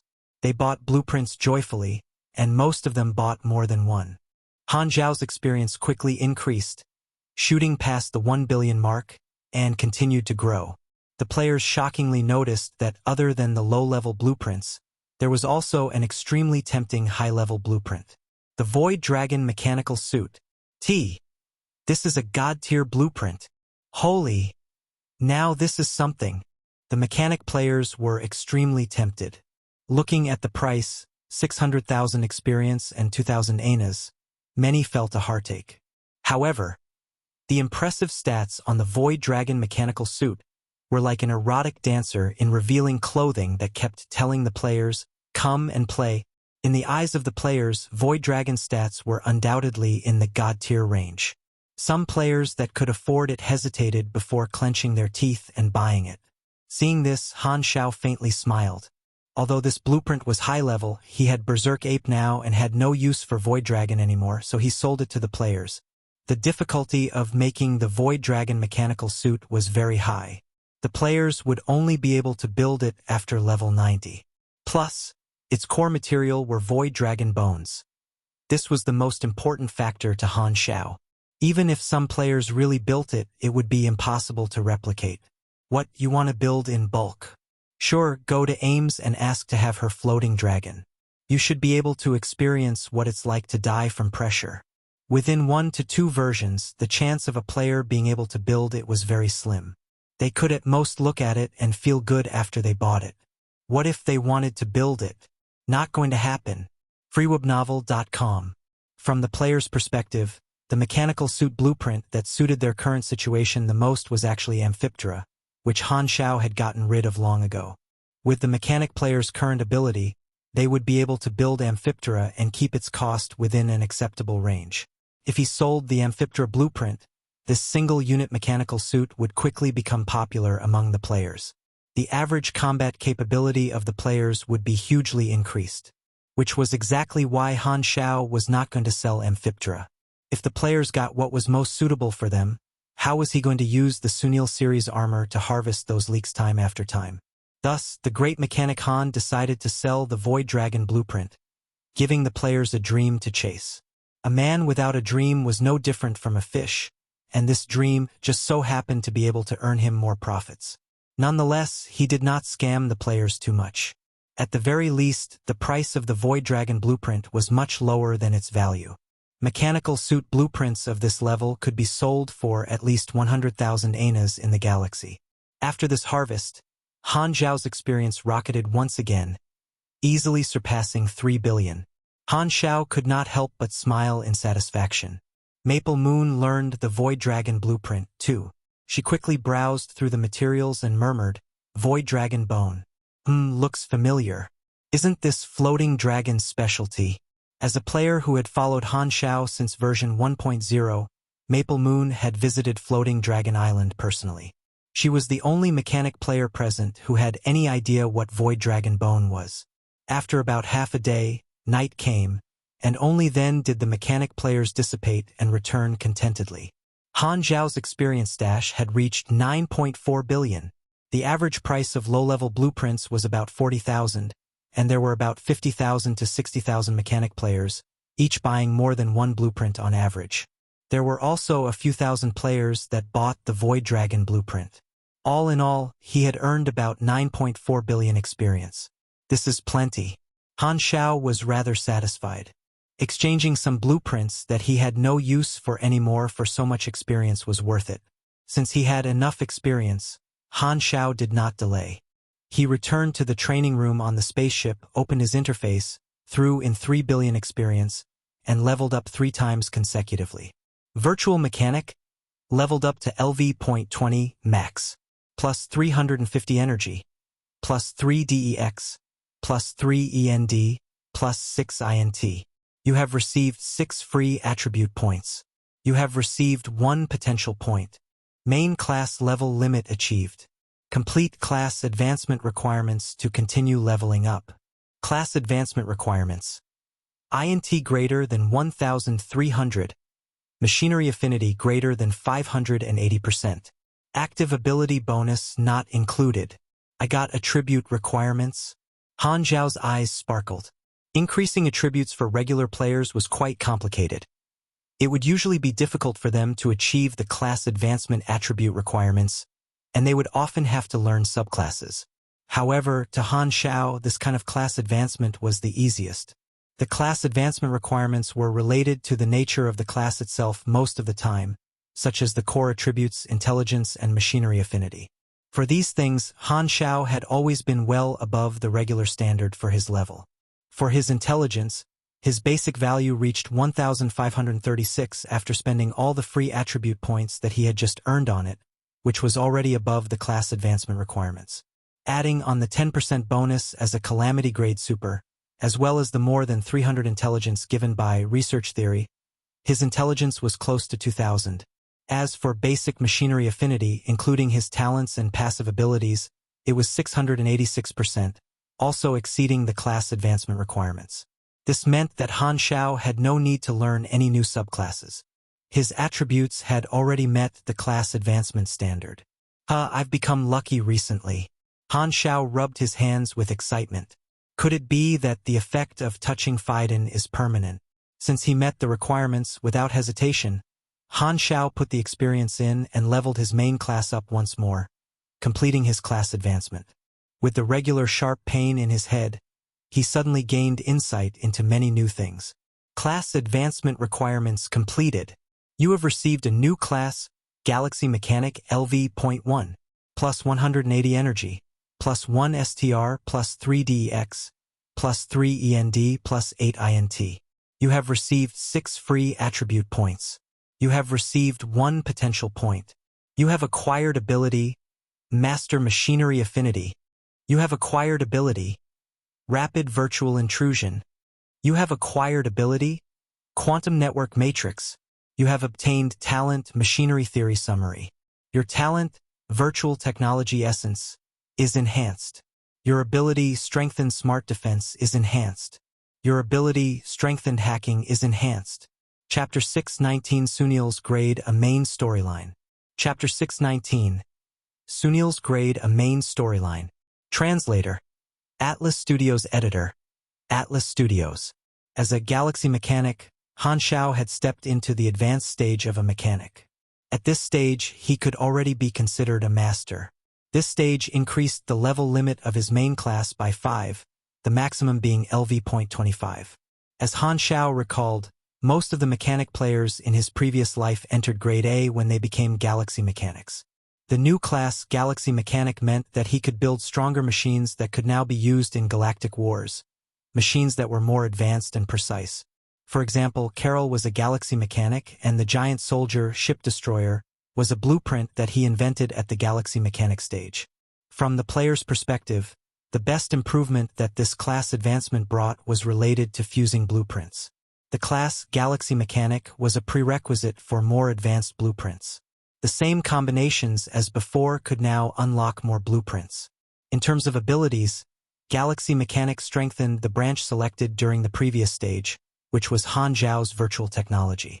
The related abilities and talents were enhanced, and he also obtained 2 new virtual technology abilities. Rapid Virtual Intrusion, as the name suggested, sped up the speed of virtual intrusion. In exchange, the duration of the authority obtained through virtual intrusion would become shorter. Quantum Network Matrix was a core ability. It had 2 effects. One was a huge increase in the range of intrusion. Range was a very important attribute of virtual technology. Clearly, there was an enormous difference between hacking something right in front of it and hacking something an entire star system away. The quantum network existed everywhere, and the level of virtual technology determined the degree to which a mechanic could make use of the quantum network. Han Xiao's range increased tremendously, but of course it was still far from being able to use virtual intrusion across star systems. Only beyond Grade A mechanics like Mechanic Empire Manison could do it across such terrifying distances, hacking from star systems or even star clusters away. The second effect of this ability was the virtual intrusion version of splashing. For example, if the targets of the intrusion were 2 independent artificial intelligences but the 2 of them were exchanging data, if one artificial intelligence was hacked, through its data exchange with the other artificial intelligence would also be indirectly hacked. It was similar to computers spreading viruses like an AoE virtual intrusion. However, the judging difficulty of indirect intrusion would be higher. As for Master Machinery Affinity, it was a very practical ability. It provided plus 75% machinery affinity at the max level. Machinery Theory Summary was a talent. It was considered one of the core abilities of the mechanic class, just like Machinery Analytical Comprehension. It increased machinery affinity based on intelligence at a rate of 30 intelligence to 2.2% machinery affinity. As the main class continued to level up, the core attribute of the class would have a bigger impact on his strength, which was why Han Xiao put all his points into intelligence. Level 146. Han Xiao thought about it and did not continue leveling up. He maxed the levels of the new abilities and kept the remaining billions of experience. Class advancement was a new stage, which was why it made him much stronger, but the benefits of continuing to level up were not very high. Leveling up to 160 required an enormous amount of experience, and what he had was far from enough. It was better to keep it and use it to level up abilities, getting some potential points. What he was shortest of was potential points. They were in single digits. Energized and refreshed, Energy flowed in Han Xiao's body like a stream. Han Xiao could feel his body's changes clearly. His senses were clearer. He gently touched a compressed orb, and his brain subconsciously presented its structure. His understanding of machines was now deeper. After enjoying this feeling for a while, Han Xiao left the training room satisfied. Only now did he see the message that Herluz had sent him, inviting him to attend the meeting before the battle, to discuss how to deal with the subterranean mutants together. Han Xiao could not help but shake his head. Sunils had hired the Black Star army to get rid of the subterranean mutants, so they had most likely formulated a rough plan long ago. Instead of calling it a discussion, it was more like the Sunils introducing their plan. Han Xiao went to the military conference room, and he could hear the heated argument even through the door. Han Xiao opened the door and walked in. Everyone looked at him, and the discussion suddenly stopped. The Sunil superiors all stood up to welcome him. Herluz and Sarand were there, too. Han Xiao placed his fist in front of his mouth and coughed. "How's the discussion going? Your Excellency Black Star, we are waiting for you to make the decision," a bold Sunil superior said respectfully. Han Xiao recalled that this superior was called Otis, the right-hand man of the Sunil leader. His position was very high. "I'm just the executor, only responsible for carrying out the plan. The overall strategy is up to you, not decided by me." Han Xiao waved his hand. As a mercenary, he did not like to cross boundaries. "Oh, okay. Then I shall talk about the strategic goal, eliminate subterranean mutants or shrink their number down to a safe standard, at least allowing us to safely destroy the Prophecy Stone mines underground. We now have 3 possible ways to deal with them." Otis turned on the projection and explained the plans in detail.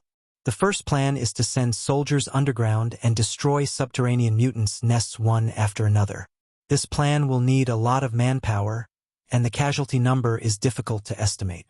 The underground world is their stage. We can't fully make use of our strength. We will also meet all sorts of difficulties like getting lost, being caved in, and so on. This is considered the last resort. Second, lure the mutants up the surface in groups, then use war weapons such as spaceships and missiles to bombard them. This would be much more efficient, killing tens of millions at once. The problem is how we are going to lure them out. Also, it's best not to use nuclear weapons. We don't want to cause too much pollution. The last plan is to capture some subterranean mutants alive. Study their body structure, invent specially made bioweapons, and drop them underground, eliminating them en masse without combat. However, the difficulty, cost, and time of inventing such a thing are all unknown. The level of uncertainty is too high. This time, Han Xiao's interface suddenly popped up. "You have triggered Grade A faction mission. Eliminate subterranean mutants. Mission introduction. An ancient species lives under planet Sunil's surface. They're the natives of this planet, but they have become enemies that obstructed the Sunil's development. You accepted Sunil's request to completely resolve this hidden threat. Reminder: this is a faction series mission. You can complete the requirements stated below during this mission. Research Sample I. Capture 1 subterranean mutant alive. Reward: 20,000 experience. Research Sample 2. Capture 10 subterranean mutants alive. Reward: 200,000 experience. Research Sample 3. Capture 50 subterranean mutants alive. Reward: 1 million experience. Slaughterer I. Kill 10 subterranean mutants. Reward: 50,000 experience. Slaughterer V. Kill 1,000 subterranean mutants. Reward: 5 million experience. Mine Destroyer Repeatable Destroy a Prophecy Stone mine. Reward: 200,000 experience. 8 targets remaining. Expand/collapse. When the mission ends, based on the number of targets completed, a rating and bonus reward will be given. A new Grade A mission? This appeared to be Planet Sunil's main storyline. When the plan officially started, the players would be able to trigger it as well. Different planets all had their own main storyline missions, which was why Han Xiao always took NPC resources very seriously, using them to make up for the Black Star Army's storyline. Not only were there missions, but there were also main storyline missions. Double the rewards, double the happiness. The people stared at Han Xiao, and Herluz asked, Black Star, which plan do we use? Han Xiao knocked on the table, pondered, and said, all of them, with joy written all over his face. Otis nodded rapidly and said, that's the best. We Sunils will deploy soldiers as well to fight together with the Black Star Army. After discussing the details of the plan, they agreed to first capture some subterranean mutants and study their bodies. It was a task better done sooner, so Han Xiao did not waste any time. After the meeting ended, he took Herluz and Sarand in a spaceship, heading toward one of the subterranean mutant nest's entrances. The three of them were strong enough to not worry about any danger, so it was most efficient for them to do the job. This was also why Han Xiao did not bring along any players. If not because the task of capturing them alive was more troublesome, he would rather have worked alone. The spaceship arrived there very quickly. This place was in the middle of being dug up, so many drilling machines were scattered around the place. There was a huge hole in the ground, dark and extending to the underground. This had initially been a cave for the Prophecy Stone Mine underground, but it had become the first place to discover subterranean mutants. There were a lot of armored Sunil soldiers stationed there. Since they had very limited knowledge of the subterranean mutants, this was to prevent them from coming up to the surface. The spaceship landed, and Han Xiao notified the camp commander. The commander welcomed the three of them, and the patrolling soldiers looked at them with respect. It was late at night and the sky was dark. The illuminating devices around the camp were the only sources of light. The three of them stood at the edge of the cave and looked down. Even the strong light could not reach the bottom. Han Xiao was about to go down. This time, Herluz suddenly said, Black Star, do you think this is unethical? Oh! Han Xiao paused and turned to Herluz. You mean eliminating the subterranean mutants? Yes. Herluz's tone was anxious. The appearance of subterranean mutants changed the nature of the issue. No one had expected to discover planet Sunil's natives. The Sunils was outsiders. If they wanted to resolve the catastrophe, they had to deal with these native subterranean mutants. In a way, this had become an invasion. Without the Black Star Army's help, the Sunils would not have had the ability to deal with the subterranean mutants. They would have had no choice but to coexist with them in terror. Only with Black Star did the Sunil have confidence in eliminating them. Comparing the power between the two sides, it was clear that as soon as the battle started, it would be a single-sided slaughter of the subterranean mutants. Herluz was a Sunil, and he stood on the Sunil side. Even if this was not very ethical, he had to do this for the future of his race, but Black Star was different. Freewabove.com. Black Star's home, planet Aquamarine, had once been invaded by DarkStar. Their situation was similar to that of the subterranean mutants, both victims of a higher civilization. Would Black Star stand on the subterranean mutant side and be unhappy with the Sunil's actions? Herluz was very worried about this and wanted to know what Han Xiao was thinking. Chapter 620 Budding Civilization. Chapter 620 Budding Civilization. Translator. Atlas Studios Editor. Atlas Studios. Han Xiao looked into Herluz's eyes and saw nervousness and hesitation in them. It seemed like Herluz cared a lot about what he was going to say next. Ever since Han Xiao became Calamity Grade, the Grade B officers had started to respect him more and more. He had known Herluz for many years and knew him well. Herluz had wasted many years before starting to help his race. Compared to these Sunil warriors who had been suffering for a long time, he was not as decisive and thought more about things. In the previous life, Herluz had been willing to die while stopping the catastrophe. He was very heroic. Now that his experiences were different, naturally, his mindset was different as well. You're overthinking it. There are no ethics or morals in the battle of survival, just different sides. If I don't help, the Sunils will be the ones that meet their end. Isn't this what you guys hired me to prevent? Han Xiao patted Herluz's shoulders and said, Indeed, Sunils are outsiders, and the subterranean mutants are innocent. They've done nothing wrong. However, the rules of the jungle apply everywhere. The subterranean mutants are an obstacle to the survival of Sunil. Since you have no choice, don't empathize with your enemies. I know that, but how are we different from DarkStar if we do this? Herluz replied, Sunil's mother planet had been invaded and destroyed by DarkStar. They were the victims. Now, they had become the invaders like DarkStar. Haluz did not know how to feel about this change of character. Sunil isn't DarkStar. DarkStar destroys for the sake of destroying, but you people are trying to ensure your race's future. The motives are different. This is a battle for survival between races. Since you Sunils can't migrate again, the only thing left to do is to eliminate your enemies. There's only the weak and strong, no wrong or wrong. Don't feel too guilty about it. Han Xiao paused and added, if the subterranean mutants paid to hire me and told me to chase the Sunils away, I might be on their side. You wouldn't hope for me to chase away your race. Would you?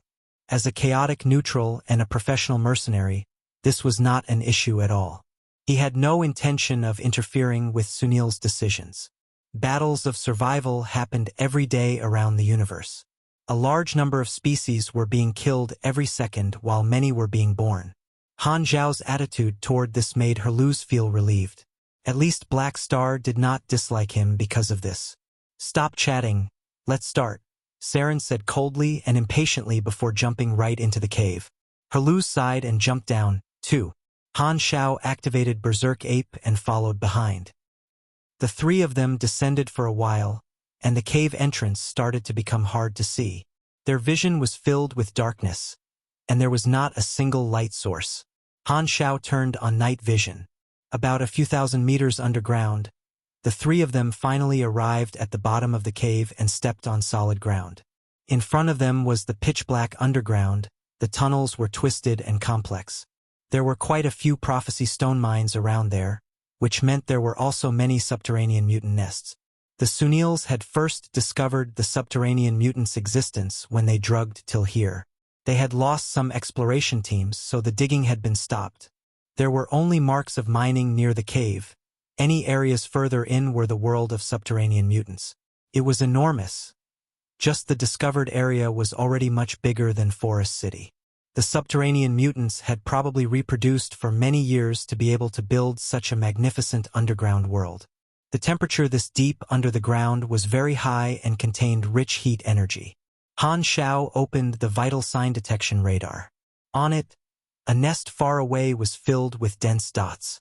Each dot represented a subterranean mutant, so their numbers were terrifying. In just one nest, there were tens of millions of subterranean mutants. Sunil numbered these nests. The one that they were going to was the nearest nest number 1. This was just the tip of an iceberg of the underground world. With how large planet Sunil was, there was still an unknown number of nests that they had yet to discover.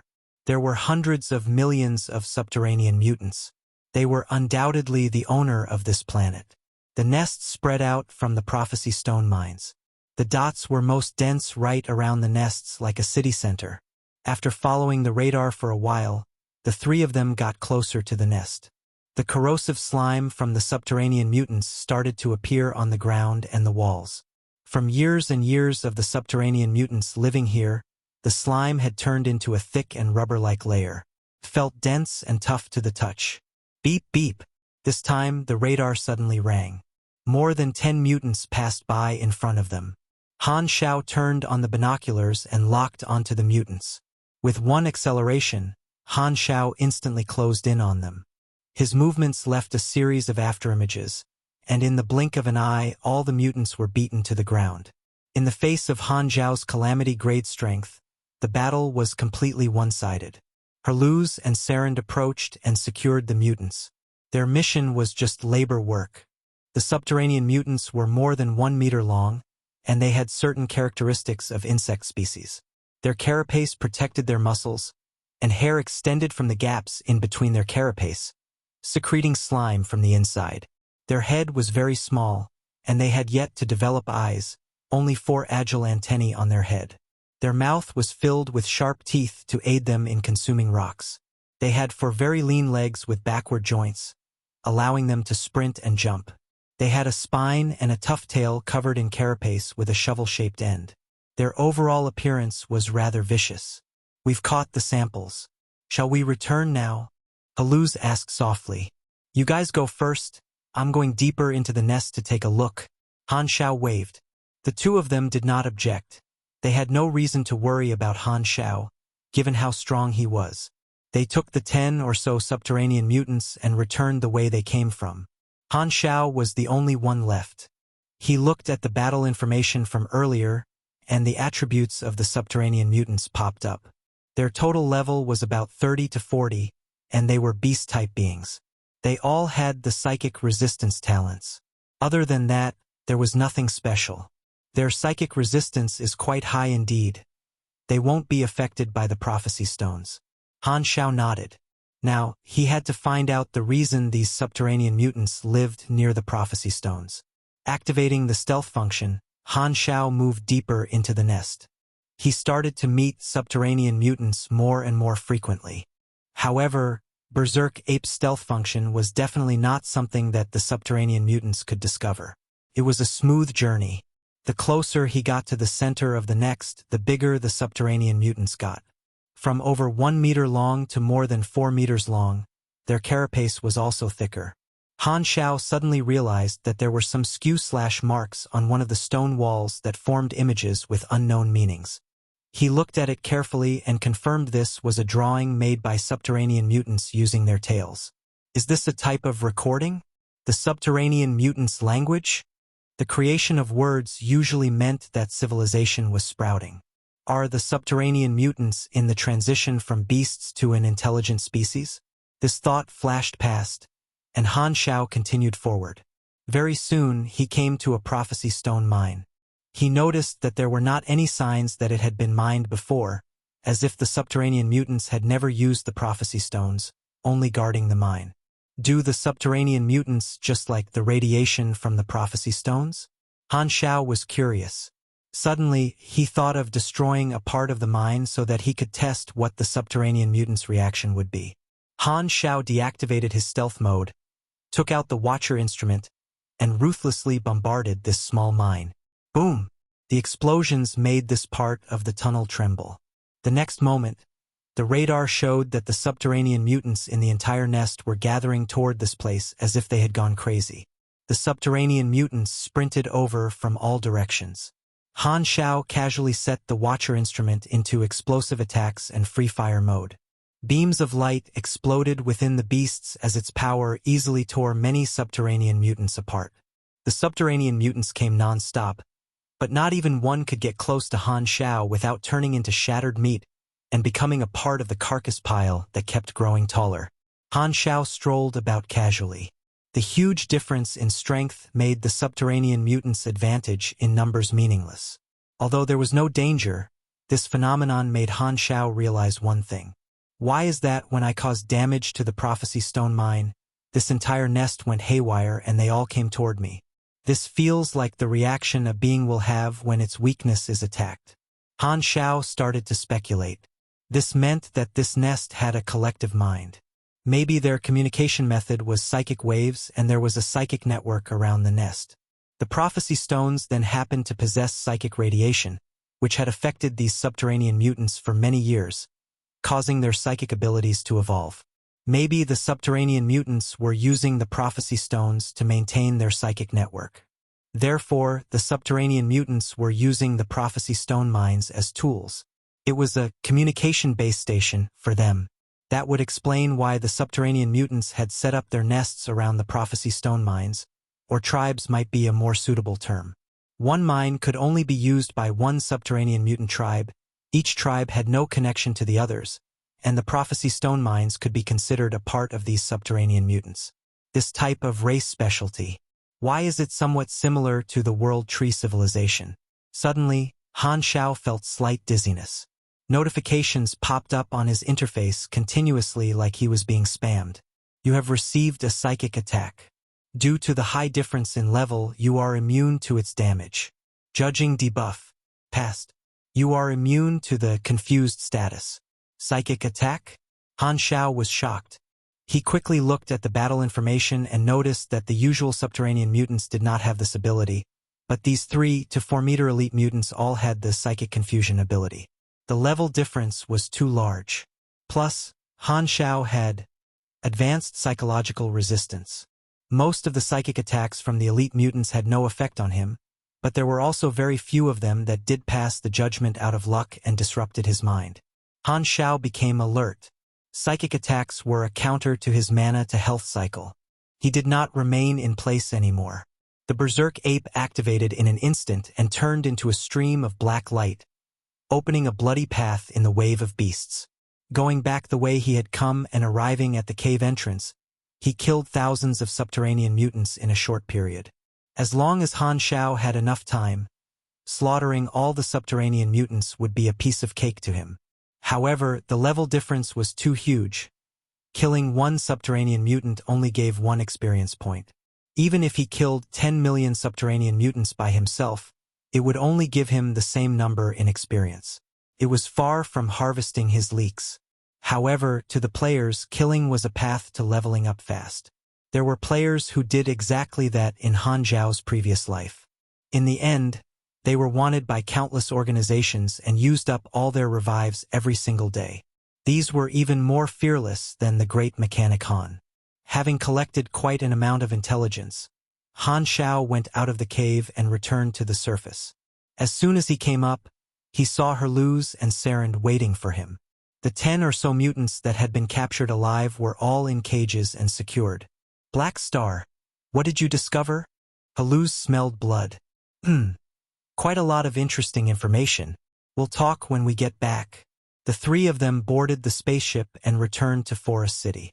The Sunil Research Department was already waiting. They smoothly handed over the subterranean mutants that they had captured. Han Xiao shared his discoveries with the Sunil Research Department regarding signs of subterranean mutants becoming a civilization, the use of the Prophecy Stone mines, and so on. He easily completed many small goals from the Sunil main storyline missions. All the goals under Slaughterer were completed, which gave him a few million experience. The mission rating increased visibly, too. Next, he needed to wait for the Sunil Research Department to finish their study on the subterranean mutants, as well as wait for the Galactic Construction Team to arrive and build Base Number 3. After these 2 things were done, the elimination of subterranean mutants would officially start. Right after Han Xiao left, the subterranean mutants in Nest Number 1 collected all the carcasses and piled them up together.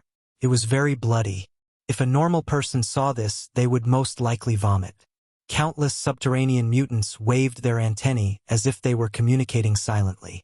After quite some time, all the subterranean mutants seemed to have come to an agreement. They all gathered around the mine area and lowered their bodies as if they were worshipping the mine, similar to worshipping ancient totems.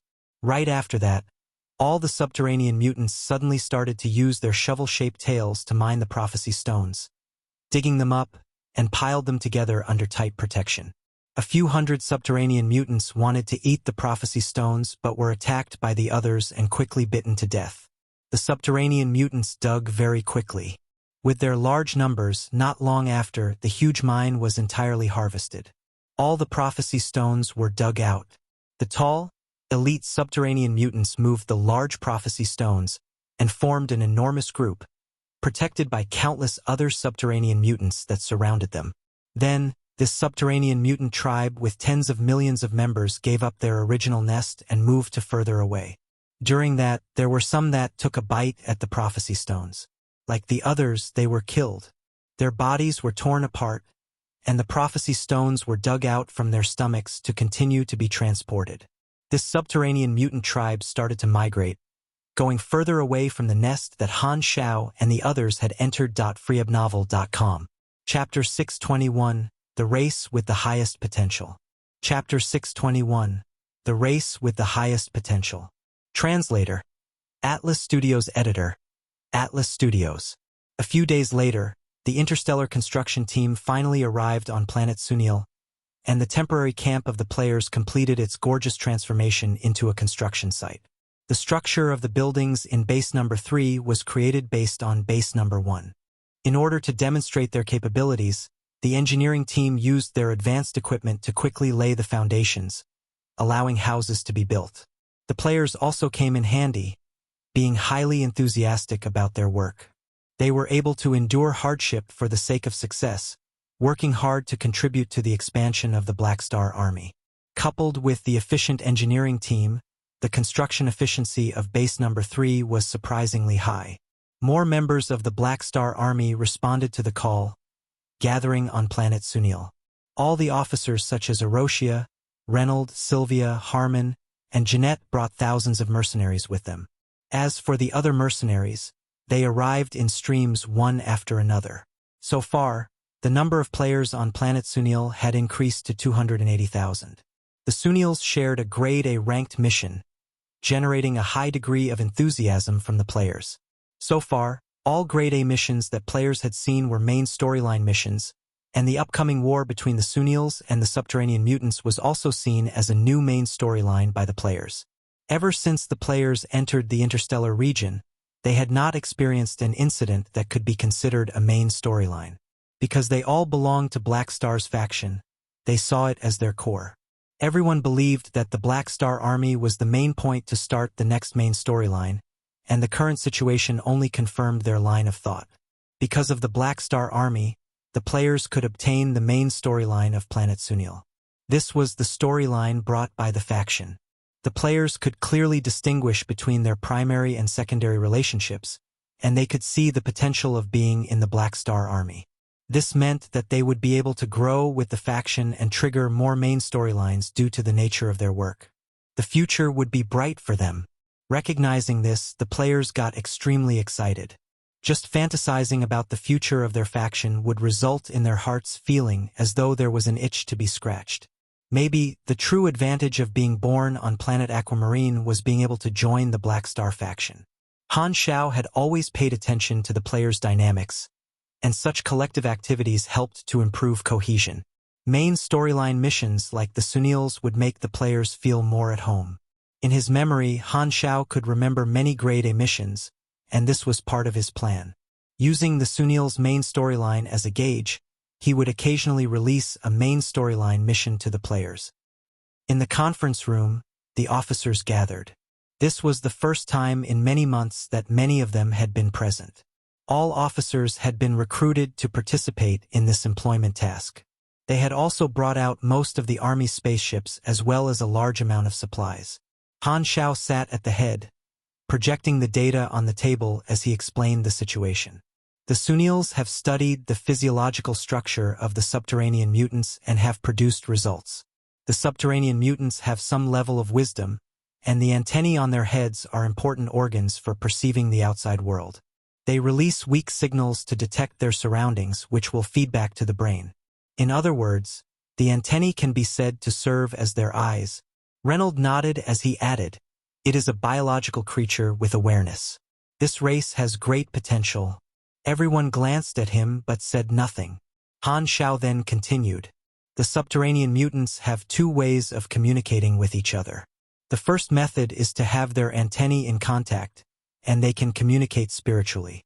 The second involves being in contact with a certain amount of prophecy stones. They will then be able to perform wide-area spiritual connection and communicate with all in the range at the same time. The number of prophecy stones determines the range. Other than this, the subterranean mutants have a weakness. They seem to be afraid of ultraviolet rays. Research has shown that normal sunlight can give them burns. This is both good news and bad news, as it means that we are unable to lure them up to the surface. Thus, we currently have two countermeasures. The first is to send the mercenaries underground to fight, clearing the mutant species out step by step. The second is to attempt to create a large-scale biochemical weapon against the subterranean mutants. Emerald Grass, this mission will be left to you." Han Xiao speedily explained the situation and began to assign tasks. Since he had a pharmacist in his team, he could not be bothered to spend money on consulting various drug research facilities. "Humph, only thinking of me when you have a problem and not looking for me when you are fine. Let me tell you, right now I love to save people. As for researching whatever poison gas, don't look for me. I only want to be a good person." Emerald Grass crossed her arms and turned her head sideways to express her dissatisfaction. Han Xiao only shot a glance at her before saying, "The research funding that you applied for has been approved. Relax.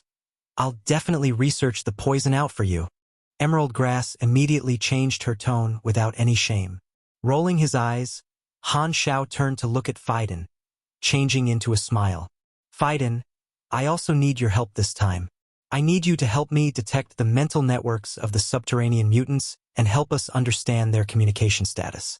Try and see if you can mislead them, because the subterranean mutants utilized mental communication. This was where a psychic would come into play. Is that why you called me over? Phaidon had on a helpless look, shaking his head. I refuse. He was not a mercenary but a client. Thus, he did not wish to participate in the slaughter. All right then. Han Xiao did not press the issue. After all, he still had the Volga brothers. As he was about to address them, he suddenly recalled something and asked, "That's right. How are things going on between you and Qinxing?" He still remembered his personal mission with Phaidon. "I'm chatting with her every day. Our relationship is still okay, I guess." Phaidon scratched his face, looking a little embarrassed. Han Xiao's mouth contorted slightly. "What are you embarrassed about? Are you sure your relationship is only okay?" Han Xiao felt his scalp turning numb. He felt that the result that he had foreseen seemed to be coming into reality. This is too scary. Would I really see what soul partners look like in the flesh? Coughing, Han Xiao knocked on the table, returning to the original topic. At the moment, we have only found 7 nests, all of which are built near the prophecy stones underground. Reynolds, capitalize on the high radiation nature of the prophecy stones and create an equipment that can detect the veins in a wide range. It would be best if it is detectable from the surface level. Configure it on a spaceship and have the spaceship search for the veins throughout the entire planet to find all their layers. Reynolds was seated on the edge of his seat, and he calmly nodded. It shall be done. At this time, Herluz scratched his head before suddenly interrupting. I have a question. Han Xiao turned to look at him. What's wrong? Actually, I wanted to ask this since just now. Herluz pointed at Reynolds. But who is he? Reynolds had joined less than a month ago, and other than Sylvia and Erosia, who always stayed at base number 1, the rest of the officers present were not aware of him. However, they could feel the imposing aura released by Reynolds, which was probably the strongest other than Black Star himself. Thus, Herluz asked the question that was in everyone's hearts. My name is Reynolds. I'm a mechanic, because I admire His Excellency Black Star's style and grace. I specially came to join the Black Star Army and to learn from him. Black Star is now my teacher, and Sylvia my senior sister. I'm currently handling the post of logistics manager in the Black Star Army, and look forward to working with all of you. Reynolds' tone was solemn and serious. Senior sister. Everyone present was shocked, staring at Sylvia with wide eyes. Every one of them had their suspicions carved directly on their faces.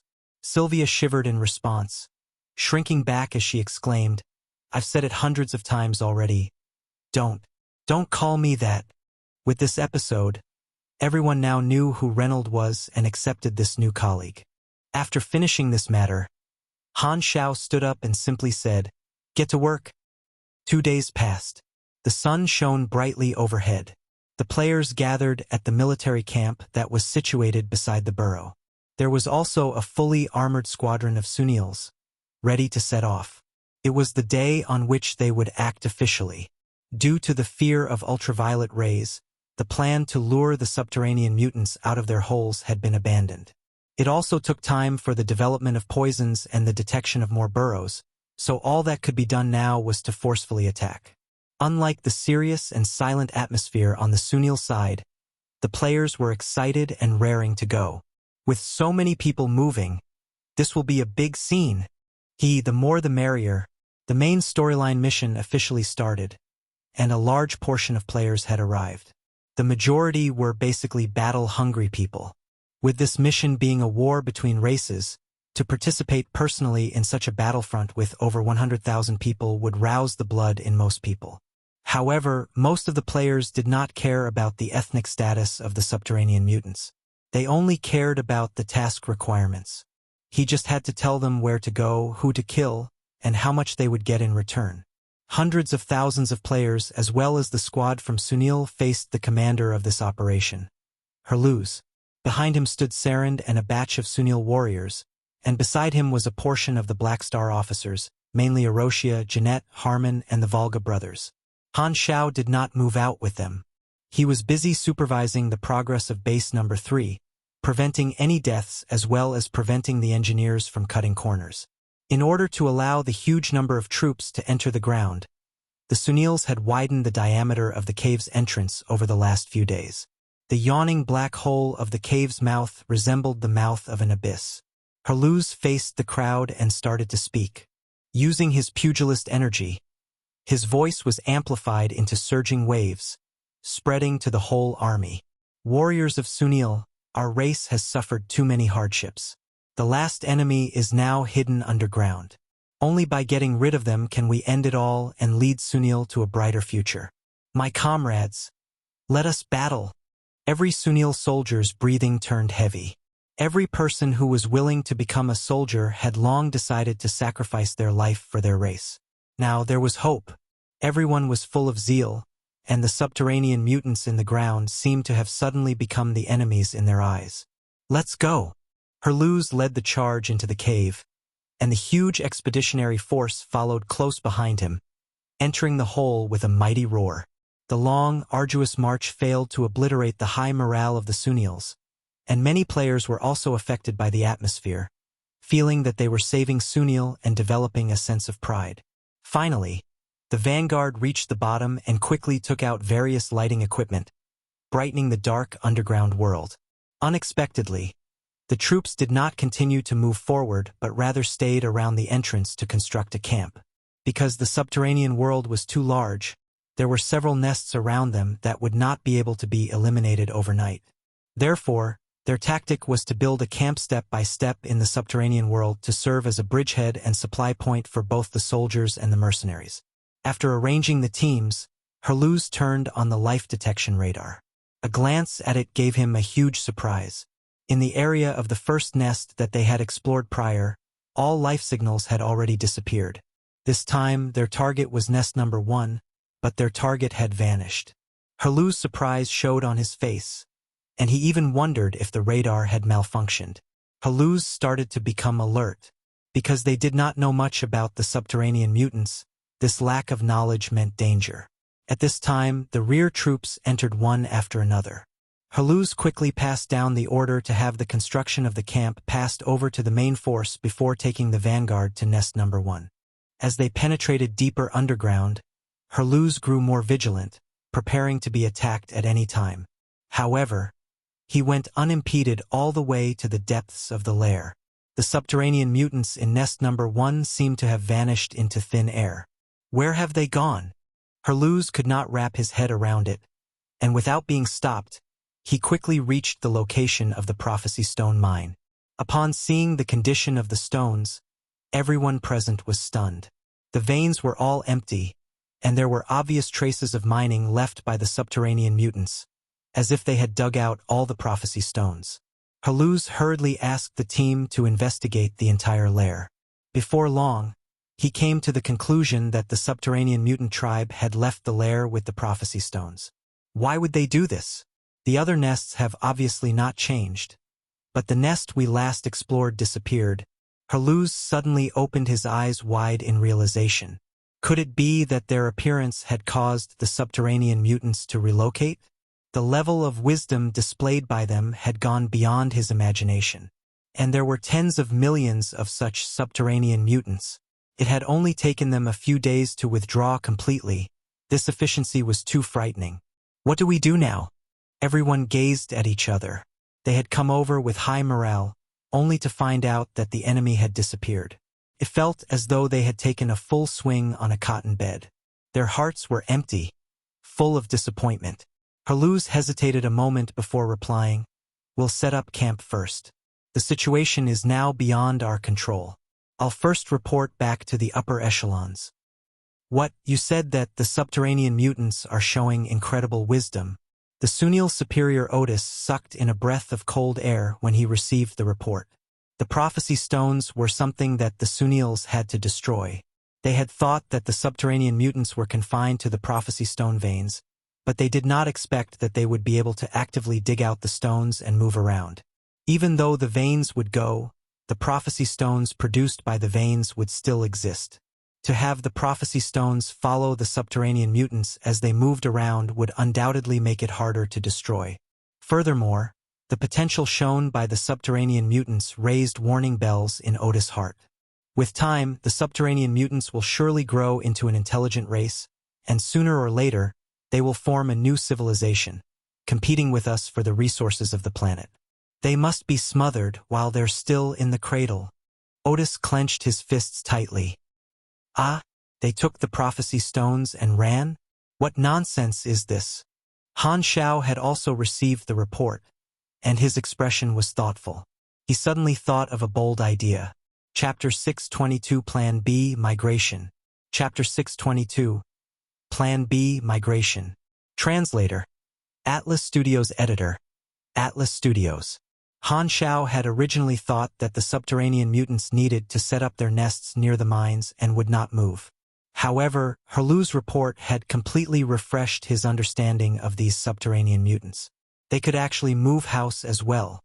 They had just gained the high ground and were about to extract all the crystals but found out that the other party had run away with all the crystals. They actually took the initiative to escape? Could it be because of our last raid on their nest? Han Xiao tried to work out what was going on. The entire nest had surrounded him back then, but he had still been able to escape while killing many of their brethren. Although he had only killed a few thousand subterranean mutants, all the other mutants who were telepathically connected could clearly feel the pain of death. As such, he single-handedly terrified the tens of thousands of mutants. Fearing the strong was an innate instinct. As such, the mutants of the first nest treated him as their natural enemy and decided to all migrate away. Their telepathic connection provided the mutants with an extremely efficient way to make such a decision. That should be the case. Han Xiao rubbed his head and felt that his guess was probably right. The subterranean mutants behaved just like animals. They would retreat if they faced a danger that they could not resist. Such a situation immediately gave him a new plan.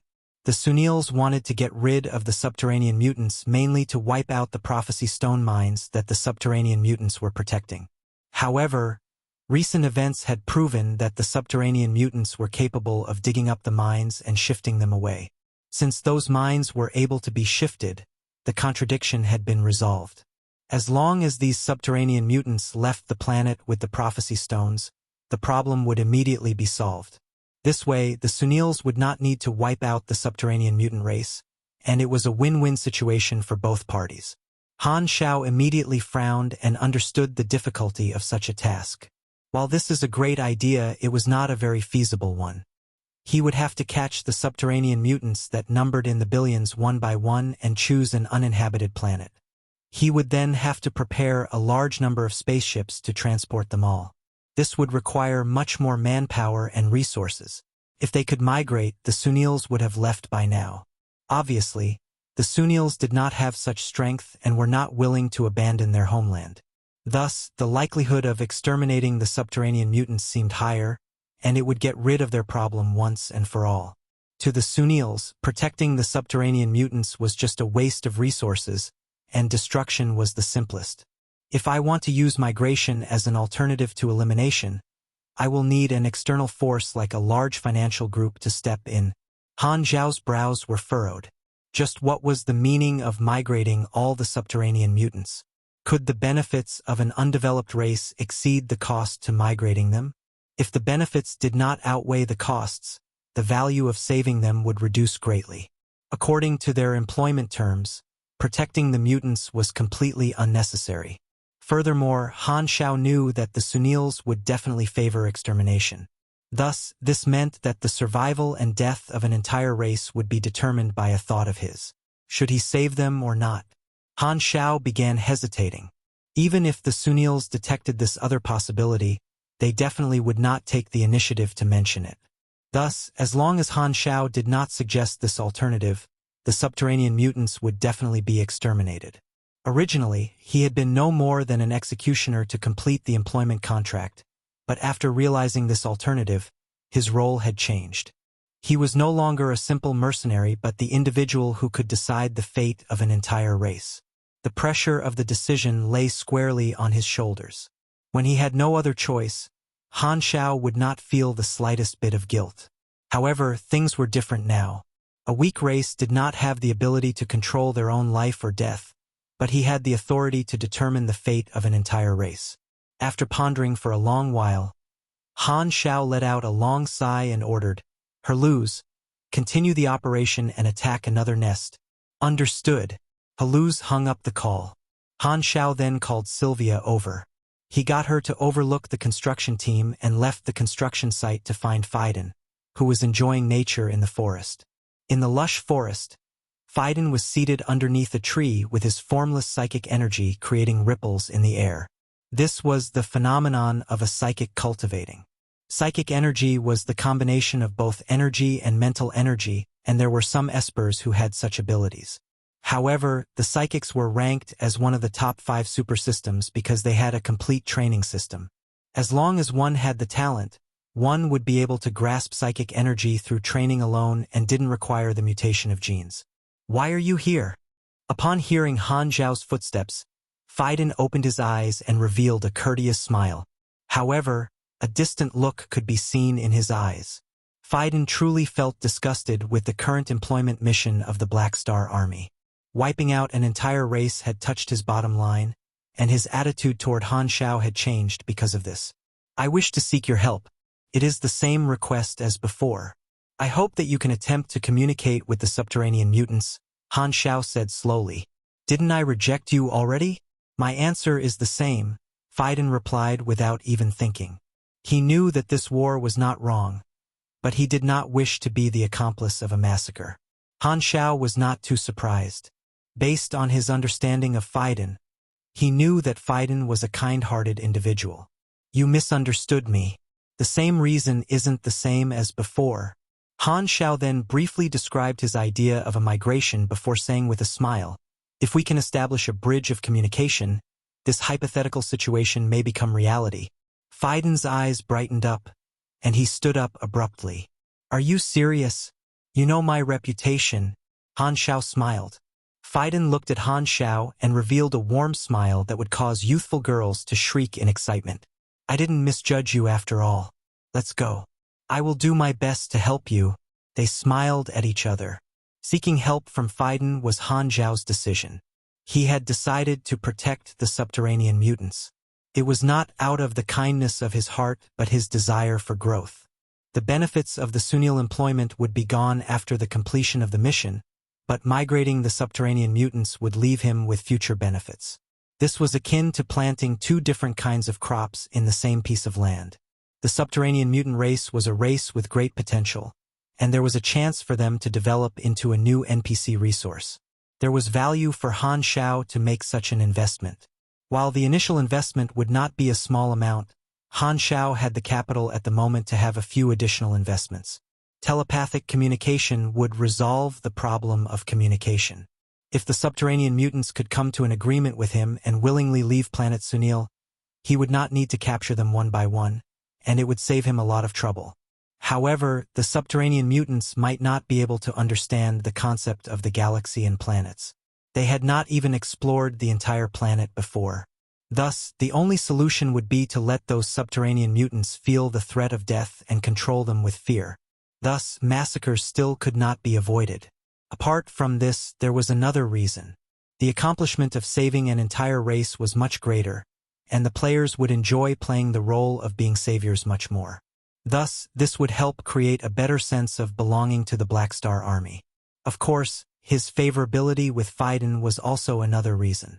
Han Xiao did not want the crops planted in his backyard to escape from him. Half an hour later, the expedition forces set up a temporary camp, and their illumination equipment lit up the dark underground world. The Sunil armed forces were currently on guard outside the camp. Herluz had already received his next order and led the army to the coordinates of the second nest. As they approached the nest, the vanguard forces met a large group of around 300 mutants. "Whoa! They are much uglier than in the pictures."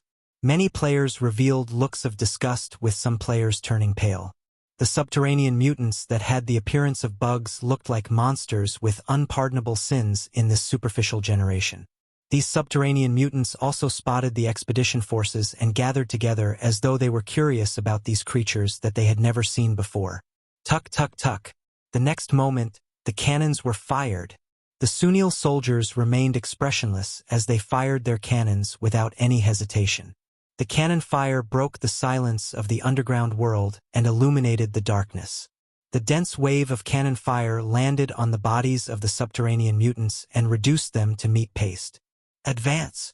The sergeants of the various squads roared, and the Sunil force marched forward in neat rows and synchronized steps. Rumble! Right at this moment, a rumbling sound could be heard from the direction of the nest, and the ground began to tremor. It was the sound of thousands of beasts approaching them. Defensive formation. Hold your ground. The Sunil forces adjusted their formation swiftly and prepared themselves for the impact. Boom! A black wave flooded over from all the different tunnels. The second nest was also home to millions of mutants. Right at this moment, Herlu's voice thundered. Black Star mercenaries. All weapons free. The army of players charged out, and rainbow-colored lights covered the entire battlefield. Boom! Both waves collided with each other, and war broke out. At the same time, Han Xiao arrived at the Sunil research facility with Phaidon and borrowed the few subterranean mutants that they captured alive previously. The 10 or so subterranean mutants were locked up separately and were not allowed to come into contact with each other. A small pile of prophecy stones was placed in the middle for them to establish telepathic connection. You are the expert. I shall hand them over to you, Han Xiao said. Phaidon smiled and released his psychic energy. Freewenville.com. The subterranean mutants used the prophecy stones as a communication hub. As long as a psychic could tune his psychic energy to the same frequency as the mutants, he would be able to communicate with the mutants. After a period of adjustment, Phaidon's eyes lit up. Success! Just as he said that, his expression immediately became weird. What's wrong? Han Xiao raised his brows. Things are slightly different from what I expected, Phaidon said with a weird tone. Accept my mental connection. I will pull you into the conversation. Han Xiao nodded and did not reject Phaidon's mental connection. The instant he accepted the connection, his vision was split into two. One was the real world, and the other was a vast white-colored space without an end in sight.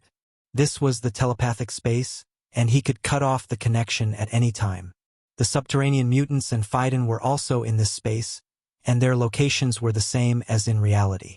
They all took on the appearance of glowing bodies, and only their silhouettes could be seen. Before Han Xiao could even react, he could hear the mutants chattering away. Another one of our brethren. Why do they look slightly different? They're too ugly. Han Xiao was stunned for a moment and never expected the subterranean mutants to treat him as one of them. The mutants must have thought that the only ones who could enter this telepathic world were their own kind. These subterranean mutants then changed the topic and began to chat among themselves. Why are we locked up? I don't know. Also, you asked this question before. Those long creatures look so strange. They actually feed us food and take away our feces. Haha. I understand. Our feces must be their food. I see. I understand too. So, the more we excrete, the more they will feed us. How sick. There are actually those who eat feces. I just had a nice, big **T.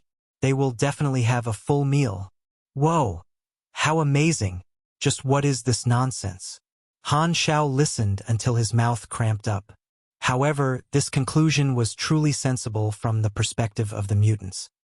He had thought that these mutants would be filled with hatred, but never expected their conversation to be so casual and light-hearted. Chapter 623, One Batch at a Time 1. Chapter 623, One Batch at a Time 1. Translator. Atlas Studios Editor. Atlas Studios. While the picture was completely different from what Han Xiao had expected, Han Xiao received quite a bit of information from their conversation. The subterranean mutants had the ability to think logically and had a certain level of intelligence. However, their ability to recognize and differentiate the different races was not fully developed yet. After knowing that Phaidon was able to communicate with the subterranean mutants, Han Xiao terminated the mental link. We can definitely communicate with them through the prophecy stones. If we make use of the mine, we should be able to communicate with the entire nest, Phaidon said. Then let's find a nest to try. Han Xiao nodded and had a target in mind. A thick bloody smell filled nest number 2, with puddles of blood all around. This was the scene after a massacre. The faces of many players turned pale as the scene before them was truly too shocking. Even after completing a small part of their mission, the players could not be happy. Many of them could not help but turn on the green filter mode. Only the Sunil warriors were completely calm. They were far too used to seeing such a sight and were completely indifferent toward it.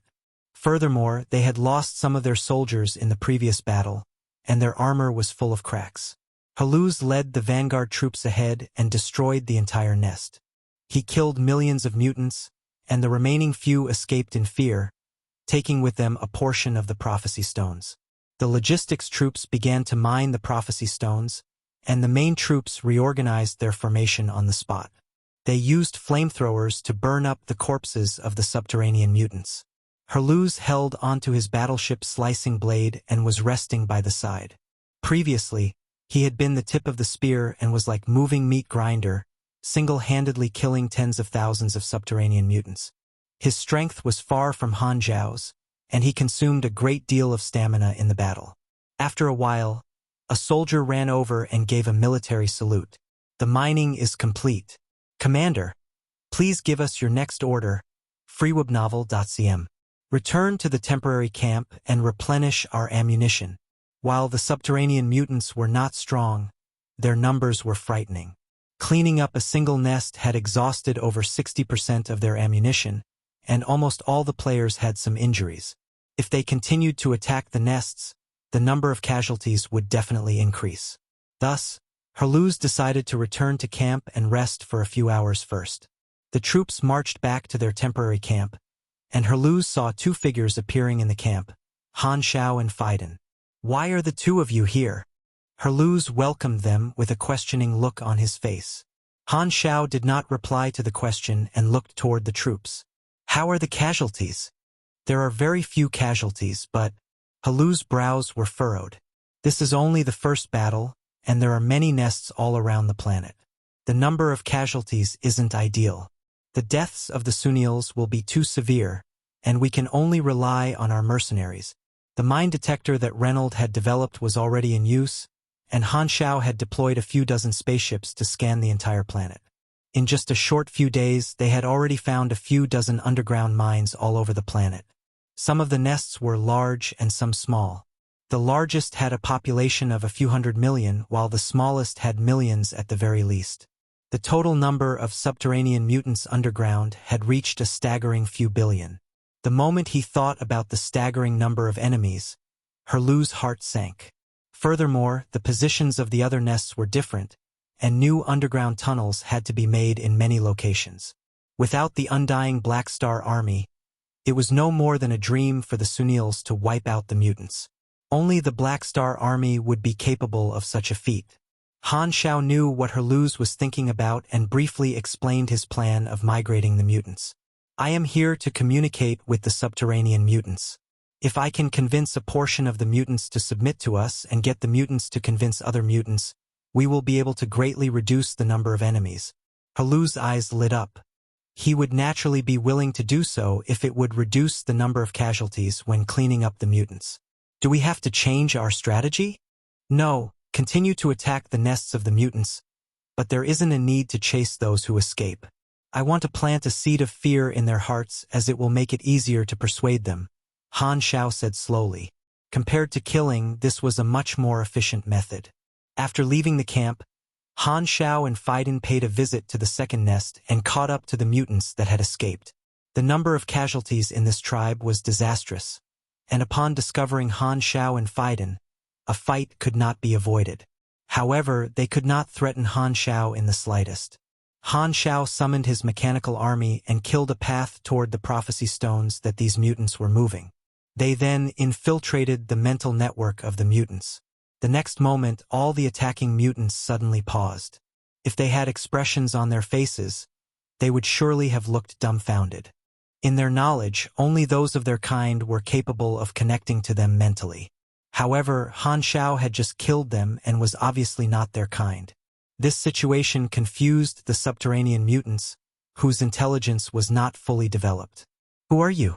In the mental network, many of the mutants revealed emotions of shock. I am Black Star, an emissary from the galaxy. Han Xiao then briefly explained what was going on with appropriate changes. He threw the entire blame of massacring the subterranean mutants to the Sunils, and Han Xiao described the Sunils as though they were demons. He then described himself as someone willing to help their race and a friendly emissary who was convincing the Sunils to stop their massacre. He then promised that he could stop the slaughter on the condition that they surrendered and moved out of this planet. To allow the mutants to understand what was going on, Han Xiao had also briefly mentioned some basic knowledge of the universe and some of the benefits that they could receive. The efficiency of a mental connection was extremely high, and the entire race fell into deep thought. It was as though they had just listened to the preaching of a heavenly book. To the galactic residents, what Han Xiao had just said was no more than common sense. However, it completely changed the view that the mutants had of the world. In their eyes, the underground world was their entire world, and the planet and galaxy were completely new concepts. The subterranean mutants viewed those who came from above ground as their enemies, and the Sunils treated them the same. A mutant that seemed to be the leader of the tribe then took the initiative to communicate with Han Xiao. We are willing to surrender. Please do not hurt us anymore. Almost all the mutants knelt down on the ground and displayed their intent to submit. The tribe leader treated Han Xiao extremely respectfully. The words that came out from Han Xiao's mouth far exceeded the boundaries of his knowledge and was far too shocking to him. Because of their undeveloped intelligence, they treated Han Xiao as a godlike figure and began worshipping him. The persuasion process was far easier than he had imagined. But thinking back, it was not too surprising. The intelligence of the subterranean mutants was no different from children. They did not understand any complex feelings such as glory or humiliation, and their view of hatred was also extremely basic. The subterranean mutants had not grown out of their bestial nature. Beasts that were afraid would reveal signs of submission. This tribe that had been massacred by Herluz was already thoroughly frightened. The subterranean mutants did not have any natural predators, and they could feed on the rocks underground without fighting with each other. Thus, they lived in peace and rarely experienced battle. At the very most, they would have small conflicts with other tribes. As such, their race was extremely simple. The only downside was that they were far too ugly. It was probably because the underground world was far too dark, and no one could even see their appearance. Thus, they just grew as they wished. With the ability to communicate, Han Xiao could now understand the structure of their civilization. After a series of questions, Han Xiao finally had a clear understanding of the subterranean mutant race. The subterranean mutants knew that there were other nests near them, and they would occasionally fight each other to snatch prophecy stones. The structure of their society was at the caveman stage, and every tribe had a tribe leader, with the development of every tribe being different. There were some with more intelligence and others that were more boorish. Their culture was starting to sprout into many different kinds of flowers. If they developed according to their original path, the subterranean mutants would take many more years before the various tribes combined into a civilization with intellect and began forming kingdoms. With his interference, their development speed will be shortened by thousands of years. What do we need to do? The tribe leader asked obediently. Han Xiao thought for a while before saying, "Convince the tribes in this region and disseminate my intention. From now on, you will be my emissary, and if you complete my mission, go to the cave nearby to find the guests from the surface. They will not harm you." Whoa, this is great. They won't attack us anymore. The entire tribe broke out in cheers. After giving a series of instructions and ensuring that the tribe knew their mission, Han Xiao was prepared to leave. He then realized something and asked the tribe leader, "Right, what is your name?" "What is a name?" The tribe leader was puzzled. Han Xiao could only helplessly explain, "It is a way to address you to allow others to know that this word represents you. For example, I am Black Star and Black Star is me." The tribe leader nodded, looking as though he understood what Han Xiao said. "Sigh, all right. I shall give you a name." Han Xiao then looked at Faiden beside him and immediately had an idea. "Since you are so good-looking, you shall be called Chun Xing." Faiden's mental energy immediately began fluctuating wildly, and Chen Xing, who was inside him, began roaring. I will definitely kill you. Do you hear me? I will definitely kill you. The ugly subterranean mutants sharing the same name as her was something that Chen Xing would never be able to accept. Faiden had a helpless look on his face. Black Star, don't tease her so much. TSK, the two of you are indeed of one body. You are so protective of her. Han Xiao clicked his tongue before saying to the tribe leader, Okay. Ignored what I just said. You shall be called Germinal. There should not be anyone jumping out from their graves to disagree with him. Germinal, the tribe leader muttered to himself before suddenly crying out with joy. I have a name. As for your tribe, Han Xiao stroked his chin. Let's just call it the Germinal tribe. Wait, does this mean that this fellow is the Germinal leader? Seeing the overjoyed tribe leader, Han Xiao had a strange look on his face. Chapter 624, One Batch at a Time, 2. Chapter 624, One Batch at a Time, 2. Translator. Atlas Studios Editor. Atlas Studios. It was much more effective for the Germinal tribe to persuade their own kind. This region had 5 nests. One had been scared away by Han Xiao, and the Germinal tribe had surrendered. Over the next few days, Herluz would first cripple the final 3 tribes before sending the Germinal tribe to persuade the remnants of the tribes. This method was far more effective than purely massacring, and the region was cleared out very quickly. This truly surprised the Sunil soldiers. They had never imagined that the legendary Black Star would have such a brilliant strategic mind, and they were truly convinced by his abilities. They did not need to waste any time chasing after the mutants that had escaped, and the escapees of the 3 tribes had been convinced by the Germinal tribe to submit. These mutants then brought their respective prophecy stones base to surrender. This saved them a great deal of effort and prevented many casualties. The players who participated in the battle were locked in a fierce debate on the forums. After learning that the subterranean mutants had intelligence, a portion of the players began to disagree with the action of massacring them. As such, Han Xiao's action of persuading the mutants to submit had gained the approval of many players. However, such players formed the minority, and they were players who were extremely emotional. In the beginning, only a small portion of players discussed such an issue, and the majority of the players were only bothered about completing their mission and did not think so much.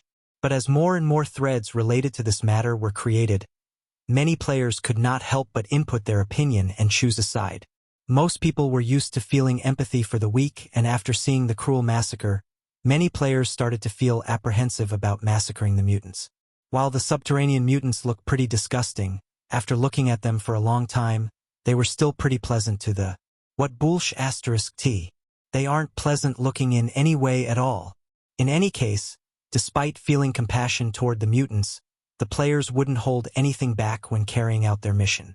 However, the name of Germinal Tri had truly made all the players laugh until their sides ached. All these players had been through the events of version 1.0 and had a deep impression of the Germinal organization. Thus, they could not help but joke about it on the forums. Germinal. Coach, I want to eat a boxed lunch. Germinal. Now that things have developed to such an extent, I shall not hide matters anymore. It is time for me to reveal my true self. Are those of noble birth worth more than us? Shock. Germinal is actually the true boss. It is a mysterious force in the universe with their alternate accounts all over the galaxy. The Germinal leader that we saw on planet Aquamarine was no more than one of its doppelgangers. Such a powerful organization has been hidden for billions of years, and we have only seen the tip of the iceberg. Germinal. Has my alternate account been exposed? I understand now. This is the legacy of one's faith and beliefs. I must spread the seeds of revolution throughout the entire universe. Germinal shall live forever. Our spirit will live forever. The Germinals up in the heavens are watching all of you and have given you a like. Continue bragging. The Germinals are extremely pleased. The presence of the Germinal tribe lightened the heavy mood considerably. In this region, only the final tribe that had escaped was left. Herluz personally led the troops and gave chase to the escaping tribe. All the surrendered mutants led the way with their superior digging abilities. Under the guidance of the radar, they very quickly found the new nest that had been dug by the final tribe. This time, a battle did not break out, and the Germinal tribe leader communicated with the leader of the escaping tribe to convey Han Xiao's message. This escaping tribe did not fight back at all. When Germinal displayed Han Xiao's figure, this tribe immediately recognized him. Han Xiao was the one who had scared them into escaping and left a shadow in their hearts. This tribe was extremely timid, and the moment Germinal mentioned Han Xiao's name, they did not even hesitate in the slightest and instantly came to an agreement in their mental network to surrender. This was the first time that the problem had been taken care of without fighting. From the depths of his heart, Herluz truly felt that Han Xiao's decision was extremely wise. The 5 nests in this region had been completely cleaned up, and Herluz pulled back all of his troops from the underground world. There were many more regions for him to clean up, and dealing with these surrendered mutants would be another problem. Herluz sought instructions from Han Xiao, and Han Xiao's reply was simple. Since there were too many subterranean mutants and they were not willing to come above ground, together with the fact that it was too expensive to watch over them, the subterranean mutants would temporarily remain in their region with the 5 tribes living together. Han Xiao would then set up some monitoring devices to monitor the actions of those surrendered tribes. Following which, the expedition force would take the Germinal leader and a few tribe members as a diplomatic team to persuade the other tribes. After seeing the effectiveness of Han Xiao's plan, Herluz had no disagreements with his arrangements. In the following days, the expedition force adopted the same strategy again. All the underground mines on planet Sunil had been detected by the radar, and there were 127 subterranean mutant nests in total. They were divided into 41 different regions, and the expedition forces cleared up almost half of the mutants all across the planet. The number of surrendered subterranean mutants reached a staggering 1.7 billion, and the number slaughtered would only be higher. However, the persuasion method did not always work. Every mutant tribe had developed independently, and the level of development differed from region to region.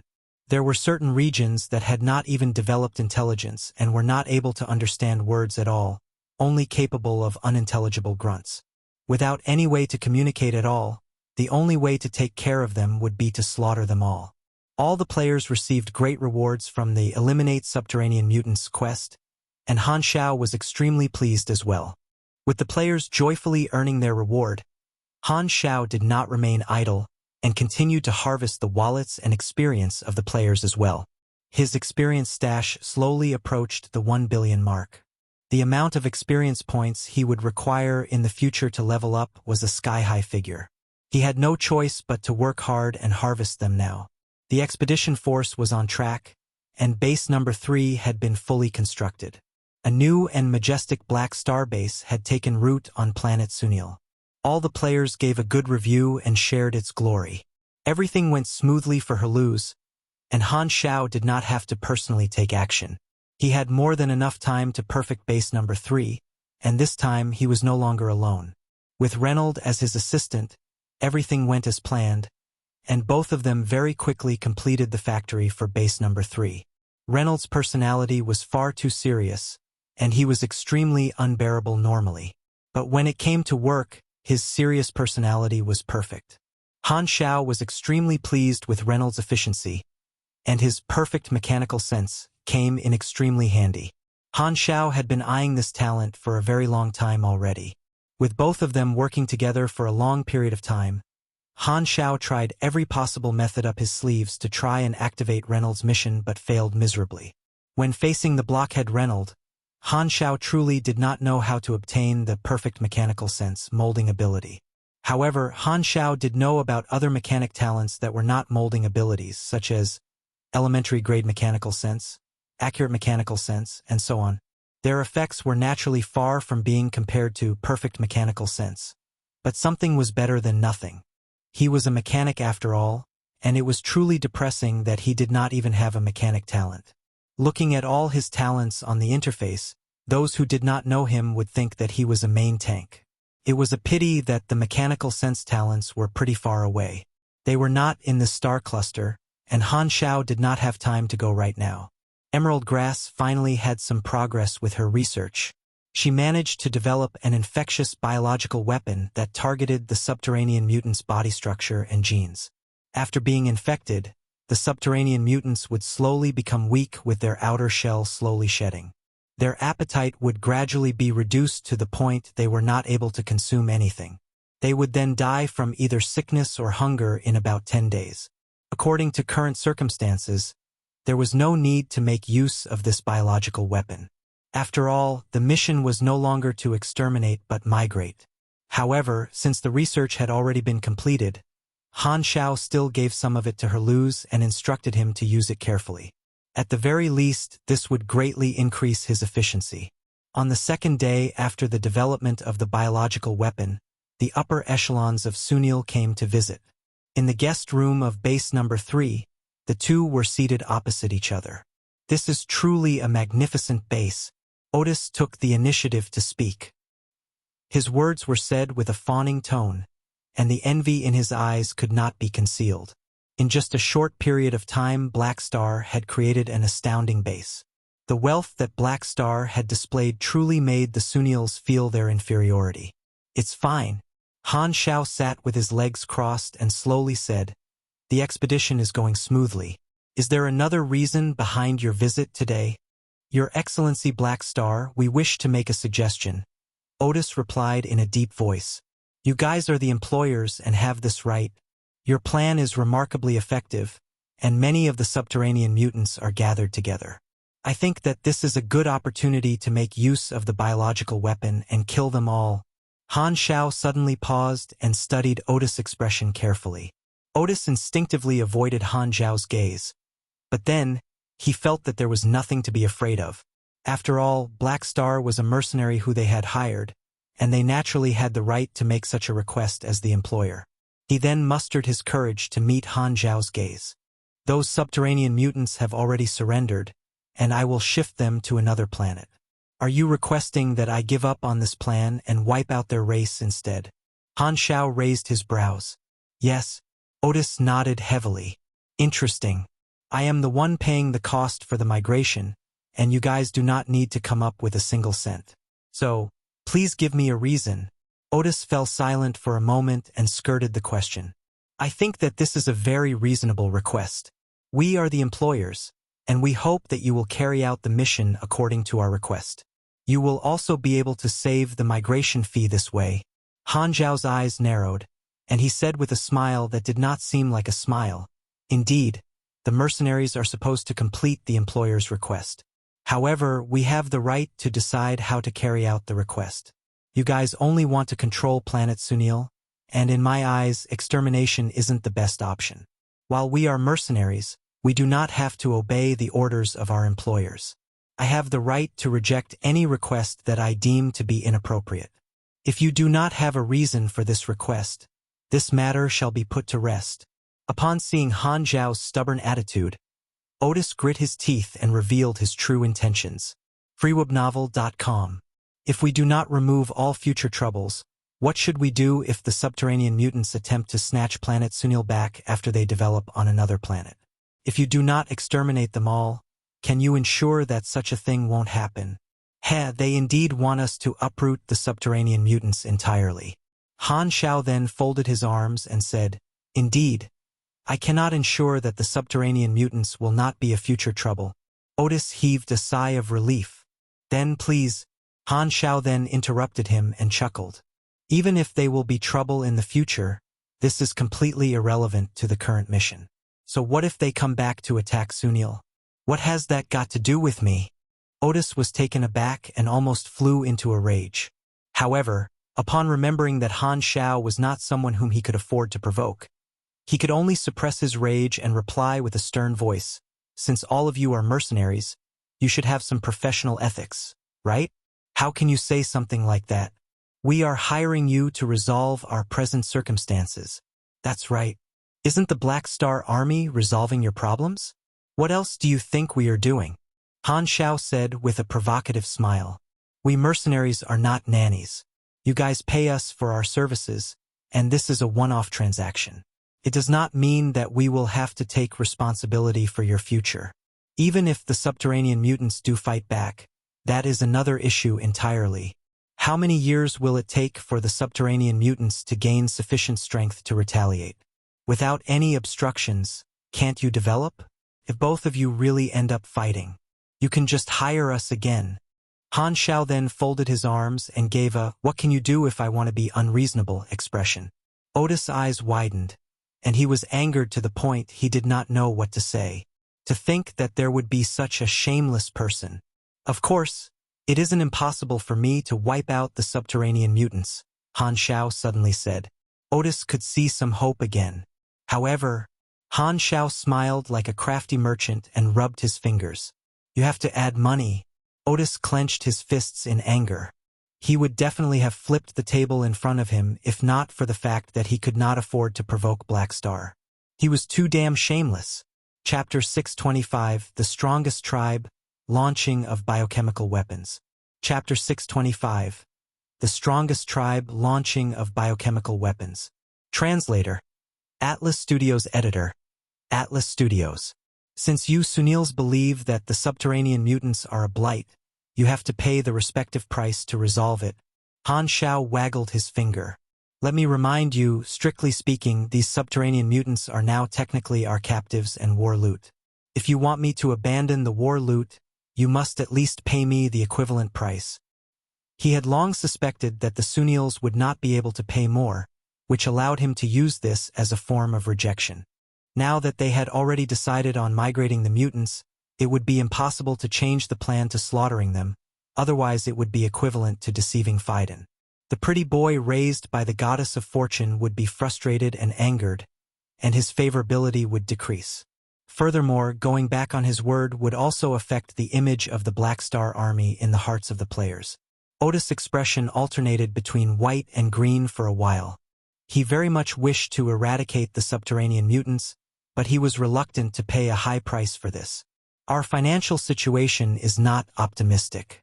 We've spent a lot of savings just to hire you for this mission. Our people are suffering, and there must not be any more risks. Since it is as easy as raising your hand, Otis did not give up. As the right-hand man of the Sunil leader, he was the buffer zone for communication between the two sides. While he saw the meaning of Han Xiao's words, he pretended not to understand and tried to force his way through. Hearing this, Han Xiao also lost his patience, and his smile slowly vanished. Staring his Otis, he stressed heavily, "Your finances are not optimistic? Don't forget, if it wasn't for the discount I gave, you would not be able to hire my services." Otis was startled. "What does the plight of the Sunils have to do with me? If it was not for Herluz, do you think I would care about the life and death of your people?" The words stuck in Otis' throat. The present scenario was all credited to Herluz, and he could not deny this. Han Xiao's eyes were fiery and his voice stern as he warned, "Don't take my kindness for granted." This was a warning. The atmosphere quickly turned tense. You're mistaken," Otis hurriedly explained, his expression cramped and palms sweating. He did not dare contradict Han Xiao. "In short, I don't want to hear the suggestion of exterminating the entire race." Han Xiao waved his hand. "Sylvia, please escort him out." The door opened, and Sylvia stood there with a passive expression. "Please follow me." "Your Excellency Black Star, you really are mistaken." Seeing the indifferent face of Han Xiao, Otis could only hold his tongue, not daring to explain further. He followed behind Sylvia and slipped away, only gathering his courage to bid farewell when he was at the door. "I'm very sorry to have bothered you." Han Xiao waved his hand, seeing Otis off with his gaze.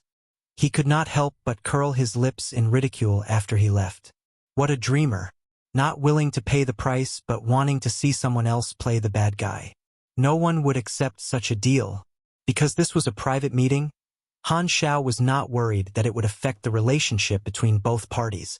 Currently, Sunil required his help, which was why they would not attempt to do anything underhanded. But he would not hold any hope toward their government. As long as they stuck to the terms and conditions, he did not care how they looked at him. Thinking about this matter, he then took out his communicator and contacted the two financial groups. Since the mission was already more than halfway through, it was time to begin the migration plan. Moving 2 to 3 billion subterranean mutants was no small task, and there was a need for a large number of spaceships. Thus, it was easier to use the power of the financial groups to double the work with half the effort. Nest number 77 was by far the largest subterranean mutant tribe. This was the new target of the negotiation team. Based on the statistics provided by the radar, Nest number 77 had a population of about 30 to 40 million. Herluz did not dare act rashly and could only use the old method of having the Germinal tribe negotiate and attempt to convince Nest number 77. The Germinal leader led a few of his tribesmen to approach Nest number 77. They discovered the presence of guards, who stopped them. After expressing their intentions, the Germinal tribe established a mental link, connecting with the leader of Nest number 77. I am Germinal, the emissary of Black Star. I am Sulu Sulu, the leader of New Rock tribe. Very pleased to be able to communicate with you, the other party replied immediately, displaying friendliness. Germinal got excited. That's great. You guys have names too. After persuading so many tribes, this was the first tribe that he had met that was named. Sulu Sulu was also happy. We guessed correctly. The world still has other tribes similar to us. While there were many tribes within the subterranean mutant race, the civilization progression of the New Rock tribe far outstripped their peers. However, the Germinal tribe did not understand the meaning within the other leader's words. The two of them started to converse. Sulu Sulu started to describe his tribe's history to Germinal. This place originally had 4 layers. Under the lead of our ancestors, we fought fiercely with the other tribes, finally managing to annex the rest and merge them into our New Rock tribe. This is the place where we live and thrive, but we've always believed that there are others of the same species as us in this world. Today, we have finally found our own brethren. This is a major discovery. Sulu Sulu was very excited. The Germinal leader listened as though he was a fool or drunk. This was the first time that he had heard an epic tale. If Han Xiao was present, he would immediately have known that the civilization of the New Rock tribe had reached a new level. With the concept of history, they knew how to record past deeds, passing down inheritances and thoughts. Both their abilities and emotional performances were beginning to move away from that of the habit of beasts and transform into intelligent species. If they had left their development alone over time, the New Rock tribe would probably have had the opportunity to unify all the subterranean mutants. When it came to the Germinal leader to speak, he did not forget what Han Xiao had told him and transmitted the meaning of surrendering instead of fighting, as well as the basic information about the universe. However, not only was Sulu Sulu not afraid after he had finished talking, he was even enraged. This is our homeland. We will definitely not leave. The news brought by the Germinal leader far outstripped Sulu Sulu's expectations. However, their New Rock tribe had already developed a sort of consciousness toward their homeland. In the face of a mass slaughter, he chose to resist. Within the mental network, the members of the New Rock tribe displayed their unity toward the enemy. This gave the Germinal tribe a shock. They did not understand why the New Rock tribe members would flare up so because they still did not understand the concept of hate. Emissary of Black Star, I thank you for your kind intentions, but we've decided to resist to the end. Sulu Sulu's attitude was firm. In this matter, Han Xiao's self-acclaimed role played a part. To the mutants, he was on the good side, there to save them from the evil clutches of the Sunils. As the emissary of Black Star, the Germinal tribe was responsible for salvation and had taken it as the mission of their tribe. Thus, Sulu Sulu did not make things difficult for the Germinal tribe but rather just sent them away from the New Rock tribe. Returning to the temporary camp, the Germinal leader recounted the New Rock tribe's lack of intention to surrender. Herluz had no choice then but to lead the army against the New Rock tribe. 30 to 40 million enemies was a huge number, almost 100 times the number of their current forces. Yet another battle happened. The Sunil soldiers and players had long repeated this till they were numb. The difference was that, for this battle, the opposition of New Rock tribe was fiercer than all the previous tribes. Tuck, tuck, tuck.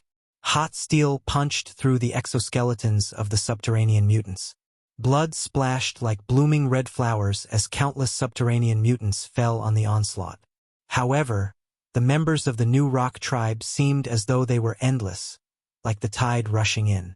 There was a small team of Sunils responsible for this line of defense. Their fingers were tightly wrapped around the trigger, emptying box after box of ammunition at top speed without caring if their barrels overheated. The ground below them was full of empty metal casings. Just at this point, an elite subterranean mutant, 2 or 3 times larger than the average, appeared in the area this team was responsible for. It waved the antennae on its head, and a wave of mental pressure quickly crossed the distance, ignoring the protection of the soldiers' armor, directly piercing their brains. Arg!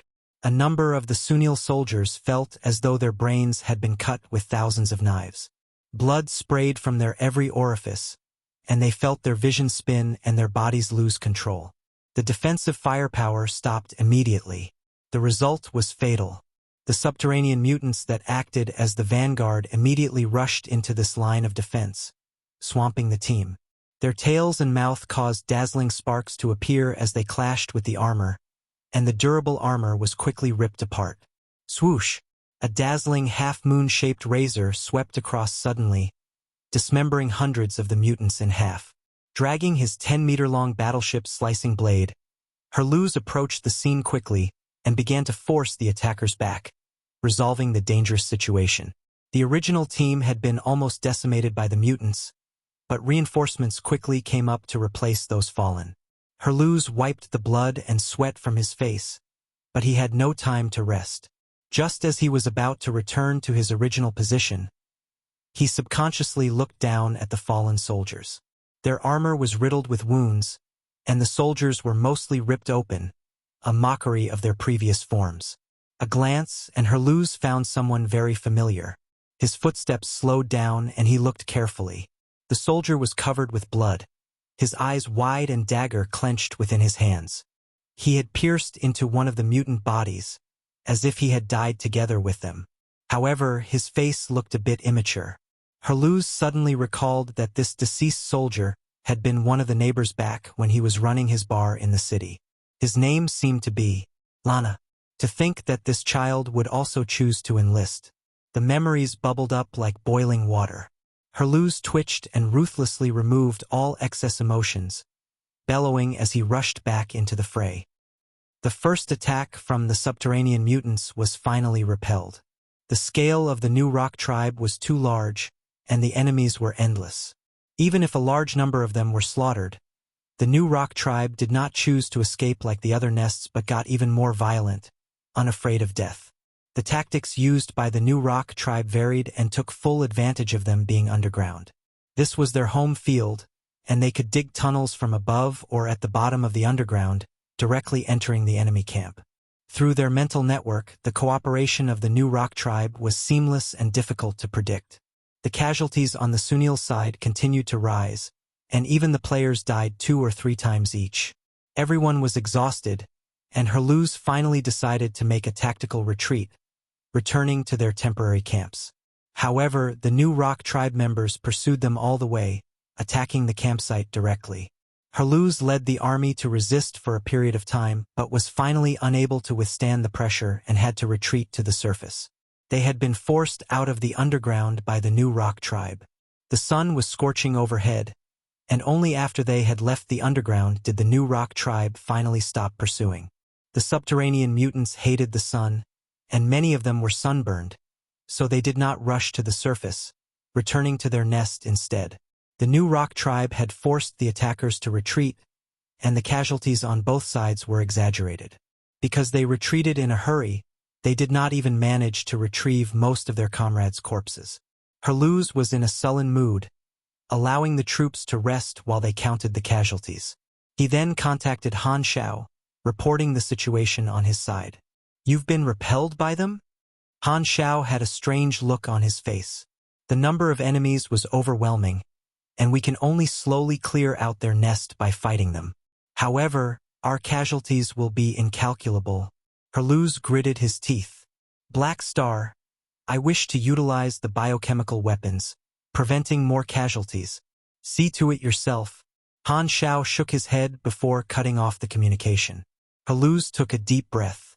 In his memory floated up the corpse of the young soldier, and he no longer hesitated. Calling an officer from the logistics unit, he gazed at the other party's blood-covered face and said, "Deploy someone to throw in all the biochemical weapons." Execute it immediately. Understood. The officer gave a military salute without hesitation.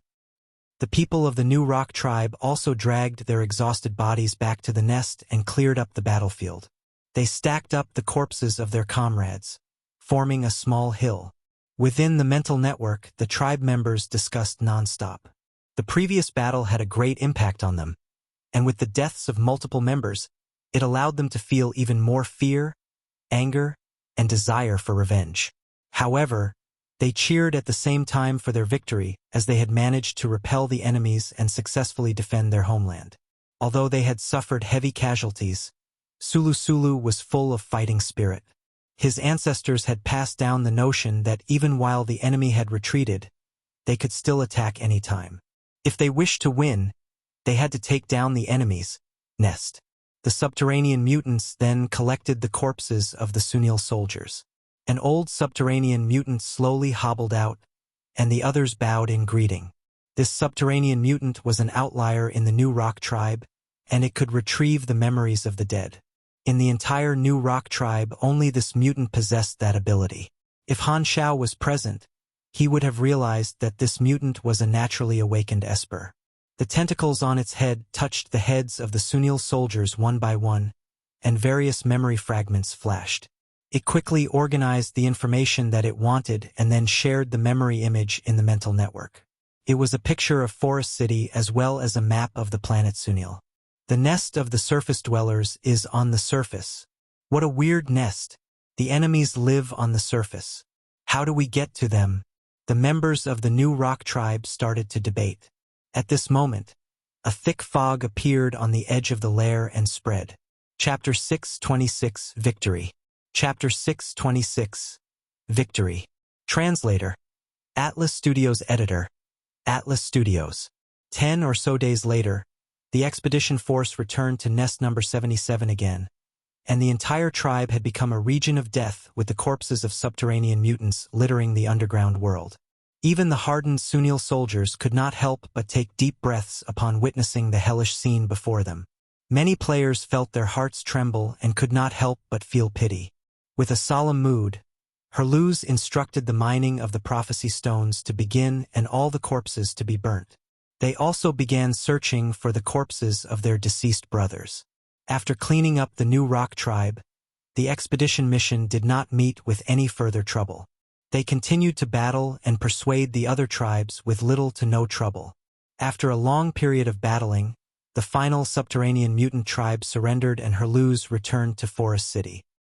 Outside Forest City, almost all the Sunils had left the city, and they waited in the rain to receive the victorious return of the troops. 10 or so spaceships flew over from afar and landed outside the city. As the hatch of the spaceship opened, all the Sunil soldiers disembarked from the spaceship wearing their ordinary uniform with fatigue all over their faces. The players were in a better state, and they still looked pretty energetic. Herluz stepped out of the spaceship and led the troops toward the crowd. Hero! All of a sudden, the Sunils broke out into a deafening cheer and rushed forward to surround the returning warriors. Their faces were full of agitation, excitement, and gratitude as they welcomed the return of the victorious troops. Herluz was surrounded by countless individuals, and wherever he looked, he could see gratitude and reverence in their eyes. The Sunils knew that the Black Star Army had only been willing to help them because of Herluz. In the eyes of all the Sunils, Herluz's status already exceeded that of the rest. He was the hero and idol of every Sunil. The crowd cheered loudly and were filled with endless praise toward the expedition forces, including the players. More accurately speaking, the Sunils were extremely grateful toward the Black Star Army, and Han Xiao was like a messiah to them. The prestige of the Black Star Army was also at its peak. We are truly extremely grateful to all of you. All of you have saved Sunil. Black Star Army, you are our benefactors. The Sunils surrounded the players and showered them with words of gratitude. Many of the players were taken aback and had an inexplicable sense of accomplishment in their hearts. The mission this time was truly a meaningful one, and their collective effort had changed the fates of the Sunils. This sense of accomplishment was truly a different experience for many. They felt both satisfied and enriched. This was something completely unrelated to benefits. It was a sense of satisfaction on a spiritual level. Many of the young soldiers rejoined their families, and the joy of their families wiped away the fatigue of the soldiers, putting a bright smile on all of their faces. Parents received their children, wives received their husbands, and children received their fathers. This warm scene unfolded all around. Every day, the families of the soldiers lived in fear that they would one day receive a notice of death.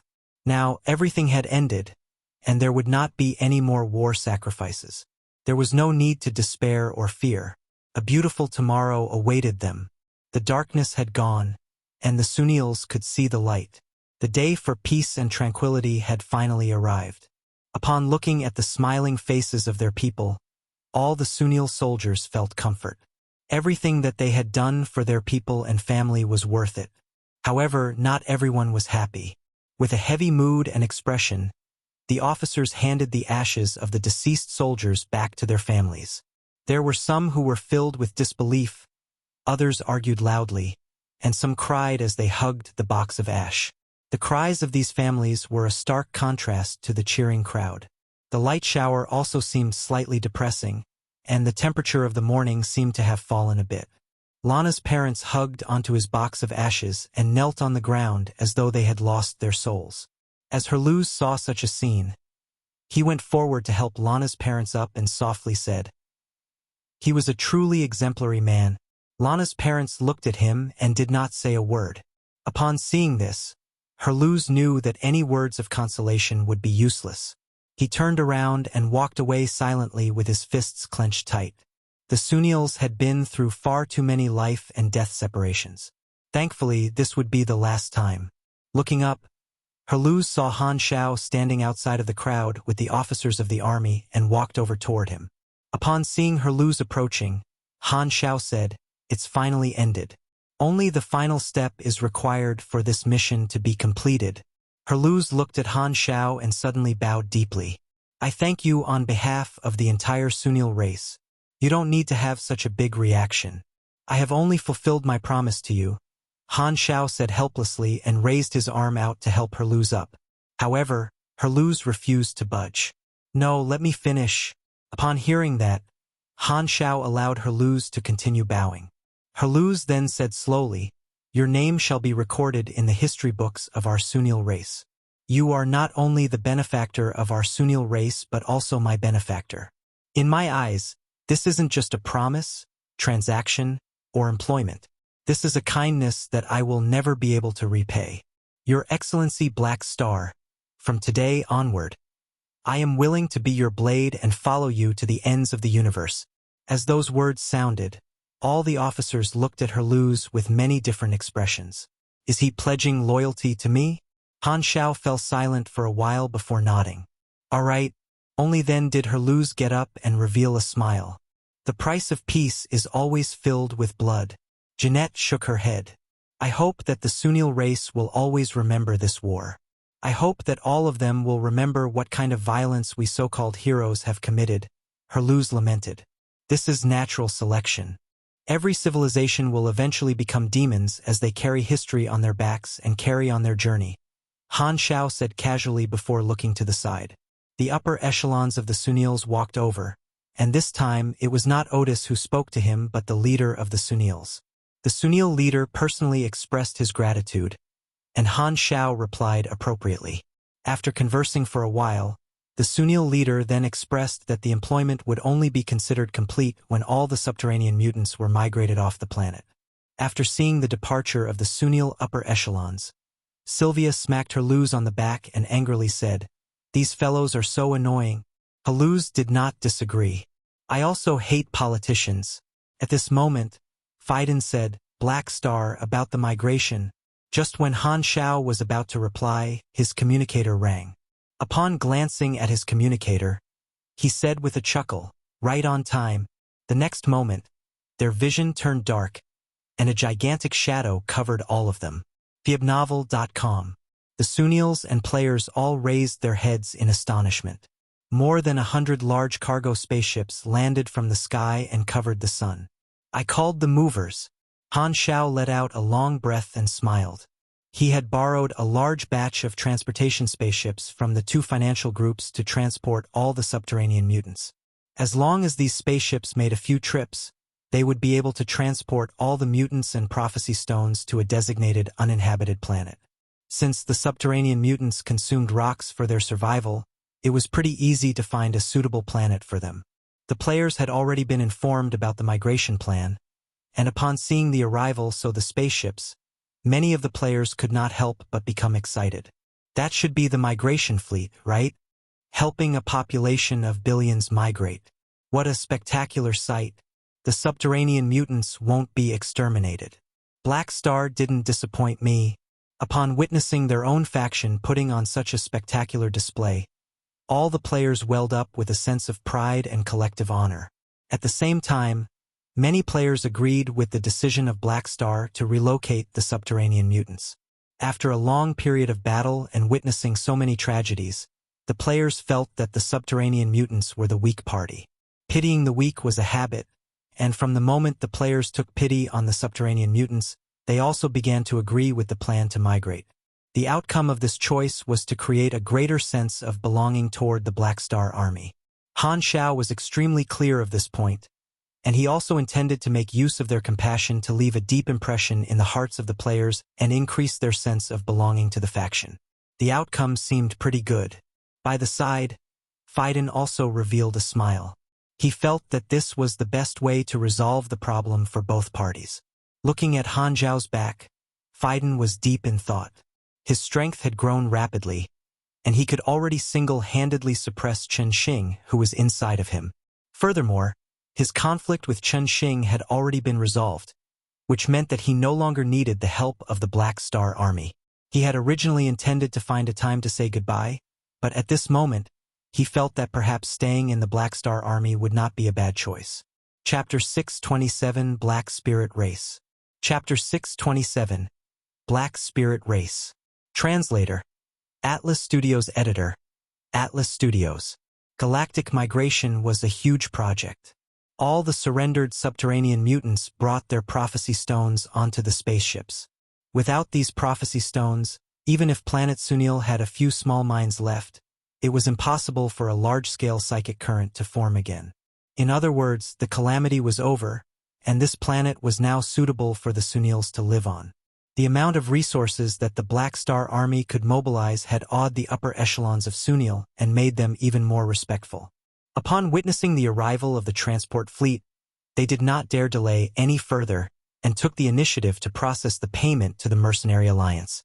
Han Xiao received a notification to inform him of the funds entering his account. At the same time, the interface also notified him of the completion of the mission. Sunil Rescue Operation. Large-scale employment mission. A large sum was deposited into your account to cover some of the transportation cost.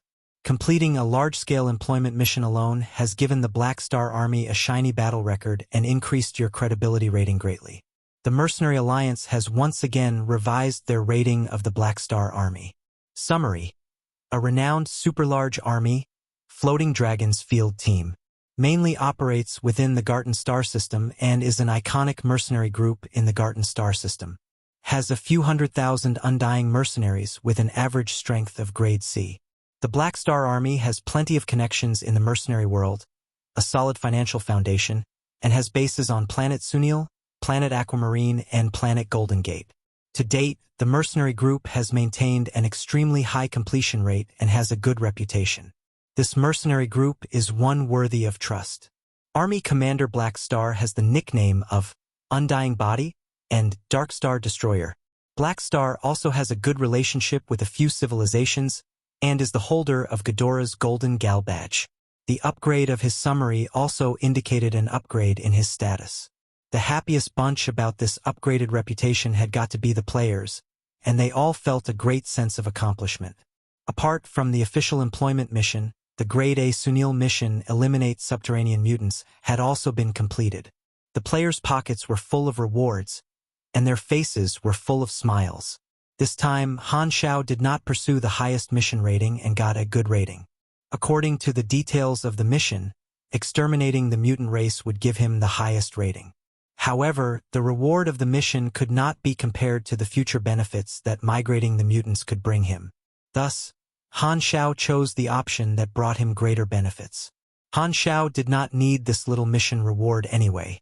In any case, the experience points that the players received from the mission would eventually become their spending power. All Han Xiao needed to do was harvest them again. However, the great mission gave him an unexpected reward, a new dungeon. Underground Subterranean Mutant War. A new dungeon? Not bad. Han Xiao's eyes lit up. He had accumulated a few dungeons, but because the players' levels weren't high enough, he did not release them all. However, he would be able to make use of all the dungeons eventually as the players increased their levels. Over the next few days, Han Xiao stayed behind on planet Sunil to oversee the transportation of the subterranean mutants. After the end of the employment, he also terminated the army assembly. A portion of the players remained on planet Sunil. While the employment mission was over, planet Sunil still had tons to do, and there was plenty of benefits to be gained. Base number 3 formed the faction headquarters on planet Sunil, and the missions on planet Sunil could groom the players as well. With the crisis of planet Sunil resolved, the Sunil warriors no longer had to take any more risks on the outside. Sarand and the other Sunil mercenaries wanted to return to their homeland and quit being mercenaries. As such, they all approached Han Xiao and requested to leave. All of them felt extremely guilty and felt that they had let Black Star down. Han Xiao had already predicted such a situation and had prepared a win-win situation for both parties. He allowed Sarand and the others to remain on planet Sunil without the need to go out on missions and train up the mercenaries in base number 3 instead. All the Sunil warriors accepted this proposition. They truly wished to do something for Black Star to repay his kindness. Since there was no danger for them when grooming the newbies on their home planet, Sarand and the others no longer mentioned the matter of leaving. Finally, the last cargo spaceship set off, and Han Xiao left together with the Black Star army. Countless Sunils looked up into the sky to send the Black Star army off. The subterranean mutants were all migrated to some uninhabited planet suitable for their kind, and Han Xiao followed the cargo ships to monitor the situation. Because all the subterranean mutant tribes were reorganized, they were no longer separated by distance like before. Instead, the development of the tribes was sped up, and the tribes were mixed together to live together. They had skipped an entire phase, and all the various tribes were now united. From the angle of a civilization's development, this was a truly frightening start. Because the germinal leader was Black Star's emissary, and the one who had spread the knowledge that Han Xiao had bestowed onto him, the germinal leader became the undisputed leader of the subterranean mutants. To the members of the germinal tribe, Black Star was like a divine being, like a messiah to them. The germinal tribe's respect of Han Xiao was spread to the hearts of all the subterranean mutants. After they settled down in their new residences, the subterranean mutants treated Han Xiao as a figure to worship. Because of the uniqueness of the mental connection, culture could spread at an unbelievable rate, and all the mutants began to create names for themselves. When Han Xiao arrived, the germinal tribe were leading the subterranean mutants to construct a gigantic nest. Han Xiao was greeted with an extremely warm welcome when he arrived, with the leader of the germinal tribe coming out to receive him personally. "This is our new home." The germinal leader dashed into the new nest excitedly, like a little child running after candy. "Very good. This planet shall be your land from now on." Han Xiao nodded with a smile. "You are a new civilization and shouldn't be called subterranean mutants anymore. Are you going to give us a new name?" The germinal tribe leader asked excitedly. "No, this is your own right." After a simple conversation, Han Xiao left the planet and did not interfere with the development of the subterranean mutants. They were still in their infant stage, and Han Xiao planned to let the subterranean mutants develop naturally. His spaceship then left the planet, and a new notification popped up on his interface. "You have received a new legendary point. Star System Legendary Point, Garten Star System, Savior of a Race. You saved a large race and prevented them from facing the fate of extermination, helping them form a new civilization. This is a noble action, and this incident will be spread across the Garten Star System. Many organizations will be friendlier toward you." Han Xiao was truly surprised. He had never expected to have such a reward. Furthermore, This was not the only notification. Plus 10,000 Black Spirit Race faction favorability. Current relationship worship. Black Spirit Race? Han Xiao was taken aback for a moment before coming to a realization. The subterranean mutants must have given themselves an official name. However, why did the Black Spirit Race sound as though it was related to his nickname? He did not understand his position in the hearts of the subterranean mutants. They had made use of Black Star as reference and named themselves the Black Spirit Race. Han Xiao immediately became interested. Interesting, I wonder what kind of civilization the subterranean mutants will develop into. Smiling, Han Xiao piloted the Blacklight stealth and disappeared into the sky. The result of the migration was reported to the players, and after seeing the subterranean mutants begin their new life, many of the players heaved sighs of relief. At the same time, they could not help but feel proud for being a part of the Black Star Army. On the forums, the Sunil incident became the hottest topic of discussion. The players enjoyed the feeling of changing the fate of an entire race and becoming saviors. Their sense of belonging toward the faction also increased greatly as a result of this incident. On planet Sunil, the Sunils were extremely grateful to the Black Star Army, and people went to visit base number 3 every day. Sarand and the other retired mercenaries set up an official training camp in base number 3 and began to accept disciples to train. The training camp was an avenue to provide a never-ending stream of soldiers for the army. While the training camp was only starting out, it was filled with great potential. As long as the Sunils continued to reproduce normally, there would definitely be some who were willing to become mercenaries. It could be said that as the Sunils developed, the benefits of base number 3 would also increase. The prosperity of both parties was closely related. After the Sunil mission, the development of the Black Star Army in the Garten Star system was finally on track. The players who stayed behind on planet Aquamarine gradually began to complete the test. Finally, apart from a few new players who joined the game, all the players on planet Aquamarine had entered the galaxy and become members of the Black Star Army. The size of the Black Star Army had also reached the 1 million mark. Even among large mercenary groups, such a number was extremely rare. The Black Star Army wanted to develop their foundations firmly in the Garten Star system and had begun to expand into many different businesses and construct new bases. Apart from trying to monopolize the mercenary market of the entire Garten Star system, Han Xiao's hands had also stretched out into the nearby star systems. His connections provided him with great aid, and the speed of their development astounded Godora. Han Xiao would occasionally personally lead a couple of high-difficulty employment missions or would find some planets with benefits to be reaped with his familiarity of the storyline. Every now and then, he would take on a large-scale employment mission as the main storyline mission to build cohesiveness among the players. The Black Star Army grew steadily without any outside force interfering with their development. There was almost no risk involved, and everything went according to Han Xiao's plan.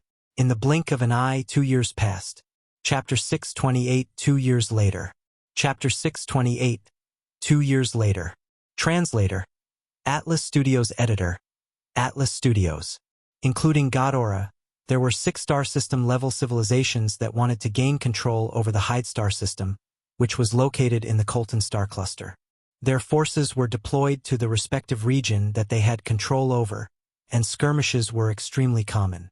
Outside the region controlled by the armies of these 6 civilizations, the Hyde star system had many planets that served as a transit station for the galactic travel agencies. Because the territorial borders of the Hyde star system were blurred, these transit stations became gray regions where dragons and snakes mingled. Not only were there scrap pickers, pirates, and wanted criminals, even the officers of the armies would occasionally visit these transit stations for leisure. Planet Orange Transit Station was such a gray area, and a group of players were currently operating in this district. Hao Tian, Sleepy Winter, Twinkle Fried Rice, and the others were walking down the bustling streets. Of the 10 or so players in the group, a portion of them were the pro players of Club Long Sky, and the others were the players of the club. Frenzied Sword, together with his teammates, were currently working together with Long Sky. Both parties had accepted the same hidden chain mission, and the final portion of the mission was located on Planet Orange Transit Station. Hao Tian and Frenzied Sword had immediately clicked, and thus, both the parties traveled together. Because of Frenzied Sword's spectacular performance in the first Pro League, Club Rivervale had built a new team with Frenzied Sword as the core. The majority of Frenzied Sword's teammates were newbies, and they were currently warming up to each other. Preparations for the second Pro League had already started, and it was a hot topic at the moment. Galaxy Times had revealed that there would be changes to the tournament format this time, and all the teams were currently preparing for the Pro League. More than a year ago, the players of the other novice planets had also stepped into the galaxy and hit the level limit of the current version, level 90. Their skills, equipment, talents, and special tools were the main focus for all the players. Both Long Sky and Rivervale worked together because they were eyeing the reward for this hidden mission. As the core of the team, Frenzied Sword felt immense pressure and wanted to obtain good results to prove himself. He did not wish to disappoint the club and would not let go of any opportunities. Captain, the person we are looking for is on this planet, but how should we find him? Evil Sword asked Frenzied Sword. Evil Sword was Frenzied Sword's teammate and an extremely talented newcomer. In the entire Rivervale team, only Evil Sword's skill had caught his eye, barely making him Frenzied Sword's assistant. As for his other teammates, they were no more than ordinary players who did not make mistakes to Frenzied Sword. The last phase of the mission will definitely be extremely difficult. The mission hint asked us to find clues on our own.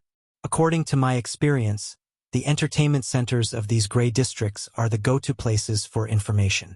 We can start there, Frenzied Sword said with a deep voice. At this moment, the captain of Long Sky, Han Xiao, said, "We can find the clues later. We should first worry about our safety." Upon hearing that, the players began to look around, only to see groups of pedestrians dressed in tattered battle suits staring at them greedily. Their gazes were fixed on the exquisite battle suits and weapons of the players and seemed intent on snatching them. Freebnovel.com. The majority of the pedestrians around them had red-colored names, and the others had neutral yellow names. Not a single green could be found. Pirates or scavengers? Everyone remained calm. As members of the Black Star Army, they had killed an uncountable number of galactic pirates over the past 2 years. Yellow mechanical force covered Frenzied Sword's body, and his helmet appeared to cover his head. Following which, his armor began unfolding with the various components of the armor appearing to form heavy armor that looked like a luxurious knight's armor. This was weakened commander-class armor called Mountain. It was a pink-grade equipment that the guild had obtained after paying a sky-high price to Han Xiao to custom make. With the player's current level, Mountain was the best equipment currently available. He took off the long box on his back and activated it with his mechanical force. The box rapidly changed shape and transformed into a long, heavy close combat weapon that had both the blade of an axe and a cannon barrel. This was a modified strike cannon, and it was almost half the size of a person. All the other players entered their battle mode with a myriad of different weapons. Even the weakest piece of equipment in the group was purple grade. The function of a club guild was to serve the professional players, and thus it was impossible for these professional players to be lacking in equipment. All their equipment was of the highest tier among the players currently. The atmosphere grew tense and both parties were locked in a standoff. Just when the pirates were about to take action, one of the members suddenly cried out, "Stop! Don't move! They're Black Star's men." The moment the words sounded, the menacing gaze of the pirates disappeared, and their expressions drastically changed. A second ago, they had wanted to pounce forward, but the next moment, they had all retreated in fear with their eyes widened as they studied the equipment of the players carefully. On a hidden location of the players' equipment, an insignia could be seen. The insignia was a black round gear with white borders and 4 straight lines extending away from the gear to represent light beams. It was like a black star that was emanating light. All the pirates understood what this insignia represented. This was the insignia of the Black Star Army. All the pirates revealed looks of horror and did not dare move. Right at this moment, a deep voice sounded from the other end of the street. "Humph! This place seems extremely lively." Everyone turned around only to see a couple of Godaran officers walking over slowly with their cold gazes fixed on the pirates. In the player's vision, the only green that they could see came from the sudden appearance of the Godora officers. The officer in the lead cracked his neck and said with a chilly tone, "Our friends from the Black Star Army? Do you need any help?" The previously ferocious pirates were immediately reduced to trembling little rabbits. In the Hyde star system, there was an unspoken rule that must not be broken. They should never attack the officers of the 6 civilizations. If not, the army would not mind sweeping through the gray area. The entire Colton star cluster knew that the Black Star Army and Godora were allies. These pirates had kicked a steel plate that they could not afford to provoke and were truly unlucky. "Run!" The pirates immediately scattered in all different directions. The players seemed to be extremely used to such a scene and put their weapons away without bothering to chase after those small fries. Upon seeing this scene, the Godoran officers did not take action. They nodded toward the players before turning around to take their leave. Their intention was very simple. They had just gone over to help because they saw members of the Black Star Army. Both the camps were allies and Black Star was the recipient of the Golden Gal Badge. All members of the Black Star Army would be able to gain extra help from the Godorans, and the Black Star networking group that the players joked about gradually became a reality. After running for a long while, 2 space pirates only dared stop after making sure that no one was giving chase. They placed their hands on their knees and bent forward while panting heavily. "Who? I thought that we would be dead for sure." "Thankfully, they didn't give chase," the shorter pirate said.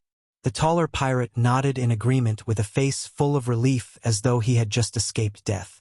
In the few star systems around the Garten star system, apart from star system level civilizations, no organization was willing to provoke the Black Star Army. "Thankfully, we are only a small gang without any bounties. If not, we would be in huge trouble," the shorter pirate said while panting heavily. "We don't even have the right to be wanted criminals." The taller pirate laughed bitterly and did not know whether he should be happy or sad. There was a saying among the pirates: they would rather meet the Dragon Emperor than meet Black Star.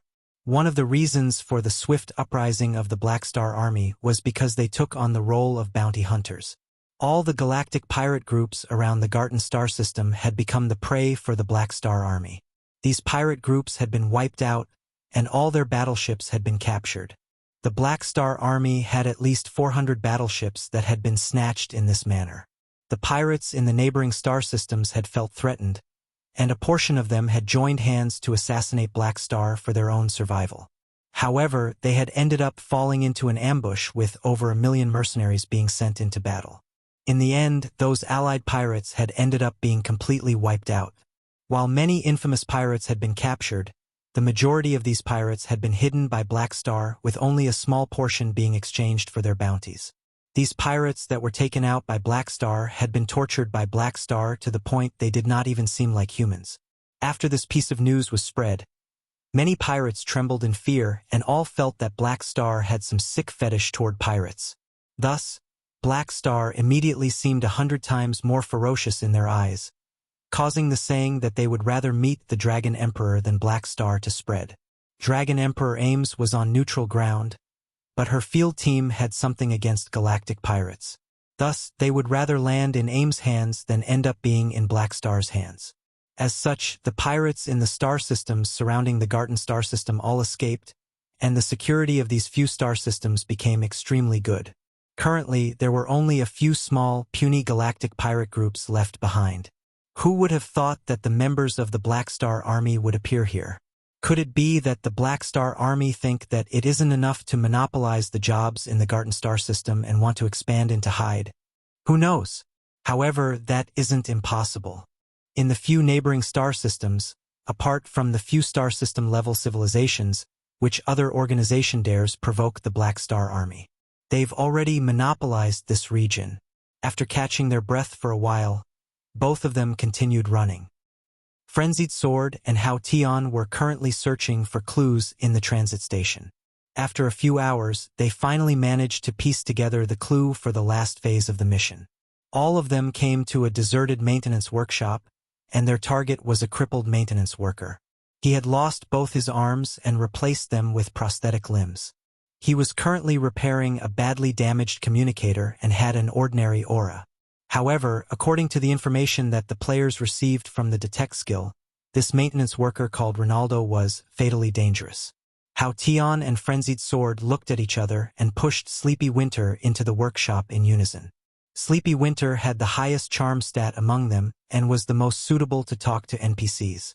Sleepy Winter took out the mission item, handed it over, and respectfully said, "Hello. Someone requested that we hand this over to you." They had accepted a hidden mission that required them to hand this mission item over to Ronaldo. The mission item was a letter. Upon hearing that, Ronaldo looked up and glanced at the crowd.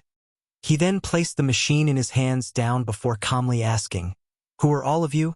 "We are from the Black Star Army." "Black Star Army." Ronaldo's gaze flickered, and he said in a deep voice, "I've heard of you guys before. It said that Black Star is an extremely powerful mechanic. It's truly a pity.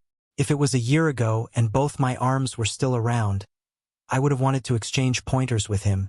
Frenzied Sword and the others were shocked. Han Xiao was a grade A super, and if the person before them dared say exchange pointers, he should be a grade A super as well.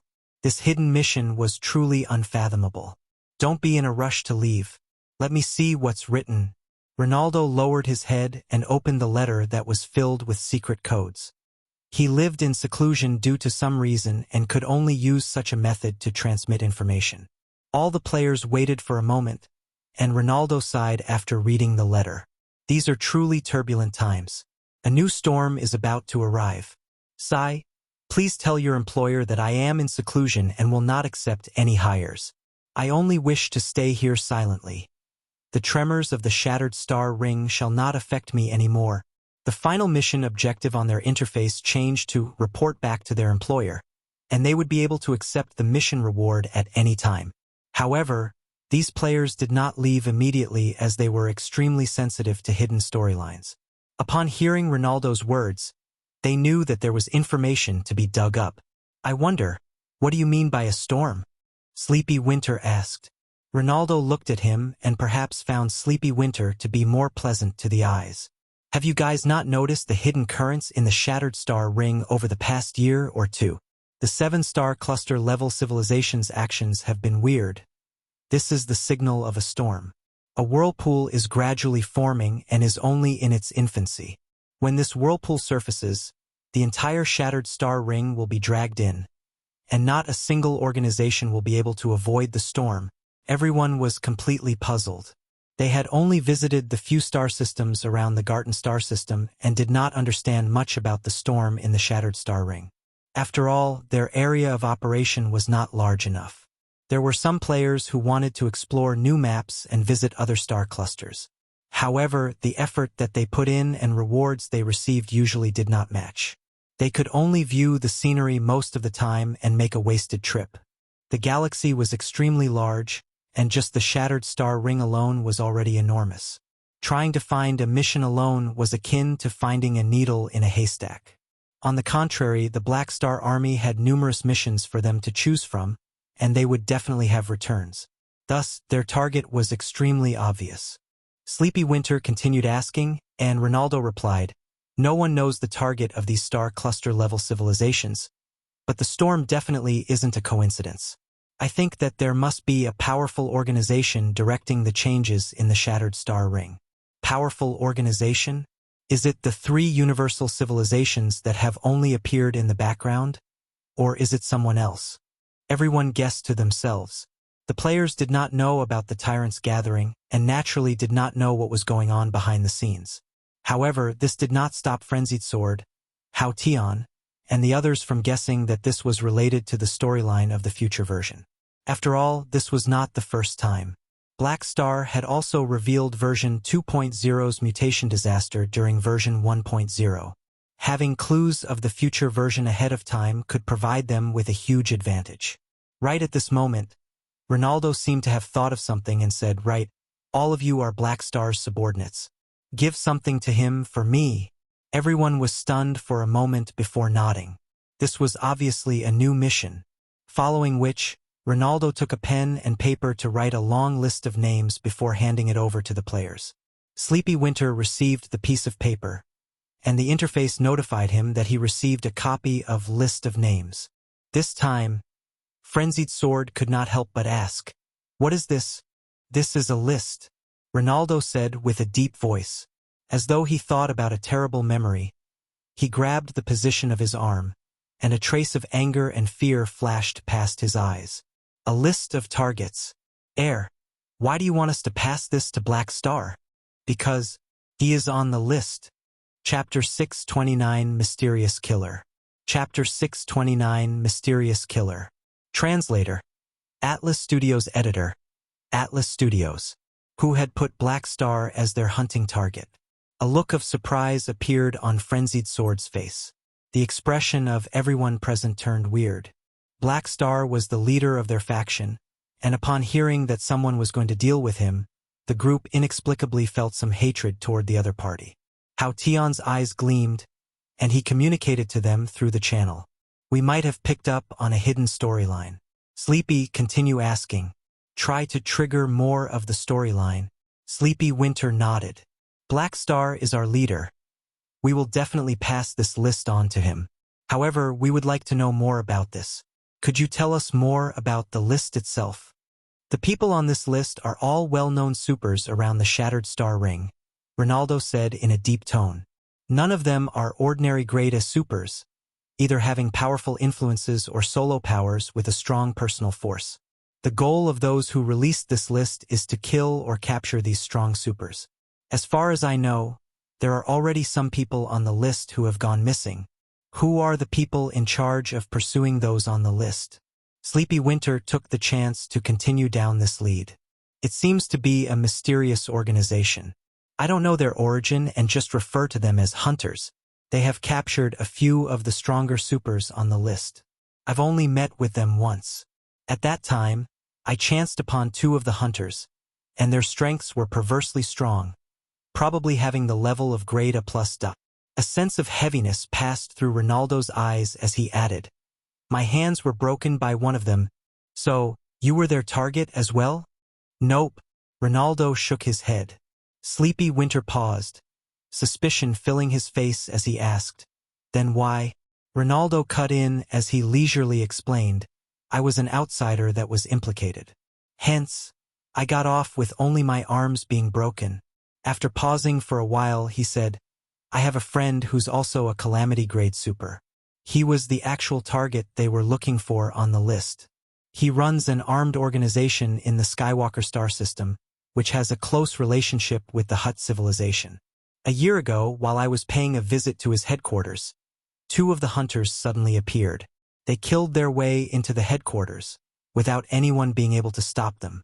Thus, I went to meet the enemy with my friend, but those two had overwhelming power and we ended up being wiped. I managed to steal some of their information through their communicators during the battle, which was this incomplete list. Their target was my friend, and they captured him in the end, throwing me aside after giving me some serious injuries. I'm technically a grade A super, and you would think that they would capture me too, but they didn't even look at me before swaggering out. They seemed indifferent to non-targeted people. Ronaldo laughed bitterly. They did not look at me at all, which is why I managed to escape. Everyone present was stupefied. The goal of the hunters was to capture the strong, but they did not even bother taking along a calamity grade super that could not retaliate. Was it because they had specific targets, or were their goals too lofty? No matter what the case was, this group of mysterious hunters seemed unfathomable. This hidden storyline must not be a simple one, Frenzied Sword said within the team channel. While the hunters themselves are mysterious, Ronaldo said, the missing people on the list cannot be hidden. This means that the hunters are continuously on the move. Please be sure to transfer the name list to Black Star. While I might not know him, the Black Star mercenary group has helped me, so I don't mind repaying my debt by reminding your leader. He had also calculated that behind Black Star stood the Dragon Emperor, and they could probably handle the hunters. If Black Star really succeeded, he would not need to remain in hiding forever. The reason for him being low-key was because he feared that his name would one day appear on the hunters list. Although he had only exchanged blows with them once, he was thoroughly afraid of their strength. At this time, the interface of the players showed a notification. You have triggered the hidden mission. Mysterious hunting list. They all glanced at each other, nodding in return. In a random star system of the Shattered Star Ring, A spaceship with visible signs of damage was moving at full speed, like a streamer across the dark universe. Warning! Warning! Fuel reserves have fallen to the critical line. Exiting hyperdrive in 1 minute, the artificial intelligence issued a reminder. Damn it! Those two fellows will catch up at this rate. Bang! Within the cockpit, Kernid desperately smashed the control panel, an anxious expression on his face. He belonged to a humanoid race with darker complexion, with natural wrinkles on his skin. He wore a special rune armor combat suit that combined mechanical and magical techniques. The armor was filled with countless mysterious runes on the inside and outside, with dozens of enchants as well. It was equipped with hundreds of different magical combat means, and was the most commonly used type for interstellar magicians. However, this high-end rune armor was currently torn and ragged, covered in Kernid's own blood. Kernid was the first official grade A super of a random civilization in the star system, as well as an honorary member of the Hidden Red Robe Abbey. He was adept in magic and was named the Dark Purple Warlock, giving him high prestige. However, he was currently fleeing like never before, and everything was because of the two enemies that had unexpectedly appeared.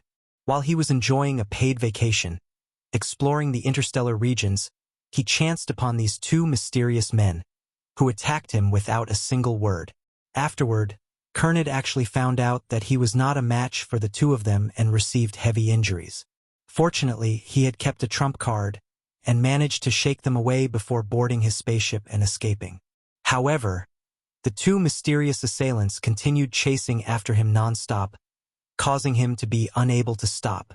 The hyperdrive consumed his remaining fuel quickly, and the aircraft speed finally slowed down, exiting from hyperdrive and returning to normal flying speed. Drat! Kernid had a face full of sweat as he gripped his head tight. Just as his voice sounded, the hum of magic waves passed through the many layers of the bulkhead. Kernid keenly captured the waves of magic through his senses, causing his expression to change greatly. A bright blue ring was lit up around the abdomen of the spaceship, and the ring quickly expanded into a portal. A duo walked out leisurely from within the portal. The two wore similar white overcoats without any embellishments. The material of the clothes seemed strange, gleaming dully, and was covered with countless enchantment inscriptions. Both of them wore specially alloy masks to cover their faces. The man's mask resembled a bird's head, whereas the women's resembled a cat. More than a dozen thick, ancient-looking books were seen floating around the man, all of which were open. They were filled with magic texts and glowing with colorful spell rays. The golden-yellow inscriptions morphed into several circles, surrounding the man's body. The positioning is confirmed. The man's tone was passive, and as he flicked his fingers, one of the pages turned up. The portal behind him then narrowed down to a point and disappeared. This man was a master of magic. Suddenly, the bulkhead in front of the duo burst apart as tens of purple light beams arced out from Kernid, who was in the cockpit. The gorgeous purple lights pierced through the walls, striking the two uninvited guests. Knowing their capabilities, he chose to attack first. Boom! Between the flashing lights and fire, the masked man changed his stance, which caused all the books to begin flipping at once. A blue magic circle covered him and the woman beside him, isolating them from all attacks. The purple arcs were deflected into space instead, unable to even touch them. Kernid flew out of the gap, and his rune armor lit up, casting lights all around. Countless magical forces gathered around him and, like a colorful streamer, crashed toward the blue magic circle. He had already suffered once from their attacks, and because it was humiliating to compete with the opponent in long-range magic, he switched to melee. Kernid had condensed all his power, and his control over it was exquisite, not allowing any of the energy to dissipate. If an ordinary grade A super was faced with this attack, they would basically choose to avoid the blow instead of going head-on. However, faced with these two strong and mysterious enemies, he did not have much confidence in being able to damage them. Boom! The resulting sound was like ramming a huge bell. The blue magic circle failed to withstand the blow and burst apart, turning into numerous glass-like energy fragments. Success! Kernid was jubilant, and his confidence returned at the same time. However, he saw the resulting burst of light illuminating the masks of both his assailants. Their eyes remained calm and indifferent, as though they did not view Kernid's full-powered blow as a threat at all. The next moment, the magic shards suddenly integrated together before bursting in a beam of blue-white light, which struck Kernid. The beam had superimposed the power that Kernid had used to attack them with previously, which was equivalent to him facing his own attack. Kernid's remaining offensive was interrupted, and he was blown back. Suppressing his pain from the injury, he exclaimed in amazement, "What sorcery is this?" It was just protective-type magic, but it was surprisingly able to withstand his advanced-level Calamity Grade strike and could even rebound the power. This sounded simple, but at their level, the rougher and simpler a type of magic was, the more terrifying it would be. Unlike those magic shields that were layered with many inscriptions resulting in a quantity change, this was a qualitative change. Self-created, the masked man replied simply, but this answer caused Kernid's eyes to open wide, an expression of disbelief on his face. At this moment, the woman by the side also attacked. Raising her right hand, she punched out violently. Ka-ka-ka. With the shrieking of bent metal, the entire spaceship started to rip apart.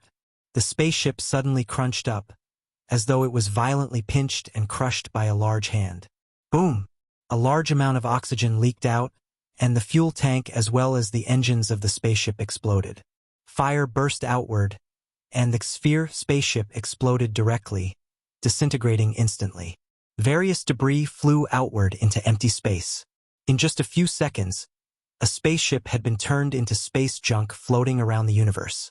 A spherical magic shield protected the duo, allowing them to levitate in the universe. Not far from them, Kernid's rune armor also flashed with a flickering shield of light.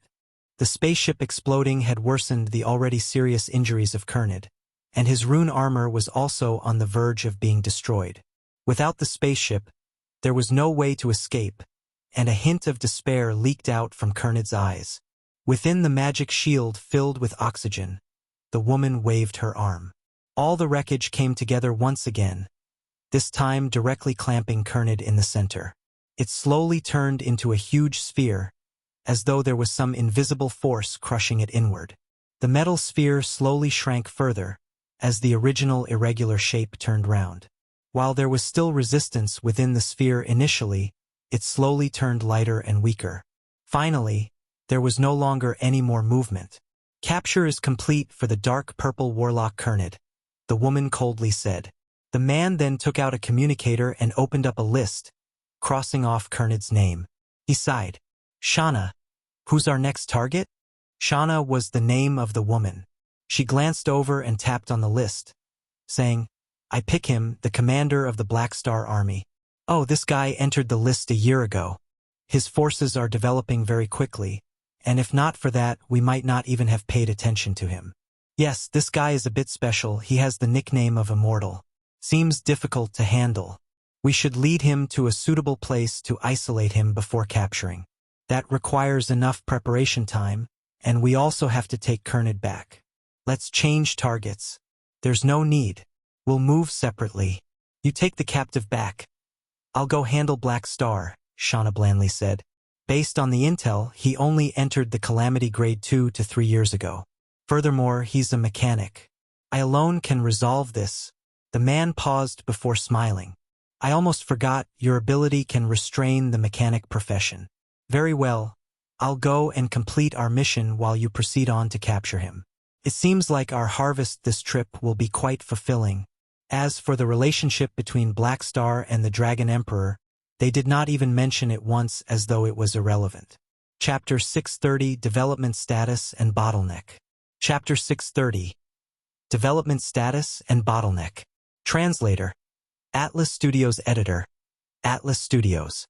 In the headquarters of the Black Star Army on planet Golden Gate, a battle was currently going on. Bang!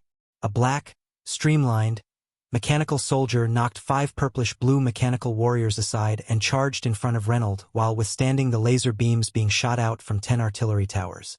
The arm of the mechanical soldier changed form into 8 gears that rotated at high speed and struck Reynolds' shield. Reynolds had a solemn expression on his face and left an electromagnetic trap behind as he retreated. At the same time, he released a blinding bolt of mechanical force lightning. He then used a skill to boost the might of his artillery towers and sent out a barrage of never-ending fire. Ka-ka-ka. All of a sudden, the black mechanical soldier suddenly disintegrated into black nanoparticles and flew back to the side of a figure not too far away. The black nanoparticles then reconstructed themselves back into the form of a mechanical soldier and stood beside this figure silently. You are becoming more and more powerful. It is only a matter of time before you break through into the calamity grade, Han Xiao said with praise while clapping his hands. Compared to 2 years earlier, Han Xiao was still young and handsome with his height increasing a bit. His aura was even more unfathomable than before. Han Xiao was currently dressed in a low-profile black windbreaker and was not wearing a mechanical suit. This is all thanks to your tutelage, Reynolds said solemnly. Han Xiao waved his hand and said out of politeness, "It is because of your talent." After 2 years of guidance, Reynolds was growing closer and closer to the energy rank of Grade A. He frequently exchanged pointers with Han Xiao, and since both of them were comrades, there was no need to exhaust each other. Thus, they would limit their spar to a small area and only test the strength and control of their machines. The black mechanical soldier beside Han Xiao was one of the new models that Han Xiao had researched over the past 2 years. It had the ability of nano-transformation, and its individual capability was spectacular, exceeding that of the Protectors. It was an elite machine that belonged to Han Xiao's calamity-grade arsenal called Phantom. Reynolds would always be shocked whenever he exchanged pointers with Black Star. Black Star would always be able to take out a different but powerful machine and would make use of him to test out his new machines. Reynolds could not imagine how many different blueprints Black Star actually had. Even at his level, it was no easy task to learn a single blueprint, and researching a new machine would take even more effort. However, Reynolds just was not able to grasp Black Star's realm, and he could not understand why Black Star's efficiency in researching new machines was so frightening. Furthermore, Reynolds could feel that Han Xiao could deal with him more and more easily whenever they exchanged pointers. Black Star was already a calamity-grade super, but he did not seem to have a bottleneck and could continuously grow stronger. This made Reynolds extremely baffled and felt that Han Xiao was unfathomable. Reynolds had always felt that he was an extremely talented individual and had great confidence in his own abilities. However, Han Xiao truly dealt a huge blow to his confidence.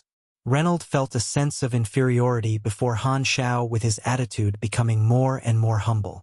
There was truly too much for him to learn from Black Star, and Reynolds hated the fact that he could not use every minute of his life to follow Han Xiao and record his every single action. After putting his machine away, Han Xiao suddenly thought of something and casually asked, "How are the logistic reserves for the army?" When it came to work, Reynolds' expression grew serious, and he replied unhurriedly, "We have ample stock for all the different resources, and our reserves are healthy.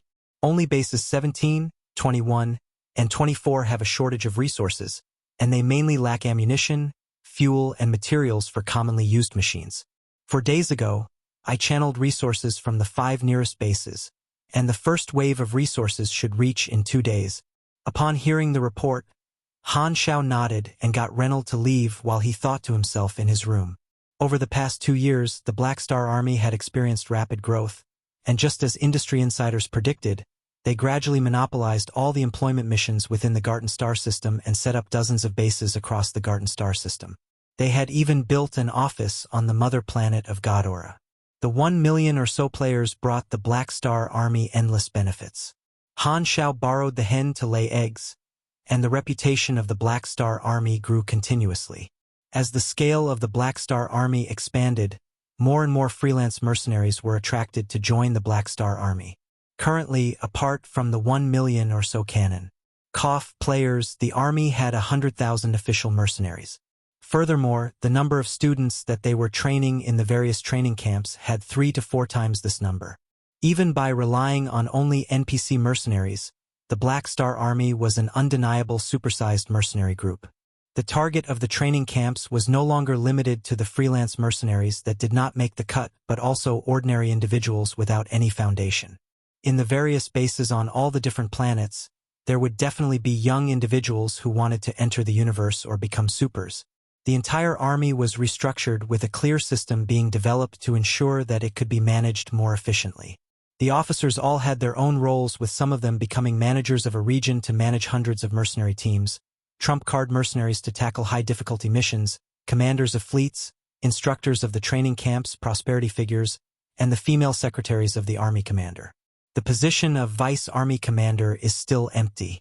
The individual who sat in this position needed to be sufficiently powerful in order to convince everyone in the army. Han Xiao was the only calamity-grade super in the entire army, and his vice commander would also have to be of the calamity grade. Among all his officers, only Reynold was the nearest to the calamity grade.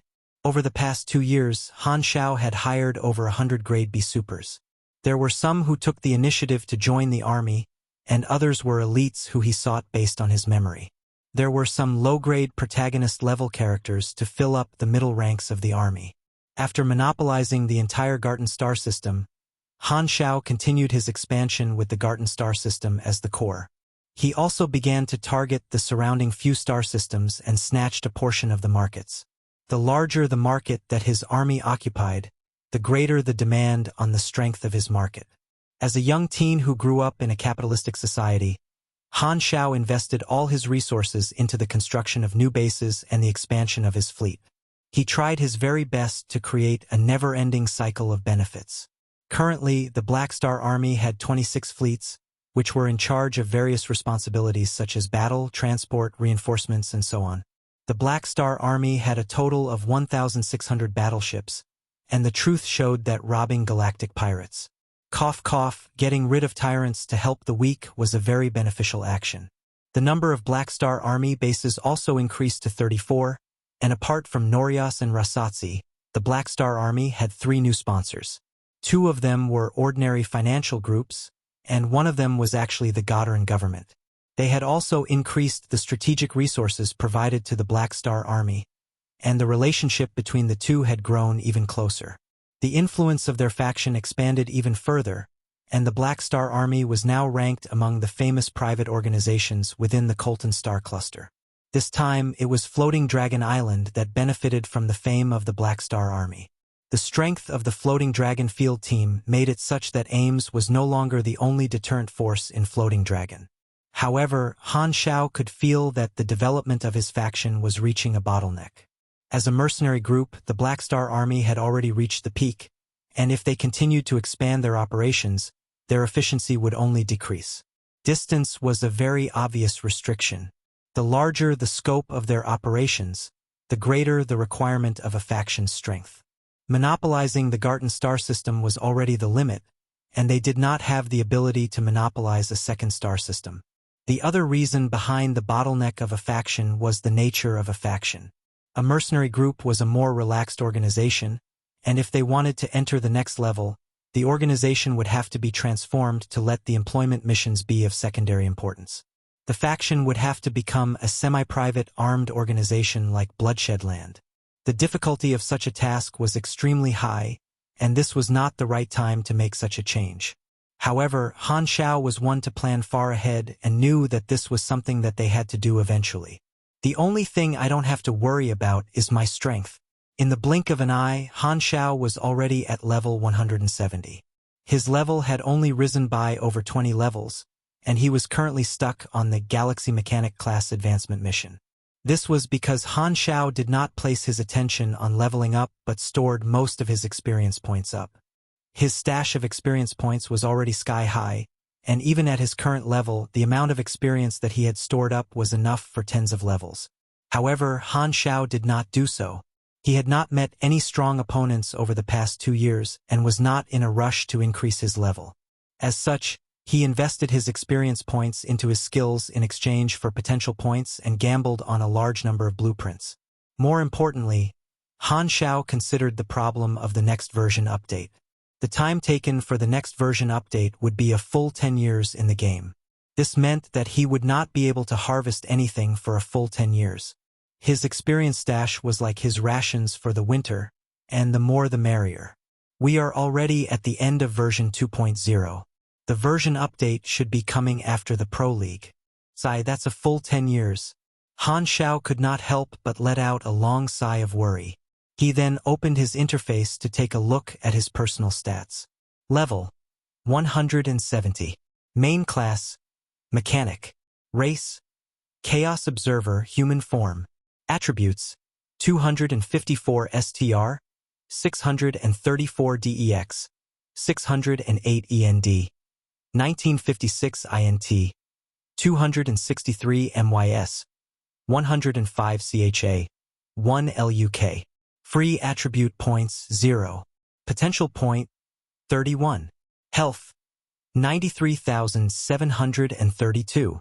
Stamina 94,180. Energy 17,580 LV.11. LV.11 energy bonus stat plus 111 STR plus 158 DEX plus 174 END plus 204 INT plus 129 MYS plus 21,220 stamina limit plus 142% machinery affinity. Energy rank 14,780. Grade A. Grade A ranked bonus.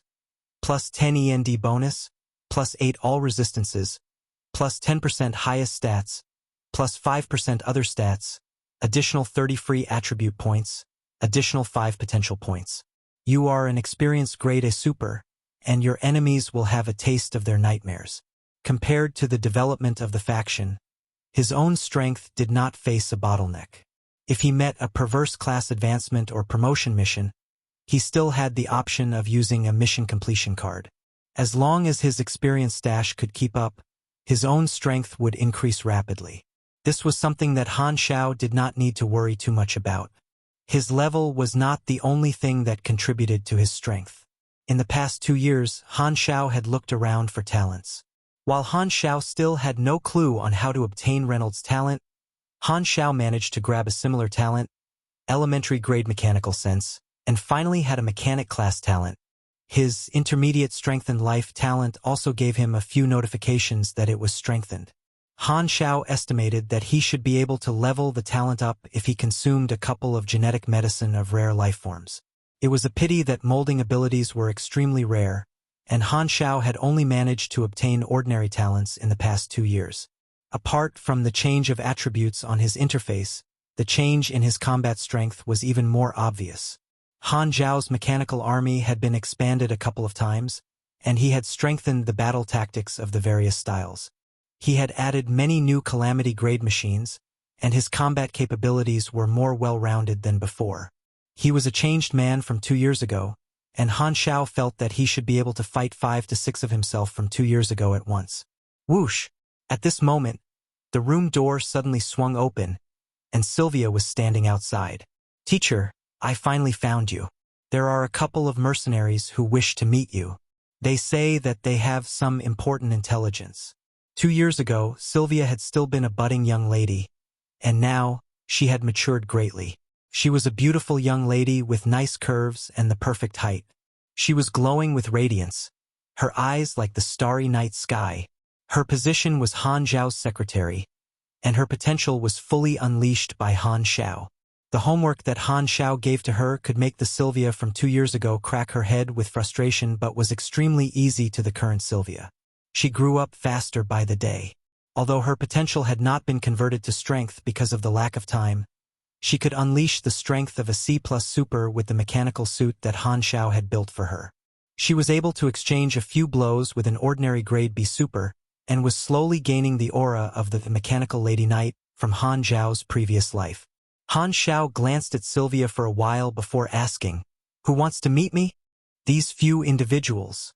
Sylvia handed some information over to Han Xiao, who was stunned for a moment when he saw it. The ones who wanted to see him were Frenzied Sword, Hao Tian, and the gang.